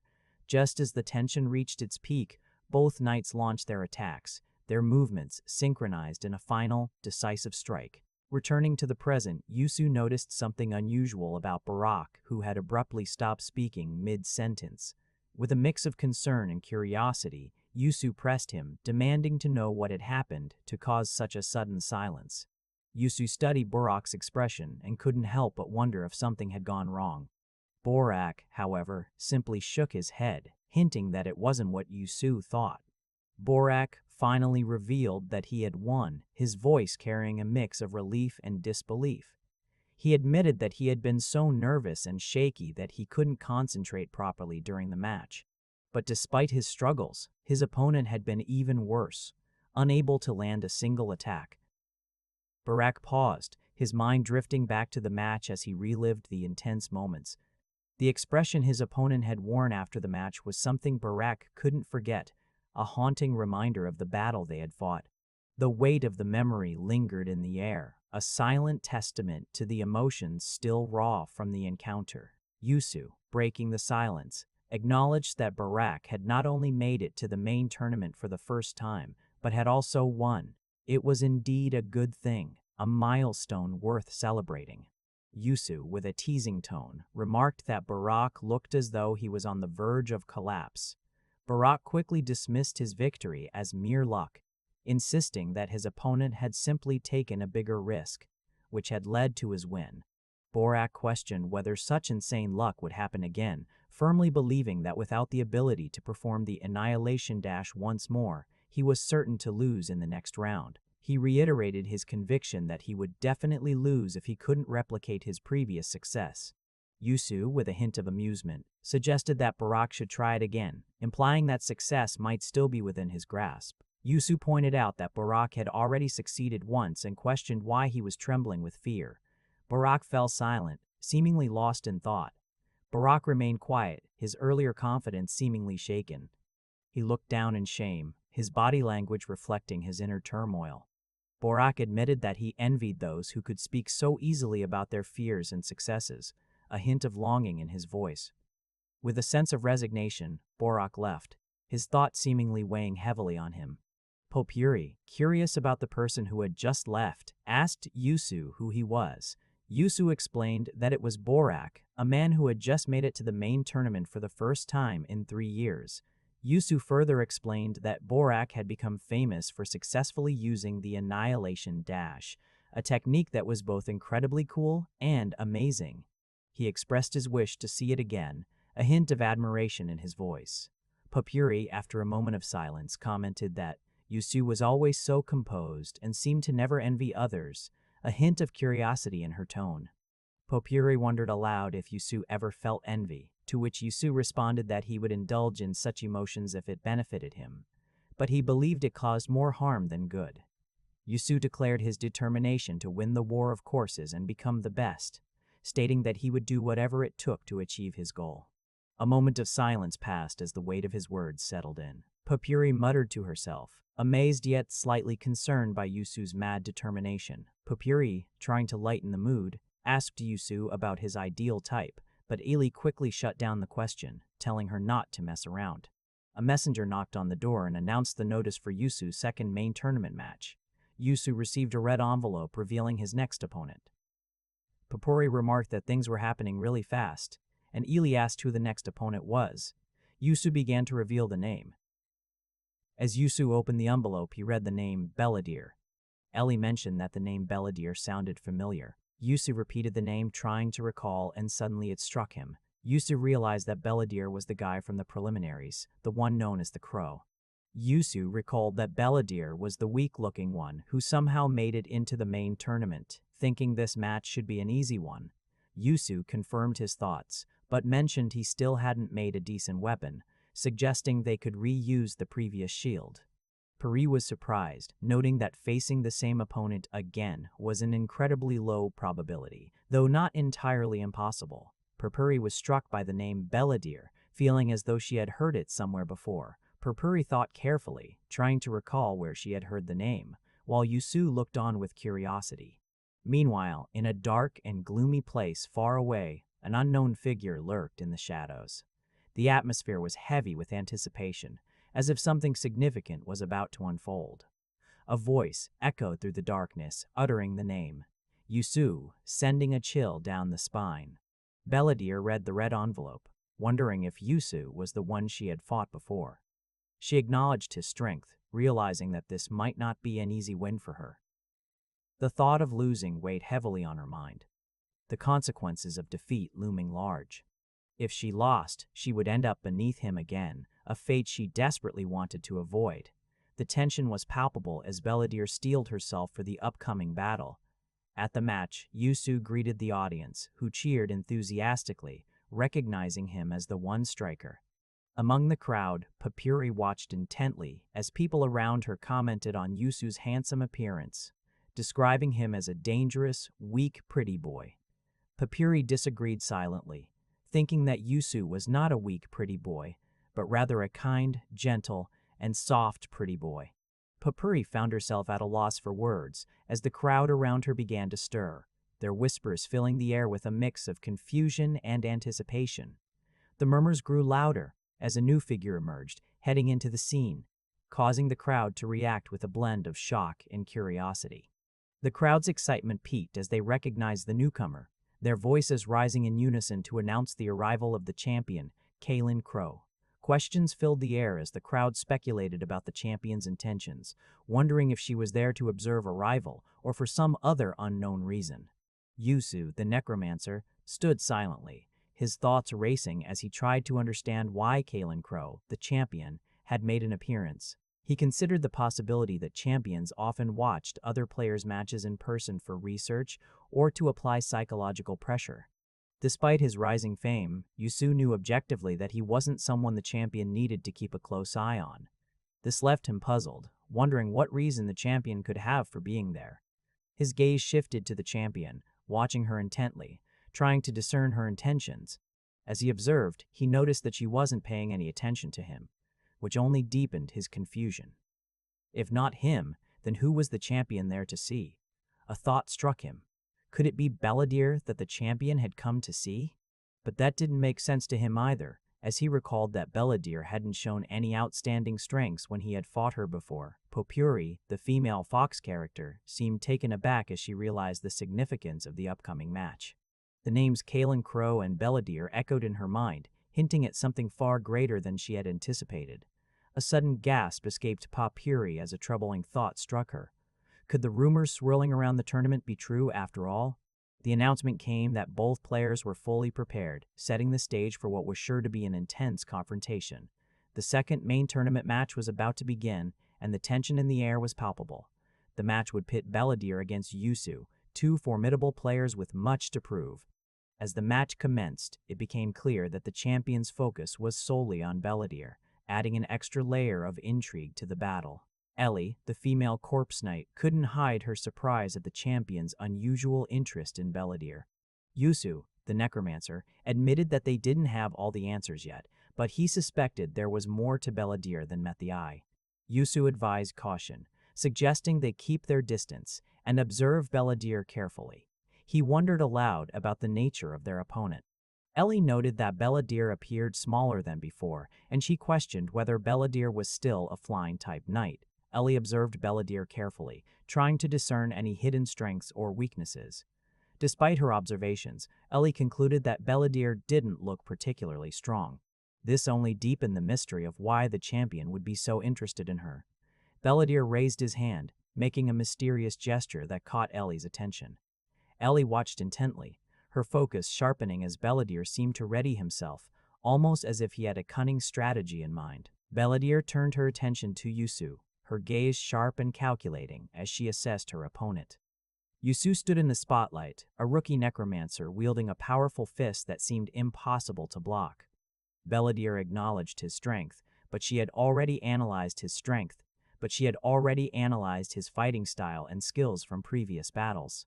She reasoned that no matter how powerful his fist was, its strike zone was less than 20 centimeters, and if she could avoid that, her chances of winning would skyrocket. With that in mind, she reduced the size of her construct as much as possible to increase its evasion rate. She constructed the knight, focusing on a hummingbird's shoulder joints and sternum, along with a goshawk's pelvis and tailbone.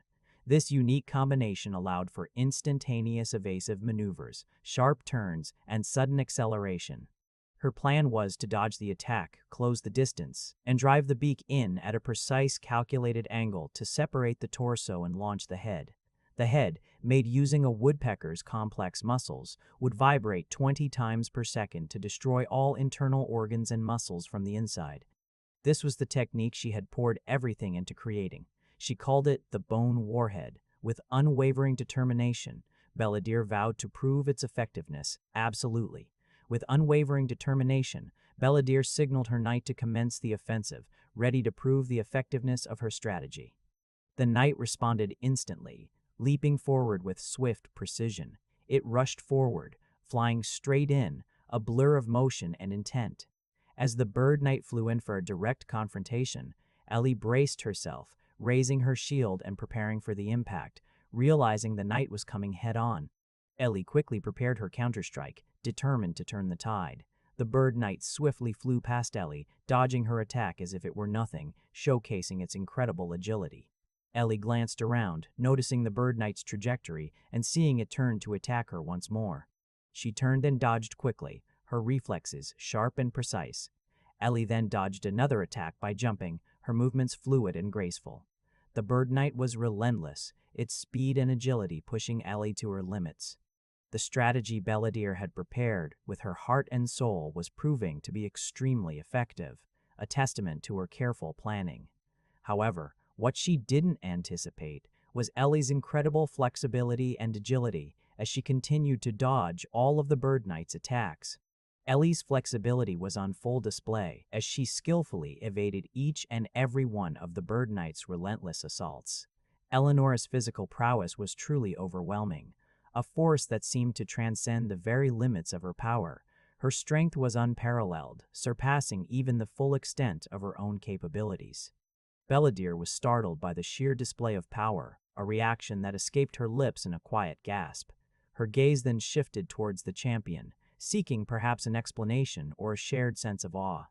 Kalen Crow met her gaze with a look of disappointment, his expectations seemingly unmet. Kalen Crow began to head back, leaving the scene with an air of dissatisfaction. Belladir was distraught to see Kalen Crow leaving, her emotions a mix of confusion and concern. Ely, observing the exchange, noted that she had roughly grasped the pattern and skill required. The effort was commendable, but she knew there was more to be done.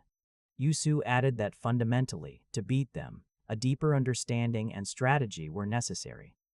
The bird attacked again, its movements swift and precise. Ellie jumped, dodging swiftly with a grace that belied her strength. As she landed, she activated her leg, preparing for the next move. With immense speed, she dashed forward, also activating her arm attack, her focus unwavering. Her punch connected directly to the bird, pulverizing it to dust, a testament to her overwhelming physicality. Useu stood in stunned silence, his breath ragged as he struggled to process the sudden turn of events.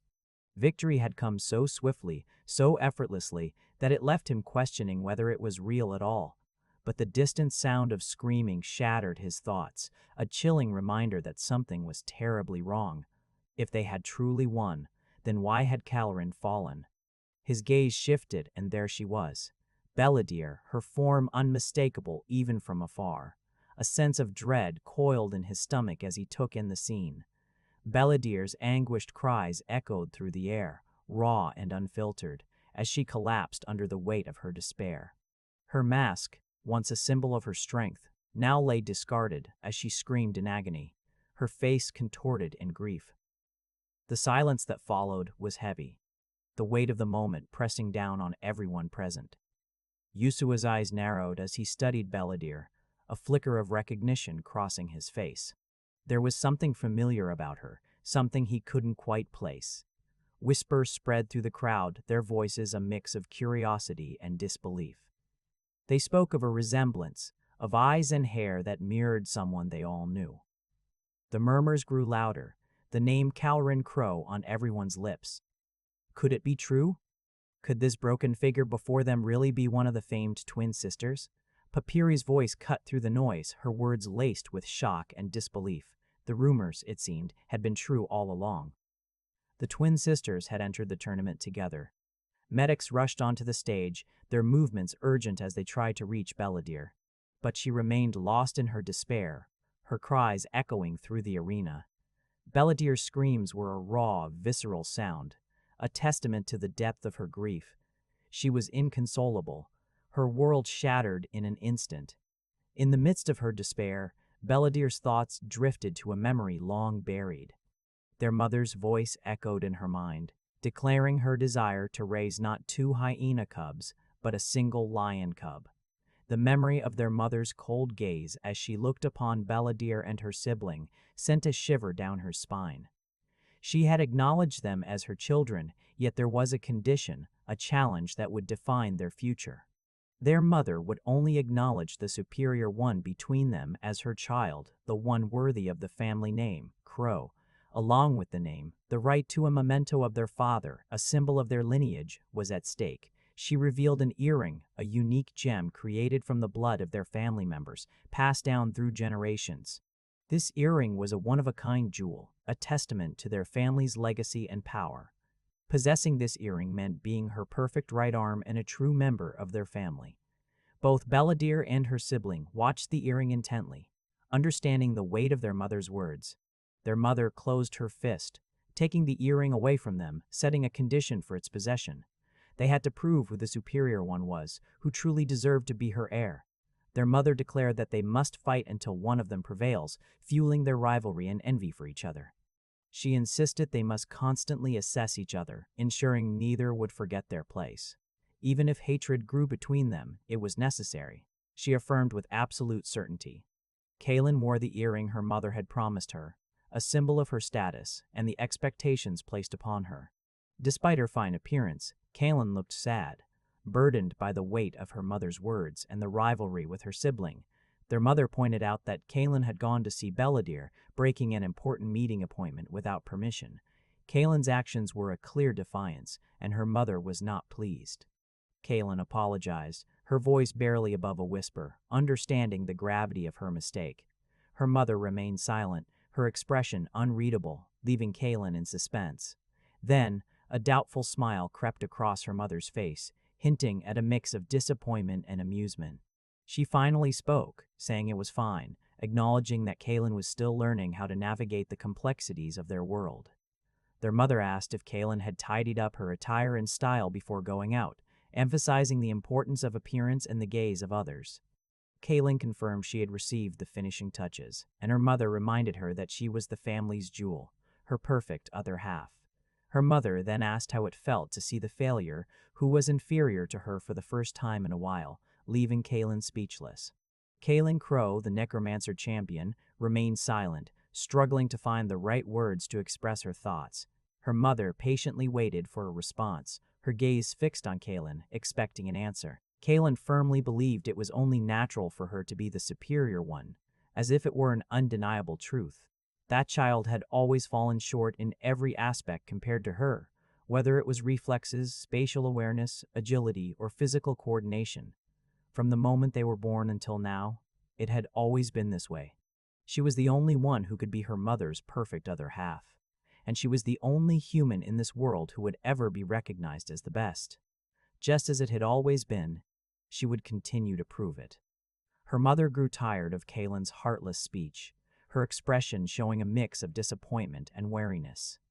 Kaylin, however, remained undeterred, declaring herself as perfect, the perfect daughter her mother had always wanted. Her mother, despite her tiredness, responded that it was a blessing from God that a jewel like her was born into their family, expressing her deep love for Kaylin. She affectionately called her "my daughter," her voice filled with warmth and pride. Kaylin, with a sense of satisfaction, acknowledged her mother's words with a simple yes. Her mother then instructed her to prepare for her pre-sleep stretches, emphasizing that a true star always needs perfect self-management, to which Kaylin responded with a confident "understood." Kaylin began her stretches, imagining her collarbones widening as she prepared her body for the routine. Under her mother's watchful eye, Kaylin slowly raised her upper body, carefully pulling her trapezius down to keep her ears away from her shoulders. Her mother glanced at the trophies adorning the wall, a silent reminder of past victories and the expectations that came with them. Kaylin continued her stretches, ensuring she did not bend with her lower back, maintaining the strength and form her mother had taught her.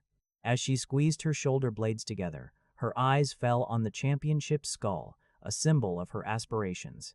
Her mother watched her with a keen eye, observing every movement and adjustment Kaylin made.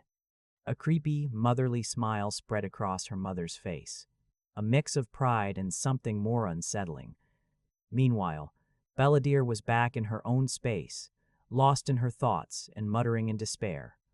Her words were barely coherent, a sign of the turmoil brewing within her. She pleaded desperately, her voice echoing in the empty space around her. Belladere's desperation grew, her words trailing off into silence. She realized she was still alive, her voice barely above a whisper as she acknowledged her existence. Frustration crept into her tone, her emotions a tangled web of relief and despair. She muttered to herself, acknowledging that it was not yet over, that one last chance remained. Belladere explained that the gold rank starts from Booth Place, with 250 people winning the second main battle and one champion, totaling 251 people. She continued, stating that the remaining 49 people would be chosen from the 250 eliminated participants of the second main battle in a loser's bracket format, the details of which would only be known on the day of the event. With determination, Belladere thought that if she could just pass this loser's bracket, she could keep climbing. But doubt crept in, as she wondered if she could truly climb with such meager skills. She reflected on how she was always behind Kaurin, falling short in every aspect compared to her, feeling that no matter how much she struggled, she would never surpass her. But if she couldn't surpass her, then she felt she was no longer worthy. In her frustration, she violently pulled her hair, feeling the weight of her inadequacies. She sat in her dark, gloomy room, the isolation pressing down on her. Alone with her thoughts, she felt the loneliness seep into her bones. She cried and wept, the tears flowing freely as she grappled with her emotions. Suddenly, she heard a voice calling her a child, breaking through her sorrow. Curiosity stirred within her as she lifted her gaze, the voice echoing in her mind. Before her stood the very demon Borak had encountered, its presence both haunting and intriguing. The demon spoke of understanding her loneliness, its voice resonating with an eerie calm.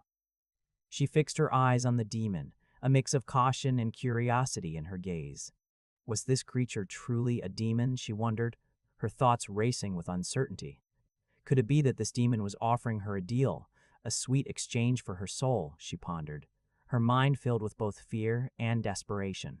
She declared she didn't care if she burned in the fires of hell for all eternity, her voice filled with determination and resolve.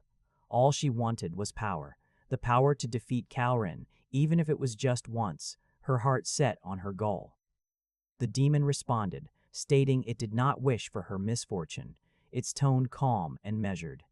However, it also did not wish for her happiness. its words laced with a chilling indifference. She asked what the demon truly was, her voice filled with a mix of curiosity and apprehension. The demon revealed itself as the one who could kill 1,000,000, and the one who could save 1,000,000, its words echoing with a sense of immense power. The demonic creature began to morph, its form shifting as it declared its boundless potential, claiming it could be anything and do anything. It reached out a newly formed hand toward her, expressing a twisted admiration for the infinite potential of humans. An eye emerged from the middle of its head as it continued to speak, presenting itself as the opportunity that had appeared before her. The demon embraced Belladir, calling her its child, its tone filled with a dark, possessive affection. It questioned what kind of human she wished to become, its voice echoing with a mix of temptation and curiosity. Belladir hesitated, her thoughts racing as she struggled to find an answer. Suddenly, the scene shifted abruptly, leaving the demon and Belladir behind. The focus turned to Useu, who was sleeping and sweating profusely. He slowly opened his eyes, disorientation clear on his face. To his surprise, he found Popuri laying on top of him, both of them having slept together. Useu's eyes widened in shock, his heart pounding as he processed the unexpected situation. He stammered, asking Popuri what she was doing there. She woke up, apologizing if she had made him uncomfortable, explaining that she had found his warmth irresistible and had laid down without realizing it. Popuri continued, noting that he had a lot of body heat and was surprisingly toned with lean muscle, suggesting he must be really popular with girls. Popuri remarked that he had never dated, despite his apparent appeal to many girls. Useu responded with surprise, admitting he had never dated either, nor had he even had friends to spend time with. Popuri was astonished to hear this, realizing they had something in common. Her expression shifted to sadness as she processed this revelation. Slowly, Popuri extended her hand toward him, suggesting that if he was interested, they could study dating together and get to know each other better. She added that she could brew him jasmine tea every morning, making the offer even more enticing. Useu pondered the idea of studying dating, considering whether he should accept her proposal. At that critical moment, Ellie interrupted by abruptly pulling Popuri away. Ellie threatened Popuri, reminding her that she had been warned many times not to flirt and questioning if she truly wanted to disappear without anyone knowing. Ellie added that she could brew that meager jasmine tea too, asserting her own capabilities. Popuri retorted that tea with human warmth was more precious than jasmine tea made by a corpse, implying Ellie was not human. Ellie scoffed, accusing Popuri of getting too comfortable because Useu was always so indecisive and demanded he straighten out the hierarchy between them. Useu looked confused, wondering what hierarchy they were referring to. Ellie, the female corpse knight, posed a grim question, asking who he would save between her and someone else if both were drowning and only one could be rescued. Useu hesitated, struggling to find the right words as he processed the weight of her question. After a pause, Useu gathered his thoughts and responded with sudden certainty, as if the answer had become clear to him. Useu replies to Ellie's question, stumbling at first but then confidently declaring his willingness to save her. He grabs Ellie's hand, his expression serious and determined. With a flat delivery, he states that he would save her. Eleonora, he emphasizes that right now, the most important thing to him is her. Ellie is flustered by his words, her face turning red. Blushing, she responds that of course it is. She turns to Popuri, asking if she heard that Useu will let Popuri to drown and die. Ellie then puts her arm around Useu, pulling him close. She asks Popuri if she finally gets it now, stating that no matter how hard she tries, there's no way she could come between the two of them. With a smirk, Ellie continues, saying they've been putting their lives on the line together. Popuri replies that Useu was probably describing friendships, but the relationship she was referring to was different. With a strong voice, Popuri declares that it was a partner you'd marry. Ellie is shocked, her jaw dropping in jealousy as she questions why he would marry a kid. Popuri continues, stating that Useu was the first one who noticed her without her rank, and that he is kind, even if he sometimes looks spaced out. Useu is confused, stating that he has never even thought about marriage. Ellie snaps back, telling Popuri to stop talking nonsense and that it's not like she is going to marry Useu. Popuri yells, declaring that she is going to marry Useu. Ellie is stunned, her jaw dropping in jealousy. Popuri continues, stating that Useu was the first one who noticed her without her rank, and that he is kind, even if he sometimes looks spaced out and absent-minded. Listening silently, Yuzu hears Popuri's admiration for how he always values her opinions and finds his constant positivity amazing. With a strong declaration, she admits her liking for Yuzu, leaving him silent. Ellie interrupts, telling Popuri to stop saying nonsense she doesn't mean. Popuri insists she is serious, causing a mix of tension and curiosity in the room. Confused, Yuzu wonders what they are even talking about, trying to catch up with the sudden turn of events. Popuri clings to Yuzu, declaring she will spend her life fighting hard as his friend because she is going to marry him, shocking everyone around. Before anyone can respond, Popuri turns her attention to Ellie and asks if she likes Yuzu romantically too. Ellie is frozen, stunned by the question, her face turning red as she bites her lips. As Ellie quietly starts to talk, the door is knocked out, shifting everyone's focus. A voice announces an event for those who pass the second main round of the tournament. Grabbing everyone's attention, after the delivery guy leaves, Yuzu reads the message, trying to understand the new information. He learns about a handshake autograph event for those who pass the second main round, sparking curiosity. Popuri explains that it's a fun event where competitors can meet fans and see how big their fan base is. She mentions that participation is optional, but asks Yuzu if he is excited about meeting his fans for the first time. Yuzu ponders the idea of meeting people who like him, squinting his eyes as he thinks about it. Excitement fills Yuzu as he eagerly agrees to the idea, declaring his intention to go without hesitation. Meanwhile, Ellie's face is filled with worry about the situation. Popuri chimes in, suggesting that fans want to see both the player and the knight, hinting that Yuzu should bring the knight he usually uses. She then asks Eleonora if she would be okay with that, pointing out that she would have to pretend to be a knight in front of ordinary people all day. Yuzu shakes his head in rejection, suggesting they postpone the signing event as it would be a burden on Eleonora. He reminds everyone that the most important thing is the main match. Ellie reassures him, saying that she can endure that much for him if he wants to do it. Popuri stares at Ellie, seemingly surprised by her willingness to endure the event. Yuzu's face brightens up, clearly filled with happiness. He thanks Ellie and offers her 95% of the profits. With everything settled, they get ready for the event. Ellie asks Popuri why she is staring. On the day of the autograph event, Yuzu's hair is standing straight up, as if he has gone Super Saiyan. He keeps touching it all morning, worried about his appearance. Popuri and Ellie exchange glances, seemingly unimpressed by his hair. Ellie honestly tells him that his hair is not great. Disappointing Yuzu as they walk, Ellie notices they are going the wrong way, and asks where they are heading. Yuzu explains he is going with Borak, as it is his first time doing something like this. Ellie questions if the old guy passed the second main round. Yuzu hesitates, unsure if Borak passed or not. So Yuzu and the others head to Borak's house and knock on his door. Borak opens the door, his expression unreadable. Borak admits he lost badly, not even managing to counter once, going down pathetically. Yuzu's eyes widen in surprise. Borak continues, revealing he was first matched with a diamond-ranked player and used his veto to rematch with a silver-ranked player, but still lost miserably. Yuzu listens silently, taking in Borak's words. Yuzu tries to console Borak, mentioning there is still one more chance left and that 49 people will get back into the tournament. Borak mutters that this is the last time, reflecting on the 30 years he has wasted thinking like that. Borak slowly closes the door, his mood somber. Borak's depression and anxiety are palpable. Suddenly, Borak slams the door on Yuzu's face, asking if he thinks he looks pathetic too. At the event area, the atmosphere is tense. A sign reads Players Waiting Room. Yuzu stands there silently, lost in thought. Ellie approaches and asks if he is okay, noting he looks a bit down. Yuzu responds with a simple affirmation, adding a casual mangai. Ellie looks at Yuzu, concern etched on her face. An announcement echoes, calling all competitors to enter for the autograph session. Ellie suggests focusing on the immediate task at hand, reminding him about the upcoming autograph session he was excited about, his first meeting with fans.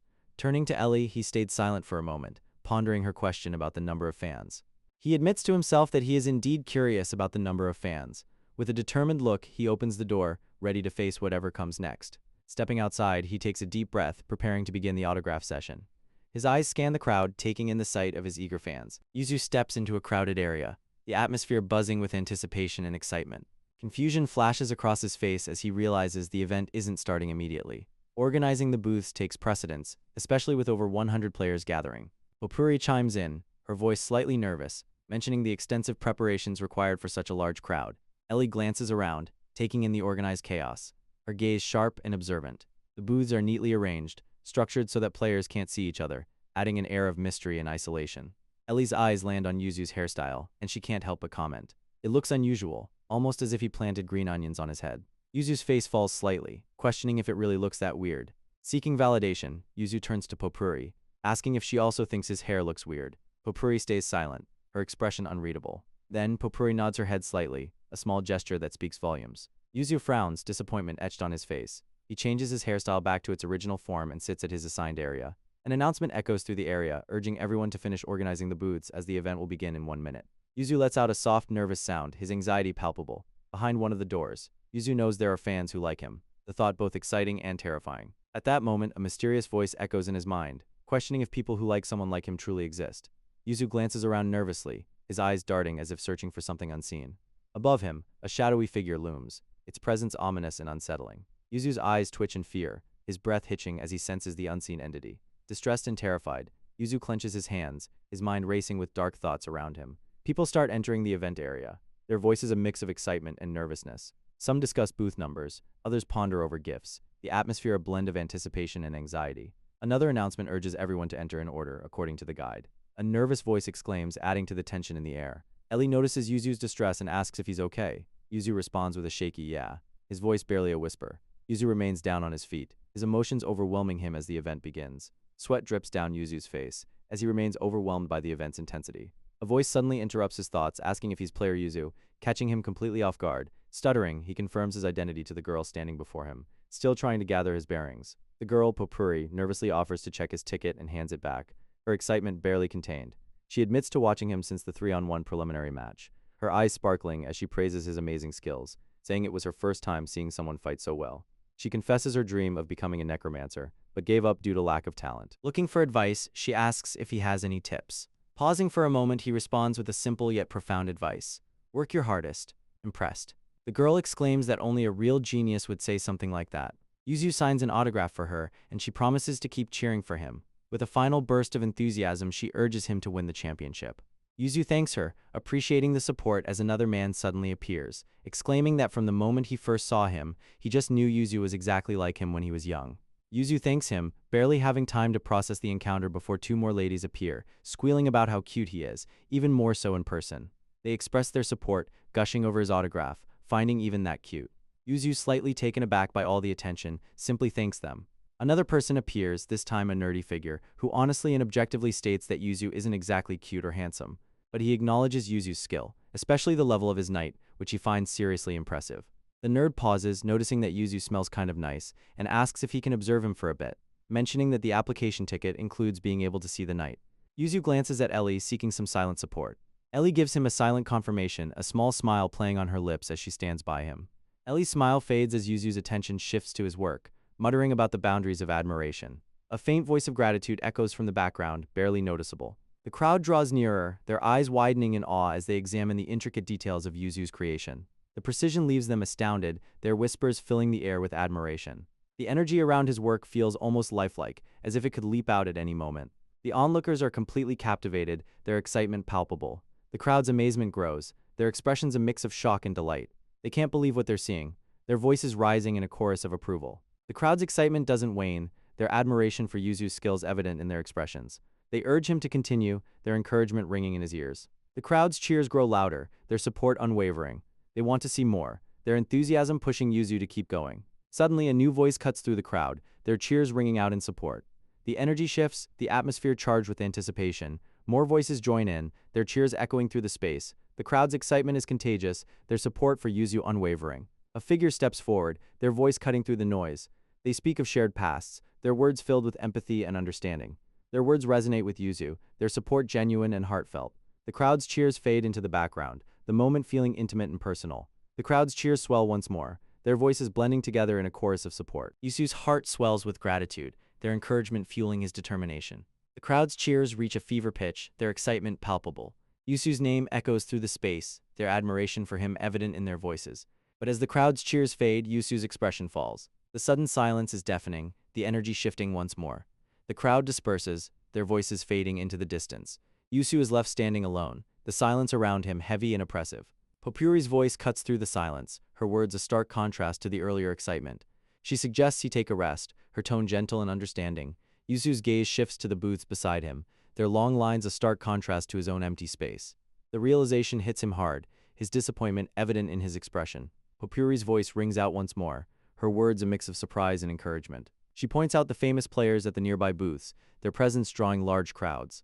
The cheers from the nearby booths grow louder, their excitement a stark contrast to Useu's quiet disappointment. Their words of support ring out, but they feel distant and hollow. A voice cuts through the noise, its words harsh and biting. It mocks Useu's disappointment, its tone dripping with disdain and contempt.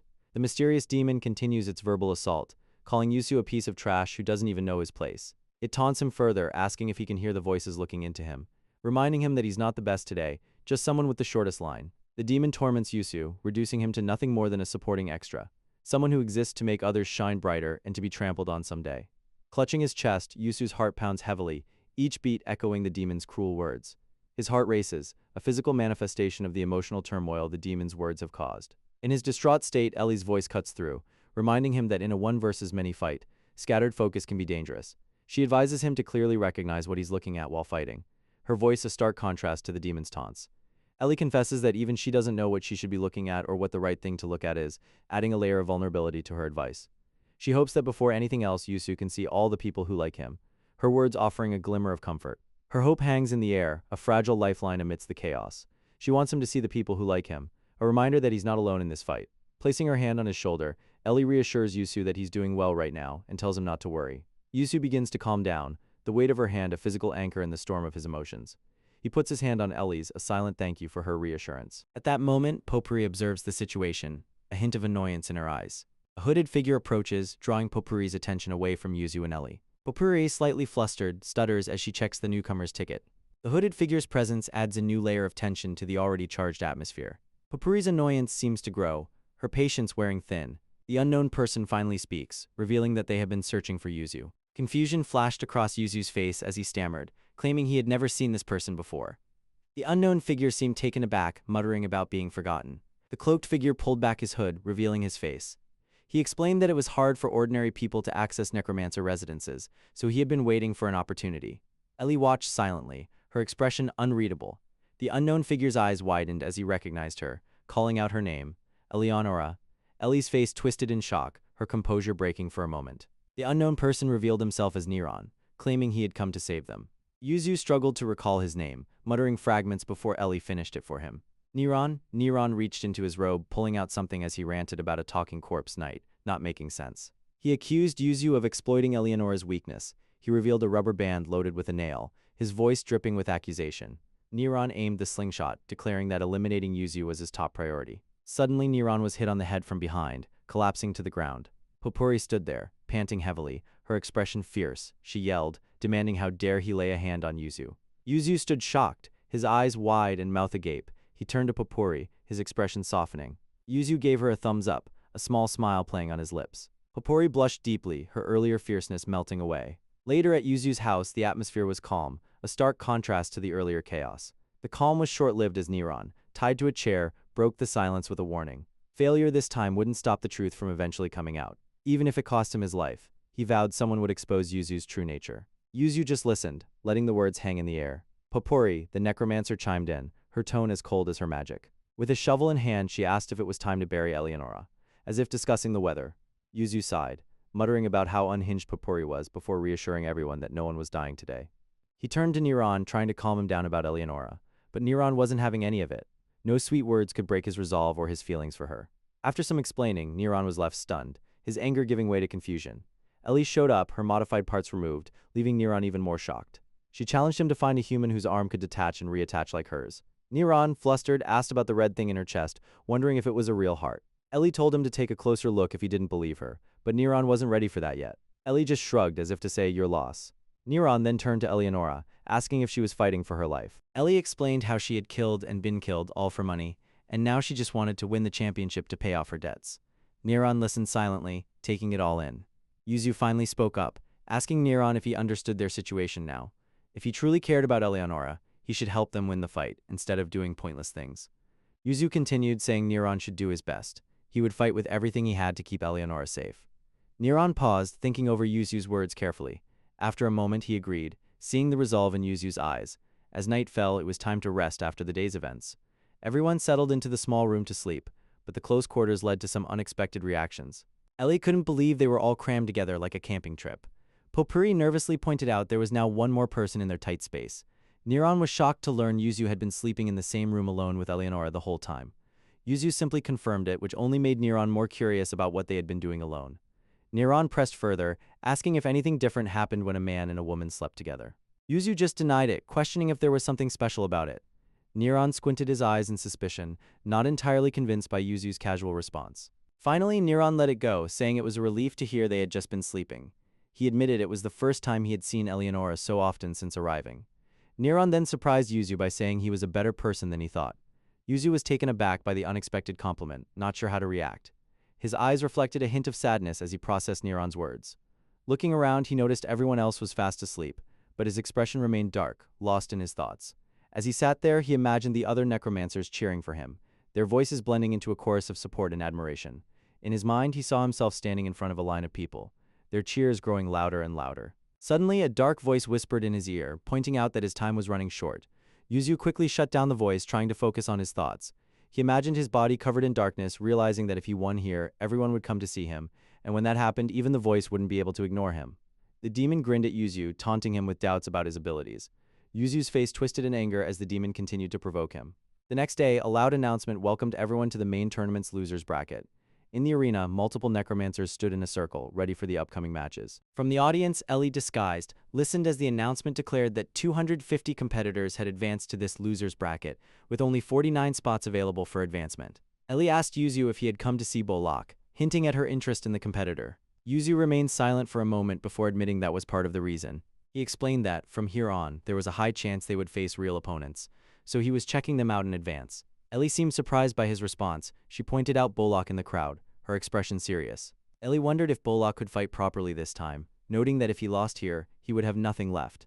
Useu looked serious, his gaze fixed on the competitors. He clasped his hands tightly, deep in thought. Ellie questioned if he still didn't know the match rules, while Useu speculated that with so many competitors gathered, it probably wouldn't be a normal fight. Popori noticed someone in the competitors' area, subtly leaning on Useu. She asked if he could see that competitor, but Ellie told her not to subtly link arms with him. Useu was taken aback, his expression turning to confusion. He saw a corpse knight that looked strange, drawing his attention. Useu then realized something important, his eyes widening slightly. The corpse knight was none other than Belladir's, a revelation that sent a chill down his spine. And right then, Belladir's locked eyes with him, a glare so intense it could freeze lava. The announcement boomed across the arena, revealing the number of contestants eliminated in the second main round and gathered for the loser's comeback match. A huge screen lit up, displaying the number 250, the total number of necromancers in the match. The announcement continued, stating that only 49 contestants would re-qualify from this match. The game rule was revealed to be a no-rules, free-for-all match. Ellie, the corpse knight, looked shocked as the announcement explained that all 250 contestants would fight together in the arena until only 49 remained. The contestants were informed that the match would begin in exactly 1 minute, causing a mix of panic and determination among them. Everyone was told to prepare themselves as the match would begin soon. Borak looked nervous as the countdown reached 30 seconds. He raised his hand sign as the countdown continued to 20 seconds. The competition started and the arena erupted into chaos. A counter displayed 250, indicating the remaining necromancers in the match. The number began to decrease rapidly as the battle intensified. Corpse knights were being killed left and right in the brutal free-for-all. One of the knights was slicing through others brutally, determined to secure a spot among the 49. A necromancer shouted, claiming they lost due to bad luck in the previous round, and refused to be eliminated so easily again. Suddenly, a force field appeared around the knight, catching everyone off guard. The necromancer looked confused, wondering what was happening. Suddenly, a force field appeared and crushed the knight, leaving the necromancer even more confused. The knight was completely crushed, leaving no trace behind. The necromancers were furious and shocked, yelling in disbelief. An announcement echoed declaring their elimination. Belladir yelled, wanting to make everyone feel her pain. Her knights screamed in agony, echoing her suffering. Multiple knights were crushed under the weight of pain that had tormented her whole life. Belladir rallied, and the necromancers were terrified, yelling in panic. Someone yelled in despair, but Belladir found the sound of people rising nice, crushing everyone in her path. She promised to be there soon, asking her mother to wait for her. The necromancers were worried, but Borak stayed silent, observing the chaos. Borak looked around as necromancers yelled in desperation, some begging for salvation. An announcement declared their elimination, leaving the necromancers in shock and disbelief. Other necromancers were crying, unable to accept their loss. Borak looked at them silently, observing their despair. He looked around as a necromancer celebrated victory. A necromancer celebrated, yelling in triumph, while others cursed in frustration. Borak observed the chaos around him, the necromancers still yelling in anger and despair. He remained silent and frozen, showing no expression. In his mind, Borak found himself in a dark and bleak place, wondering if anything could be scarier than his own thoughts.